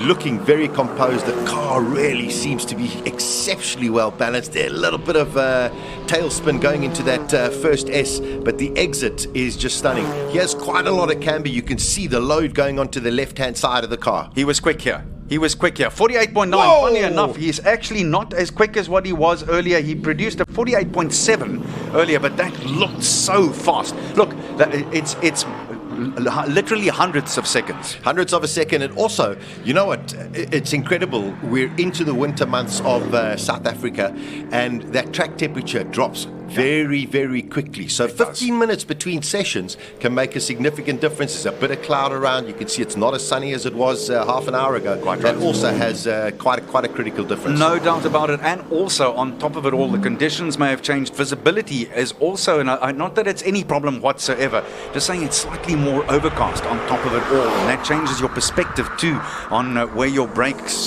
marks may be and the lines in and out. Yeah, exactly. And you've got to try and get the heat into the tyres.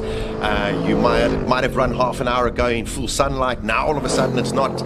These factors change all of the time. He's sliding that Shelby. What a lap from James Temple. Man, boy. upset the cart of your Honda brain. How is that? 48.7. That is magnificent. I tell you, you just can't call anything over here. It's just wonderful to see. The timesheet doesn't lie. That's the most important thing. For those who may be just tuning in, you will see we have these orange bollards on the side of the road at various junctions. We call them our little policemen. If a competitor hits one of those bollards, their time gets immediate. There you can see them on your left-hand side and your right-hand side of the screen. If you touch them, your lap time gets immediately disqualified. Yeah.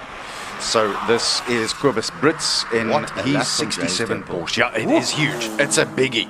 And this 911 is a tribute to the car that set the world record in Monza in 1967, 55 odd years ago. Incredible. Let's see how he goes drifting it in as far as he can on the far left-hand side of the road. 51.3 for the Brits, and that is very solid from Brits as well. So Brits improves. Oh, look at that. His previous best, 52.0. How is that? I'll tell you, 0.8 of a second. But you got to say, out of H5 category, James Temple has upset the apple cart because your Honda brain was quickest in every single session. Until the trophies. Ron Hollis in the MG Midget, 1964. This car is 58 years old this year. Yeah, incredible. And I tell you, giving it gas with an open car like that, I mean, Arnie, you got to be a special kind of crazy. Yeah. No, it does take a special kind of crazy and a special commitment as well at the very same time. You've got to say that too. Yeah, without a doubt. So here we go, Ron Hollis going up there in the MG. As opposed to all of the other sessions, the cars go out one at a time until they get to the top, and then the next one goes. Whereas in all of the other sessions, we have multiple cars on track, which makes things go quicker. But now we've only got 24 cars to go. So Hollis clocked 1 minute 2.2 seconds previously. Let's see how he went. Just a tad slower. Let's see. 1.03 seconds. Here's Peter K. Eddy, who burns that clutch all the way up into first gear and then second gear. Let's see how he approaches that first right-hander. He's staying as far left as he can, and now into the first of the big corners. That right-hander, tight it is. That looks good. That's a good line. And I tell you, it's been a great result for Peter K. Eddy because he missed out in the first two sessions this morning. So has had limited running, and to get into the class final, I think, is an outstanding effort. Brilliantly prepared car by Graham Nathan, and just such a beautiful 2002. It's a stunning car. It's a lovely shape as well. Reminds one so much of the 325 ISs of the day, etc. Exactly. Yeah. Stunning. So there we go, and only a 2-litre 4-cylinder engine in there as well. So let's see what Peter K. Eddy can do. His target time is a 1:03.0 set by Ron Hollis in the MG. So let's look at the line here. He's rather cautious and wanting to stay away from those policemen of ours. The second to last of the right-handers, and then over the brow, and there he is into the finish line. 1.06. 106, just about, 107, 106.915. So let's see, out of this category, I think those are just the two from H4. I think that's it. Enzo Kuhn, he's got a lot to do. His best has been a 52.8. Somewhere around there, and well, listen, he's up against Rui Campos, who's basically doing a 46 or something. So for Enzo, I think just even to get into the class final, I think has been a brilliant effort in that Ferrari 348. So Enzo has qualified to get here with a 52.3. And he is obviously trying to get up here as quickly as he can, but I think he's taken this Ferrari to about as much as he can limit-wise. I think it's as much as you can squeeze out of it. Well, without a doubt. I don't think anybody could get anything more out of it. He is such an accomplished racing driver, is Enzo Kuhn. And great to see him here as well. It is lovely.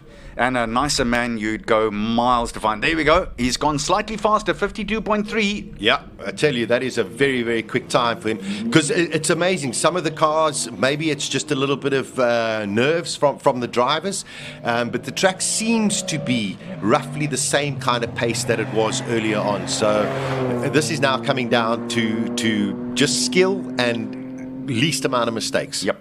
Yeah, quite so. All right, Charles Alton in the Datsun 240Z. Let's see what he can do. Can he kick off Enzo Kuhn with a 52.3? So Alton in that 240Z.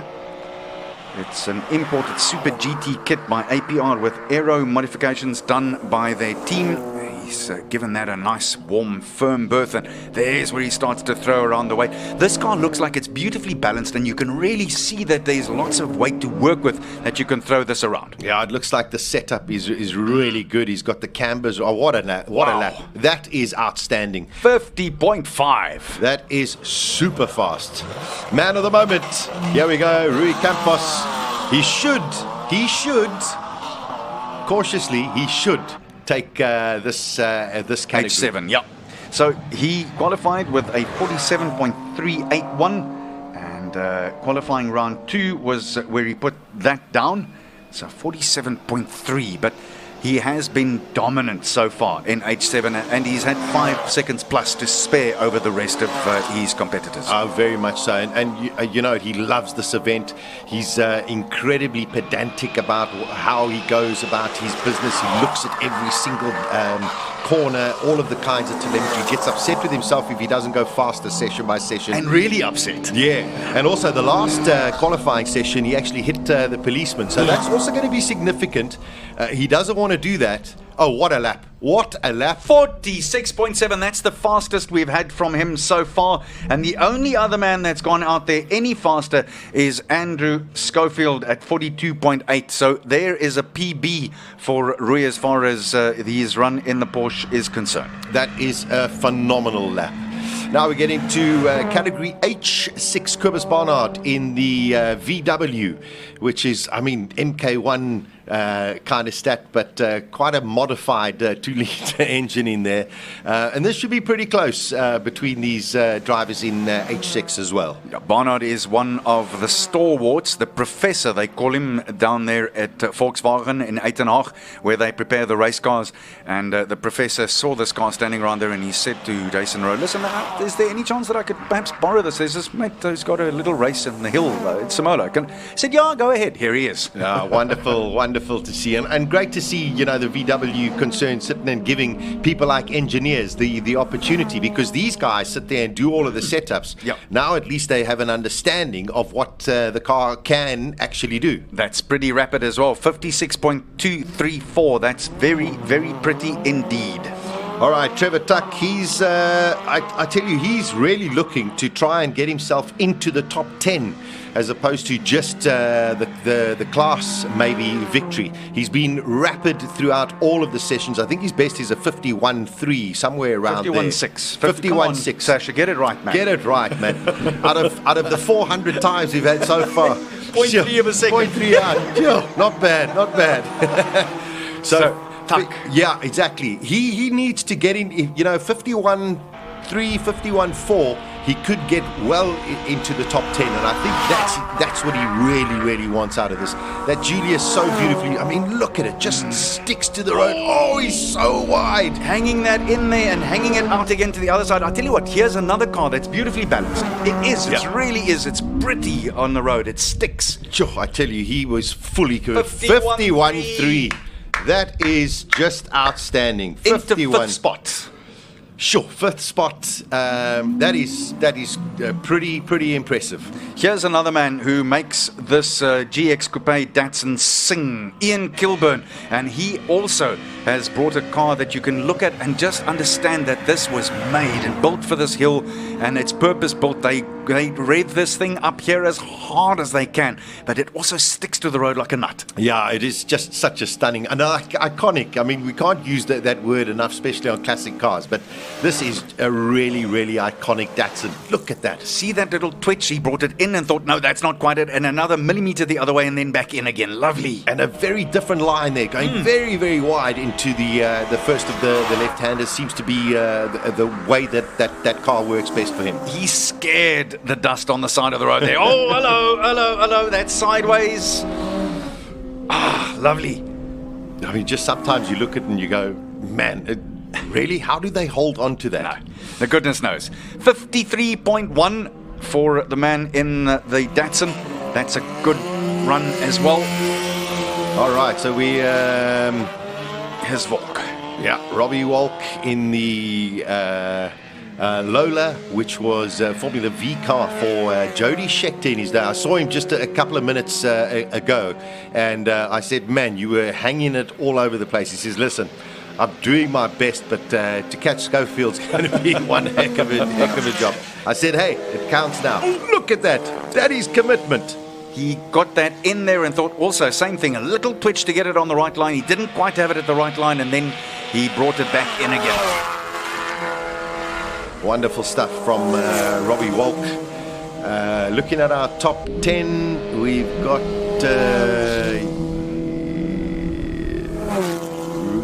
Rui Campos, still the fastest man around the circuit. A 47.8 for Robbie Walk.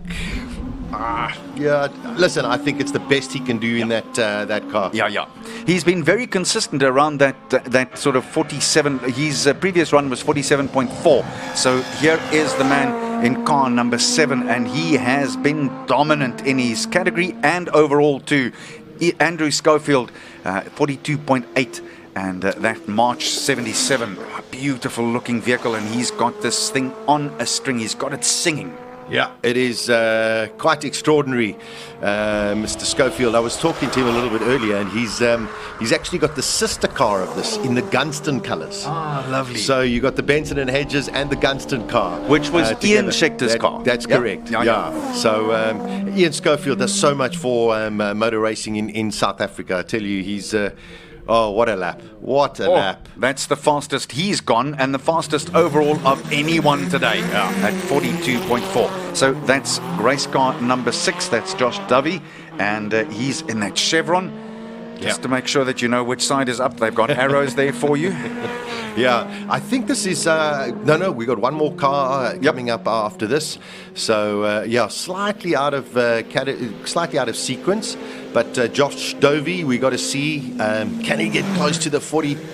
Oh, I don't know. I don't know. Maybe a 48, 49. He's produced a 48.1. That was his fastest, and that was in qualifying round 1. So it's a while ago, and it was also warmer then. Let's keep that in mind. Let's see how close he can get. Look, the guys are prepared to let it all hang out now. Oh, exactly like that. He stuck that in there and just held the line. Yeah, I mean, it's just wonderful commitment from all of the guys. You've got to have so much belief that the car's actually going to turn where you want it to turn. Our camera's getting more excited than anything else. That is a fantastic lap. I mean, that's quicker than Robbie Walk. That's almost 2 seconds faster than his previous fastest. That is going. Wonderful lap there from Josh Dovey. It's dynamite. Right. It seems as though we missed out on one car. I've only got 23 that have gone out of the 24. So maybe one of the cars, unfortunately, had some kind of issue. Which is strange because then they would have got the next in line to race in the category. But let's see. Just maybe there may be one more. Not sure. All right. So we've got Schofield. We've got Campos. Oh, we've lost all of the timing screens. Okay, we've got Dovey. Okay, Walk. Yep, and then car number 33, and that happens to be the man in the Shelby, James Temple. And then De Bruin in 6th place, car 32. And that is then in 7th place.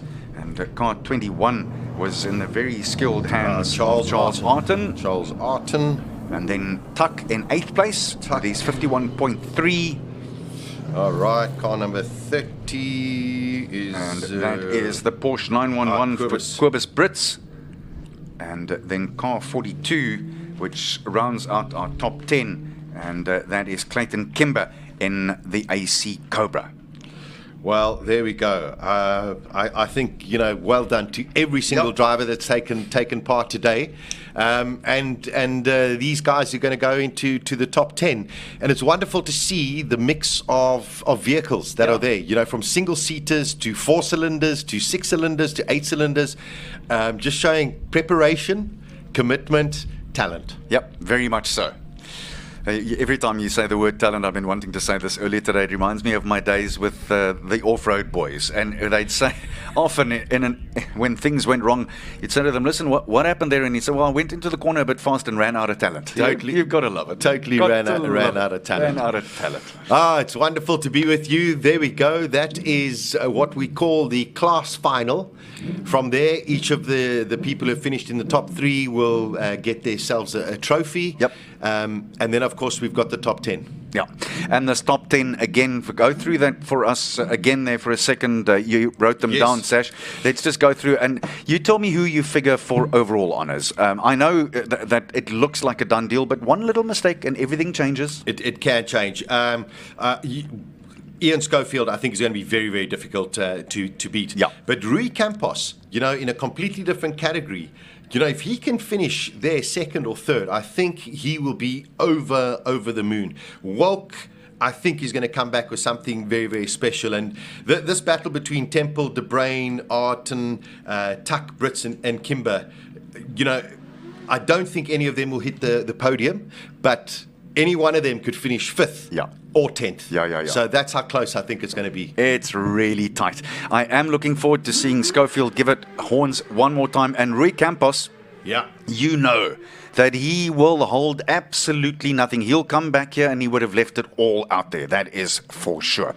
Let's find out from our man in the pits, Colin Hastie, who he's got lined up for us. And I bet you this is going to be really entertaining again. Colin. So the good news is I have the class results. Trevor Tuck, you are in class 6. You don't know where you came, do you? Did you give it your absolute full-on best? Last run I gave it as much as I had. What time do you think you did, Trevor Tuck? Probably slower because I had a bit of nerves in the car, so probably a bit slower, but I gave it what I got. You gave it what you got. So in the game show parlance, Trevor Tuck, you do not know where you came. You gave it all. 51 seconds. 0.328. You have won Class H6. Congratulations. Thank you very much. Thank you. Wow. How happy are you? No, I'm very happy.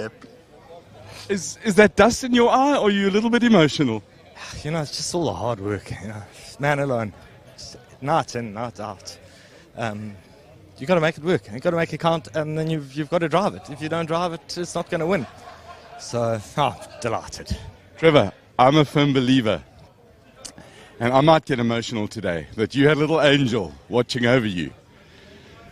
Today, the man who named Julius Caesar.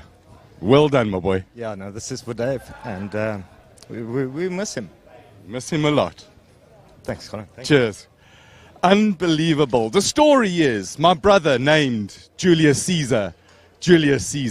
Trevor Tuck drove Julius Caesar to win. Unbelievable. And I do have some moisture in my eye. A21. Let's go and have a look here.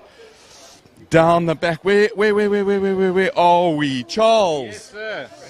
Charles and Rui. Yeah, Rui and Enzo. Yeah. And Enzo. Yeah, kicked Enzo's butt. So we know in second place. Yeah, exactly. In second place, Charles. Congratulations. Thank you. No, it was a nice run, a good end, a bit of a conservative run. I didn't kill myself this time because you remember last time we spoke, I was going sideways over the finish line, and death was going to follow. So I decided let's not do that.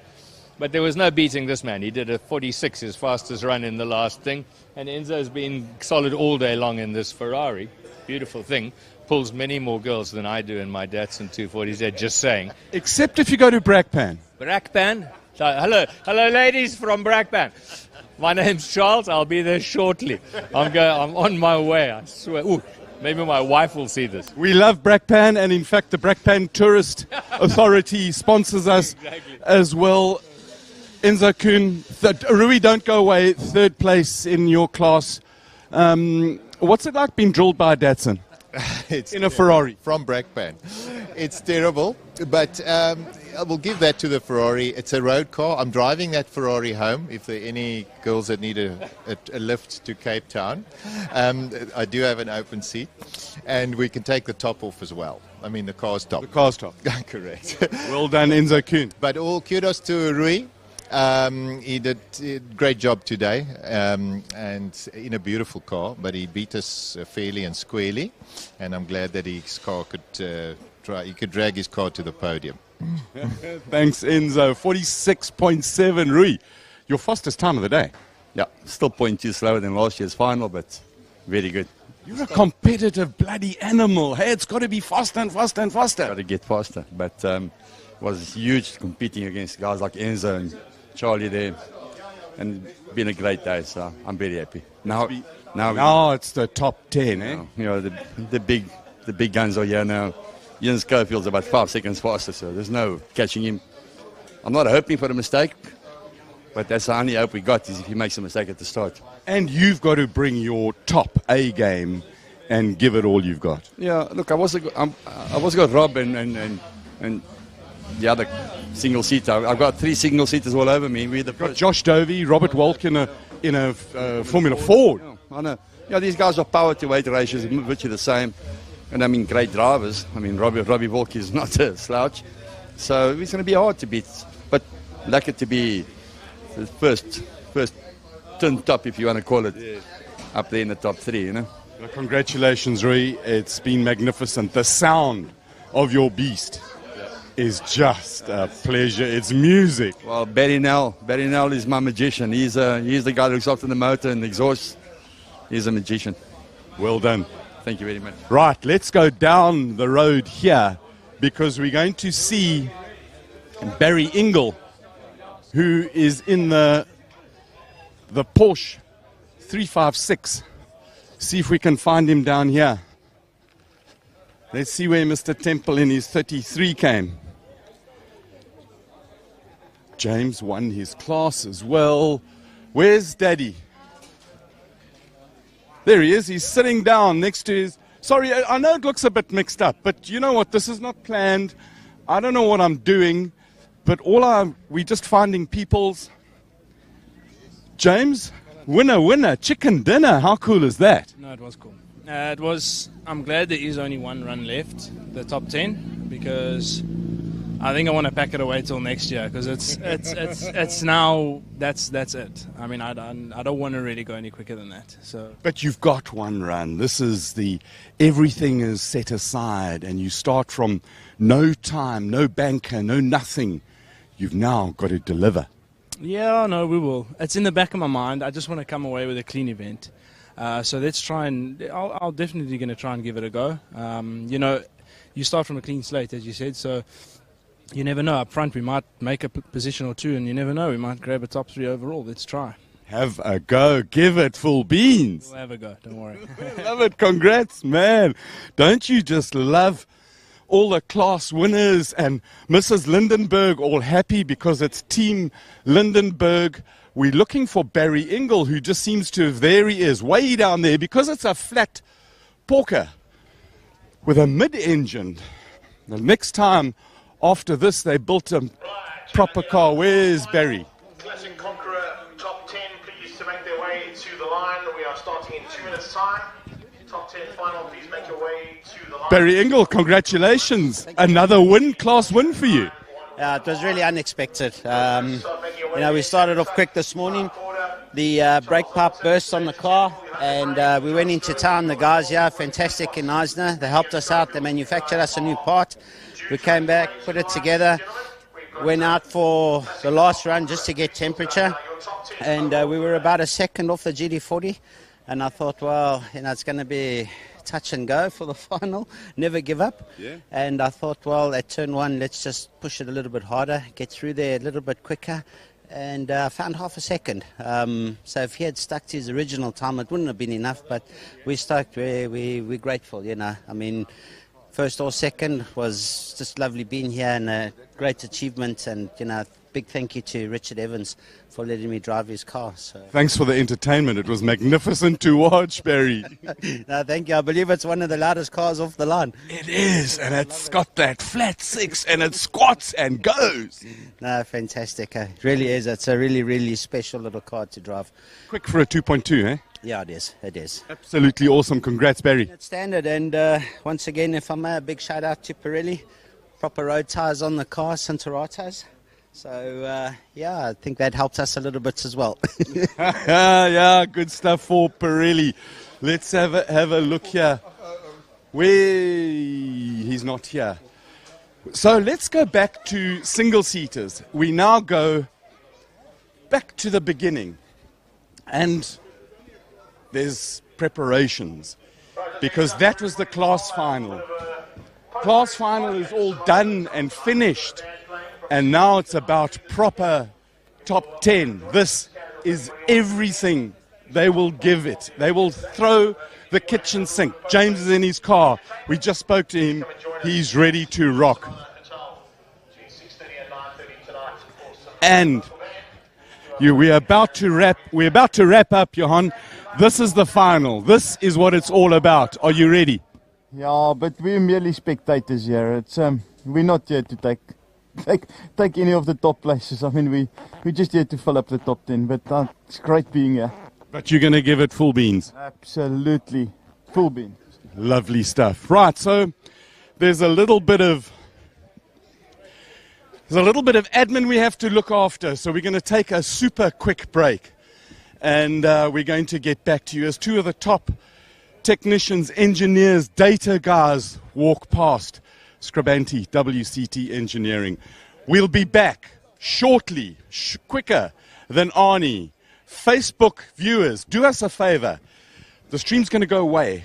Come back, because this is Classic Car Friday. The shootout, the big thing. This is when all the big people come out to play. Rejoin us shortly. Cheers.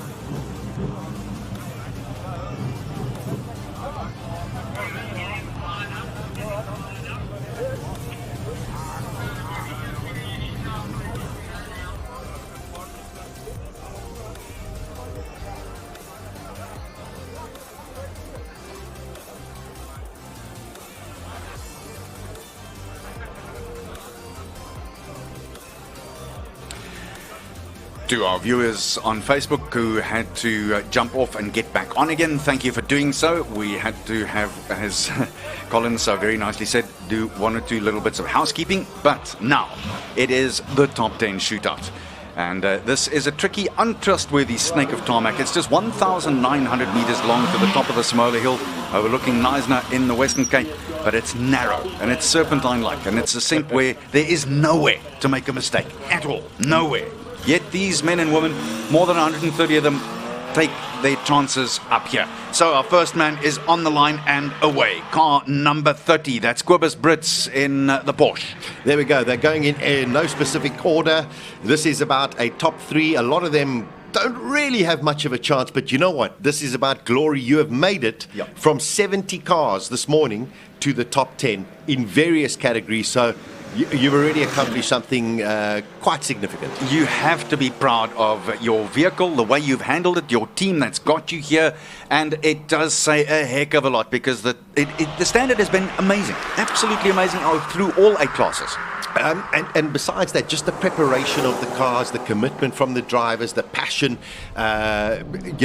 It's one day of racing, and you've got to give it your all in every single opportunity. And they have done themselves proud. And I think anybody who's been watching knows that it's really, really been special. Brits goes 0.5 of a second slower than what he did earlier, but that doesn't matter at this stage. Here is Trevor Tuck, who was so emotional when he was told that he got himself a class win in that beautiful Alpha Julia. He's off and running. Yeah, there we go. 52.5 for Quibus Brits. So Trevor Tuck, his best has been a 51.3 on his last run as well. You know, as we mentioned earlier, Arnie, anybody from 5th to 10 could come 5th or could come 10th. That's how close it is. So the guys have to go. It's nip and tuck at this stage. Sorry, I couldn't resist it. Nip and Trevor Tuck. Here we go. 52.5 is the time that he wants to beat. It's a Porsche versus an Alfa Romeo. The commitment. Wow, he is pushing it. Look at that. That is unbelievable speed coming through that S right off camber as well. Now he wants to sort of hug the inside and push himself up the hill. I think 51.5, 2/10 slow, but that is a superb lap. I think keep in mind again, we're going to say that probably with every one of them, it's slightly colder. So it will affect things. No doubt about it whatsoever. That is cast in cement. Yeah, there we go. Great lap yet again from Trevor Tuck. Third car, Clive Corder in this Lola, 500 odd horsepower in that, and only about 900 kilograms as well. So brute force. Now a question of keeping it between the black stuff, keeping it on the black stuff. Yeah, keeping it between the green stuff and on the black stuff. There we go. That's a beautiful line that he's taken there. Really not too aggressive, but aggressive enough. Yeah, there we go. Car number 5. I'm just trying to see where he finished. Clive Corder was, I had him here as 8th overall and went 50.8. Let's see how this goes. Okay, there we go. I just lost my bearings there for a second. What a lap. 50.3, that's good stuff. Really good stuff. Yeah, 50.3 for Clive Corder. This is Charles Arton now in that beautiful Datsun of his. He just managed to pop under the 50-second barrier by 0.02 of a second in qualifying, and here he is now in H7 again, and he's done a really good job. I love the way that this car sits on the road. No matter what you do with it weight-wise and how you go in and out, it sits. It's wonderful, and also just great to see the camaraderie between himself, Enzo Kuhn, Rui Campos as well. The three of them really battling it out and having so much respect for each other as well. That's part of, I think, the magic of Classic Car Friday, in particular here at the Simola Hillclimb. That's always a part of it. It's part of the spirit and the soul of what happens here. There we go. Let's see what Charles Arton can do in the 240Z. Gets up and does a 50.0. See, there's about 0.02 of a second change in difference between what we saw earlier to now. There's no doubt in my mind that it is slightly cooler out here. There's one of the favorite vehicles that you've got out here, and James Temple has done such an incredible job and came from, I don't want to say nowhere, but came from a surprise package to win his category. Phenomenal effort, but you could see when Colin was chatting to him that he's sitting there going, man, he's hung it out there and given it everything. So of course he'll give it a go with this one, but will he have the same kind of commitment? I'm not sure. You see, it's actually mission accomplished. Yeah, effectively, it's a Tom Cruise thing. Mission accomplished. It's done. Yeah, no, it's just, going there for fun. You've got one more run to do during the course of the day, and that's going to be your day. But let's see if he can upset the apple cart. I mean, he did finish in 5th position a little bit earlier. So let's see what a lap. Wow, 48.5. That is really good. So he qualified with a 49.3. That's almost a second faster. I mean, exactly. That is a phenomenal lap from James Temple. Commentators curse. We say one thing, they do another. You're under brain in that beautiful Porsche of his. And he is looking to cement a top 5 place here. He'd love to. I think if he finishes top 5, he'll go home with a big bottle of champagne in bed tonight. I think he will be happy, but I think he will also be a little bit disappointed that he got pipped in his own category. That's true. So maybe this one just goes, hey, you know what? I was the quickest guy on the day, and I'm going to show you. Yeah, very much so. So H5 is where he was the leader all the way through until it really, really counted. Yeah, James Temple got him right at the end, so he needs to beat a 48.5. Can you under brain in that beautiful Oros Porsche 911? Let's see what he can do when he gets to the top of the Simola Hill. Oh, what a lap! 48.1. 48. Lovely. That's a little bit of justice. What do you poetic justice? Yeah. 4/10 of a second. That is a long way. It is. Josh Dovey now. That Chevron, that's a beautiful sounding car. Not just is it beautiful looking, love the arrows on it, but on top of it all, it sounds like $1 million on steroids. Ah, beautiful. Really well prepared car as well. Wonderful to see it into this top 3 shootout. Josh Dovey got a lot to do to beat the likes of Rui Campos, the likes of Ian Schofield and Robbie Wolf, but he's really shown himself in glory today. Even regarding some of the cars that were withdrawn, you got to be in it to win it. Yeah, totally. If you don't line up, you're not in. So it's as simple as that. Pay your money and take your chances. So there we go, a 48.1. That is at the moment in a sort of position for a trophy. Let's see what happens, because we're getting into the last 3 cars after this. 47.2. Beautiful lap. So Dovey produces a really good run. I think that's his fastest of the day. No, it actually is half a second slow. He did a 46.7. Okay. Thank so you. Oh, you're right. Temperatures have changed. Robbie Walker's hung it out all over the place. He won't get close to Ian Schofield, but if he puts a little bit of pressure, everything changes. Schofield might look at the times and go, well, I've been in the 42s the whole day, and all of a sudden Walk puts in a 45. There's going to be pressure. Yeah, although the 3 seconds that he's got that he's had so far, in fact 5 seconds to play with virtually all day, and that's tough to beat. That is really tough. He's been dominant, absolutely dominant. The car is brilliantly set up, but this has been a really wonderful drive. This guy is such a talented driver. Ever since I saw him when I think he was a teenager, Robbie Woke. Whoa, this guy can really drive. Yeah, he is one of those, and he can do up or down 1,000th of a second slower than Josh Dovey. Wow, how is that? 47.209, and Dovey did a 47.208. Here's the man that is impossible to please, even when it goes absolutely perfectly. He's always looking for a little more. Rui Campos. And just for interest's sake, you'll see his transport trailers all over South Africa. Big orange ones, Campos Transport. And he means transport, but he means it quick today. Oh, that's for sure. He's got to sit there and go. I mean, if he gets a second position out of all of these cars on Classic Car Friday, that has got to be maybe one of his greatest racing accomplishments. I agree with you. I totally and fully and utterly agree with you. He's got to be really pleased with that. So just to go back to Classic Car Friday, Franco Scribanti won it last year. Chris Knezovic was second. Robbie Volker was in third. And Rui Campos was fifth. So he'll be overjoyed to make it on. There you go, 46.3. He is confirmed that he is finished at least second. This is the man to beat, Ian Schofield, in that wonderful Lola. Wow, it is, the March 77B.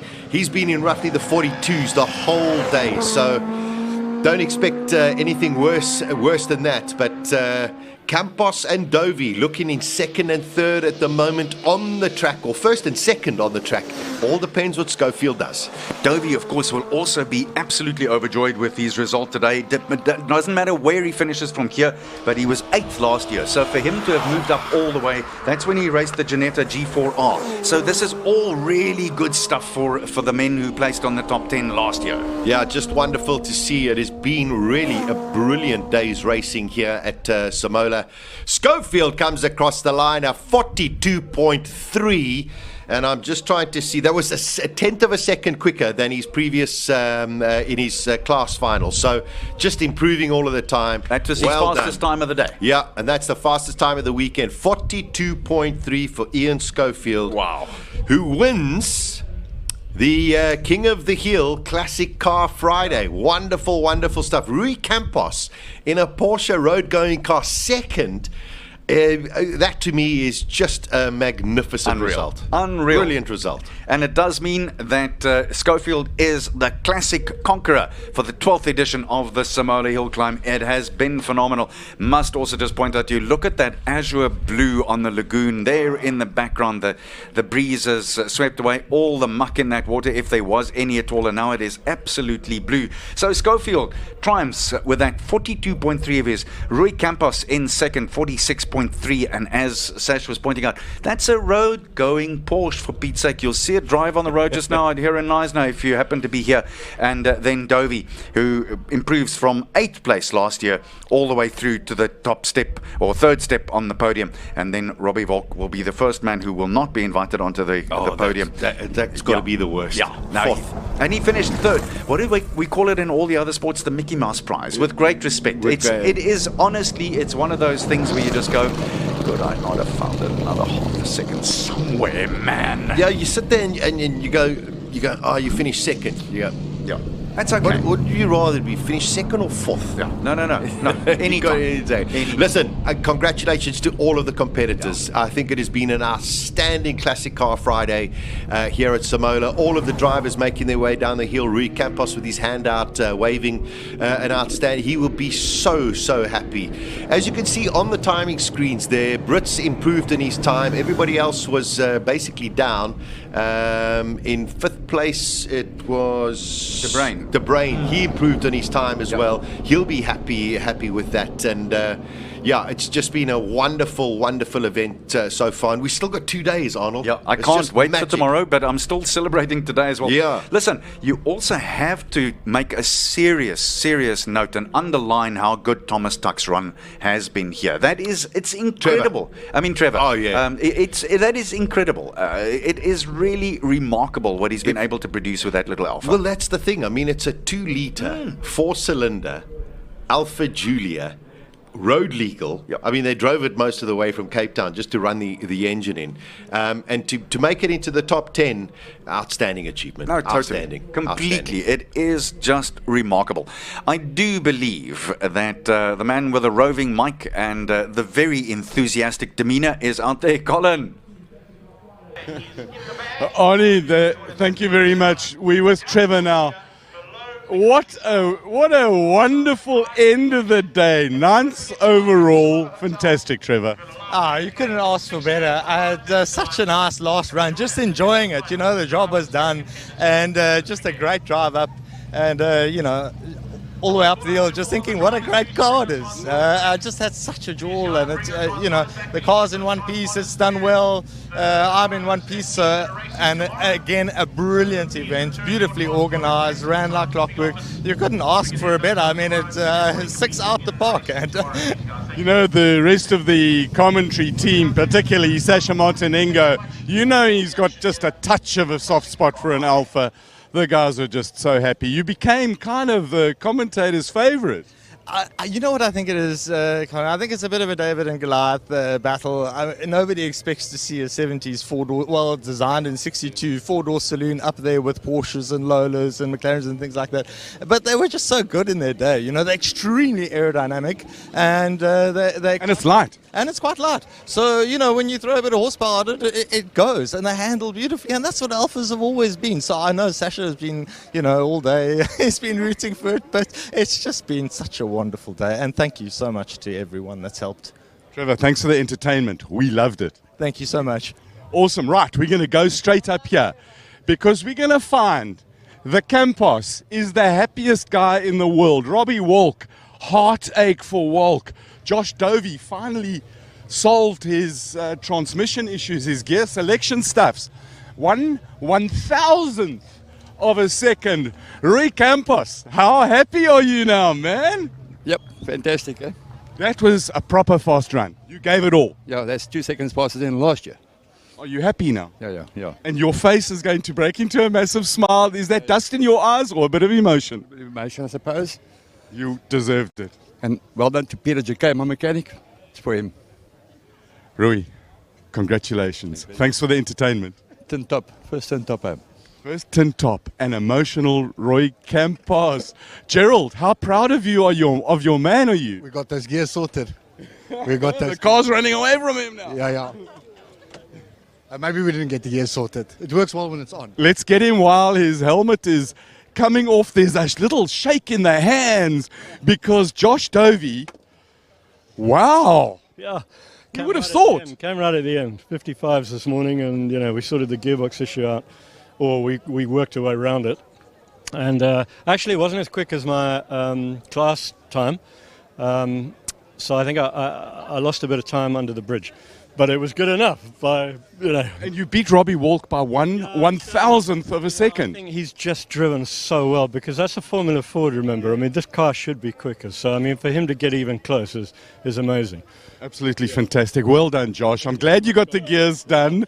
And what magnificent entertainment. Thank you for bringing a piece of racing heritage for us to drool over. I love it. Well, thank you. I've really enjoyed myself. Well done. Okay, cheers, Colin. Josh Dovey, 3rd overall. Right, let's find Heartbreak Man. Robbie Walk. I know we're going backwards and forwards because we're going to go straight back up there again. Where is Mr. Walk? Because 1/1000th of a second. Robbie Walk, you gave it everything. 4th by 1/1000th. It's pretty much all the car had in it. So, I mean, at least it was our fastest run of the day. It was the last one. Yeah, I think it was a good run. So I can't really fault it. So, yeah, I mean, nice to crack top 3, but it is a good run considering the car. So And a Formula 3, a Formula Atlantic, and a Fat Porker beat a 1600 Formula Ford. Yeah, I think the times are good. I mean, I can't be upset at all. So had a lot of fun today. Just a pity we missed a couple runs in the morning, but yeah, I think it was a clean run. So yeah, pity about that, but good fun today. Well done. Now the big guns come out tomorrow. We'll talk to you tomorrow. Yeah, tomorrow should be fun. Thank you. Cheers, Robbie Walk. Right, let's find the patron of the team. He's just got out of his car. We're going back to the front to find the gold car. And he did a 42.302. Job done, Ian Schofield. You've got to be happy. Absolutely, yeah. It was great, and I saved the best till last. I found another 10th, so that was really good. Both you and Robbie Walk did your best times in the last run, and it's always satisfying. And Rui, who went 2 seconds quicker than last year. It's always satisfying when you It is. get You don't want to make a mess of the last one. And after what happened last year with the Minardi, then I didn't want to repeat of that. So I was trying very hard, but there was a little bit left. I was just a little bit cautious. You didn't want a repeat of the policeman, shall we call it that? Yes, the policeman who was leaning in the road. And I still keep saying that was leaning in the road last year. Well, the one good thing that you did precipitate was the introduction of the springs and the better mounting of all the posts. Definitely. Yeah. I didn't go near one today. Didn't touch one, so that was great. Well done, Ian. And you off to the UK tomorrow and Sunday. Travel safe? Sunday I'm going to the UK, yeah. Unfortunately, I can't do the King of the Hill this year. Unfortunately, I have to go overseas. Bit of a family matter, and I can't get out of it. So, I'll be here tomorrow, but just spectating, and then Sunday morning off to the airport, and, off to the UK. Good man. Congratulations. Absolutely fantastic. Thanks. So here we are. Let's just look backwards up a quiet track. a track that's had some trials, some tribulations, some challenges. It's thrown everything at the drivers. The weather's cooled down. We've had fast times. We've had tears of joy from Trevor Tuck. I'm going to give you the King of the Hill, the Conqueror Classic Car Friday. We're going to run down the order because I think all 10, Ian Schofield, Rui Campos, Josh Dovey, are your podium. What a way Dovey came from battling to select the gears. He came through to just beat Robert Walk, Johan de Bruyn in the Porsche. Man, he knew he was there, but he had nothing to give Rui Campos's car. James Temple in the Daytona Coupe. Beautiful looking car. Has his 1-month-old baby with him. Absolutely lovely. Charles Urton in the 240Z, a Datsun. A 240Z, straight 6, 3 side drafts on it. The great sound, sideways. Clive Corder in a Lola T70. Trevor Tuck. I'm not going to say anything more except Trevor frickin' Tuck. And then Quibus Brits in the 911 Bring It Up. For me, it's been a day of memories, a day of joy, a day of getting up close to old technology, stuff that just gives me goosebumps all over again, transports me back to when I was a little brat, and it has just been magnificent. So I've had the time of my life. I've got to thank Ori for working the camera for me. I've got to thank the rest of the crew, the technical people down there in the box, the green box. And I've got to thank Arnie and Sasha Martinengo for being such professionals and bringing such joy to this coverage. So from me, Colin in the pits, I'm going to Arnie and to Sasha in the box. Got to love it. Well done, Colin. Always such a pleasure. I don't think there is a more enthusiastic person out there, except perhaps the number one elf that works with Father Christmas. Honestly, there isn't another one. It's just so wonderful, the enthusiasm that Colin brings, and he works tirelessly up and down the pits, finding everybody, knows everybody, just wants to know everybody's passion, what they're doing, what have they changed, how they've done it. Brings us such insights into what's actually happening in the pits, because we're sitting over here and we're relying on him, and of course also to Peter, our director and producer. It's just been such a brilliant day. I'm so overwhelmed with joy. The thing about it is, I think one can so easily let this kind of thing slip you by, because we do coverage of this type of thing often, or we did. Now for 2 years, we did have one 9 months ago, but that didn't have spectators. And I think we're all so much more appreciative after COVID of what we've got. It stands out in big bright lights and says, be appreciative, be thankful. Exactly, and I think a lot of times we are so spoiled with television coverage of sport that we sit and say, oh, should I go out now? I'll be able to watch it on the TV. Or for example, like us bringing the live stream, there is nothing more exciting than going to watch live sport. It doesn't matter if your team wins or your team doesn't win. Just to go there, feel it, smell it, become emotive about it. It is sensational. And I mean, today, energized beyond. I'm like, I don't even think I'll sleep tonight, to be honest. I'm like, I'm buzzing. We'll dream about it. So what Sasha's actually saying to you is, if you're in the vicinity, if you're within 150 Ks from here, and you can make your way down here tomorrow to watch the start of the King of the Hill shootout, then do so. There's 84 cars in the lineup. We start tomorrow morning at 9 o'clock. There's 3 practice runs. I beg your pardon, 4 practice runs. We'll have lunch, qualifying round 1, 2, and 3. And then on Sunday, we have the morning warm-ups and qualifying round 4. And that again starts at 9 o'clock.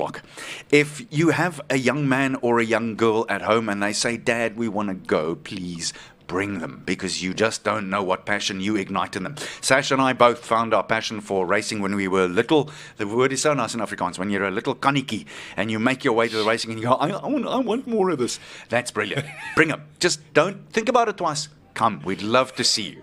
When you said that word, I got a little bit concerned. No, it's very cute. Kaniki is a little can.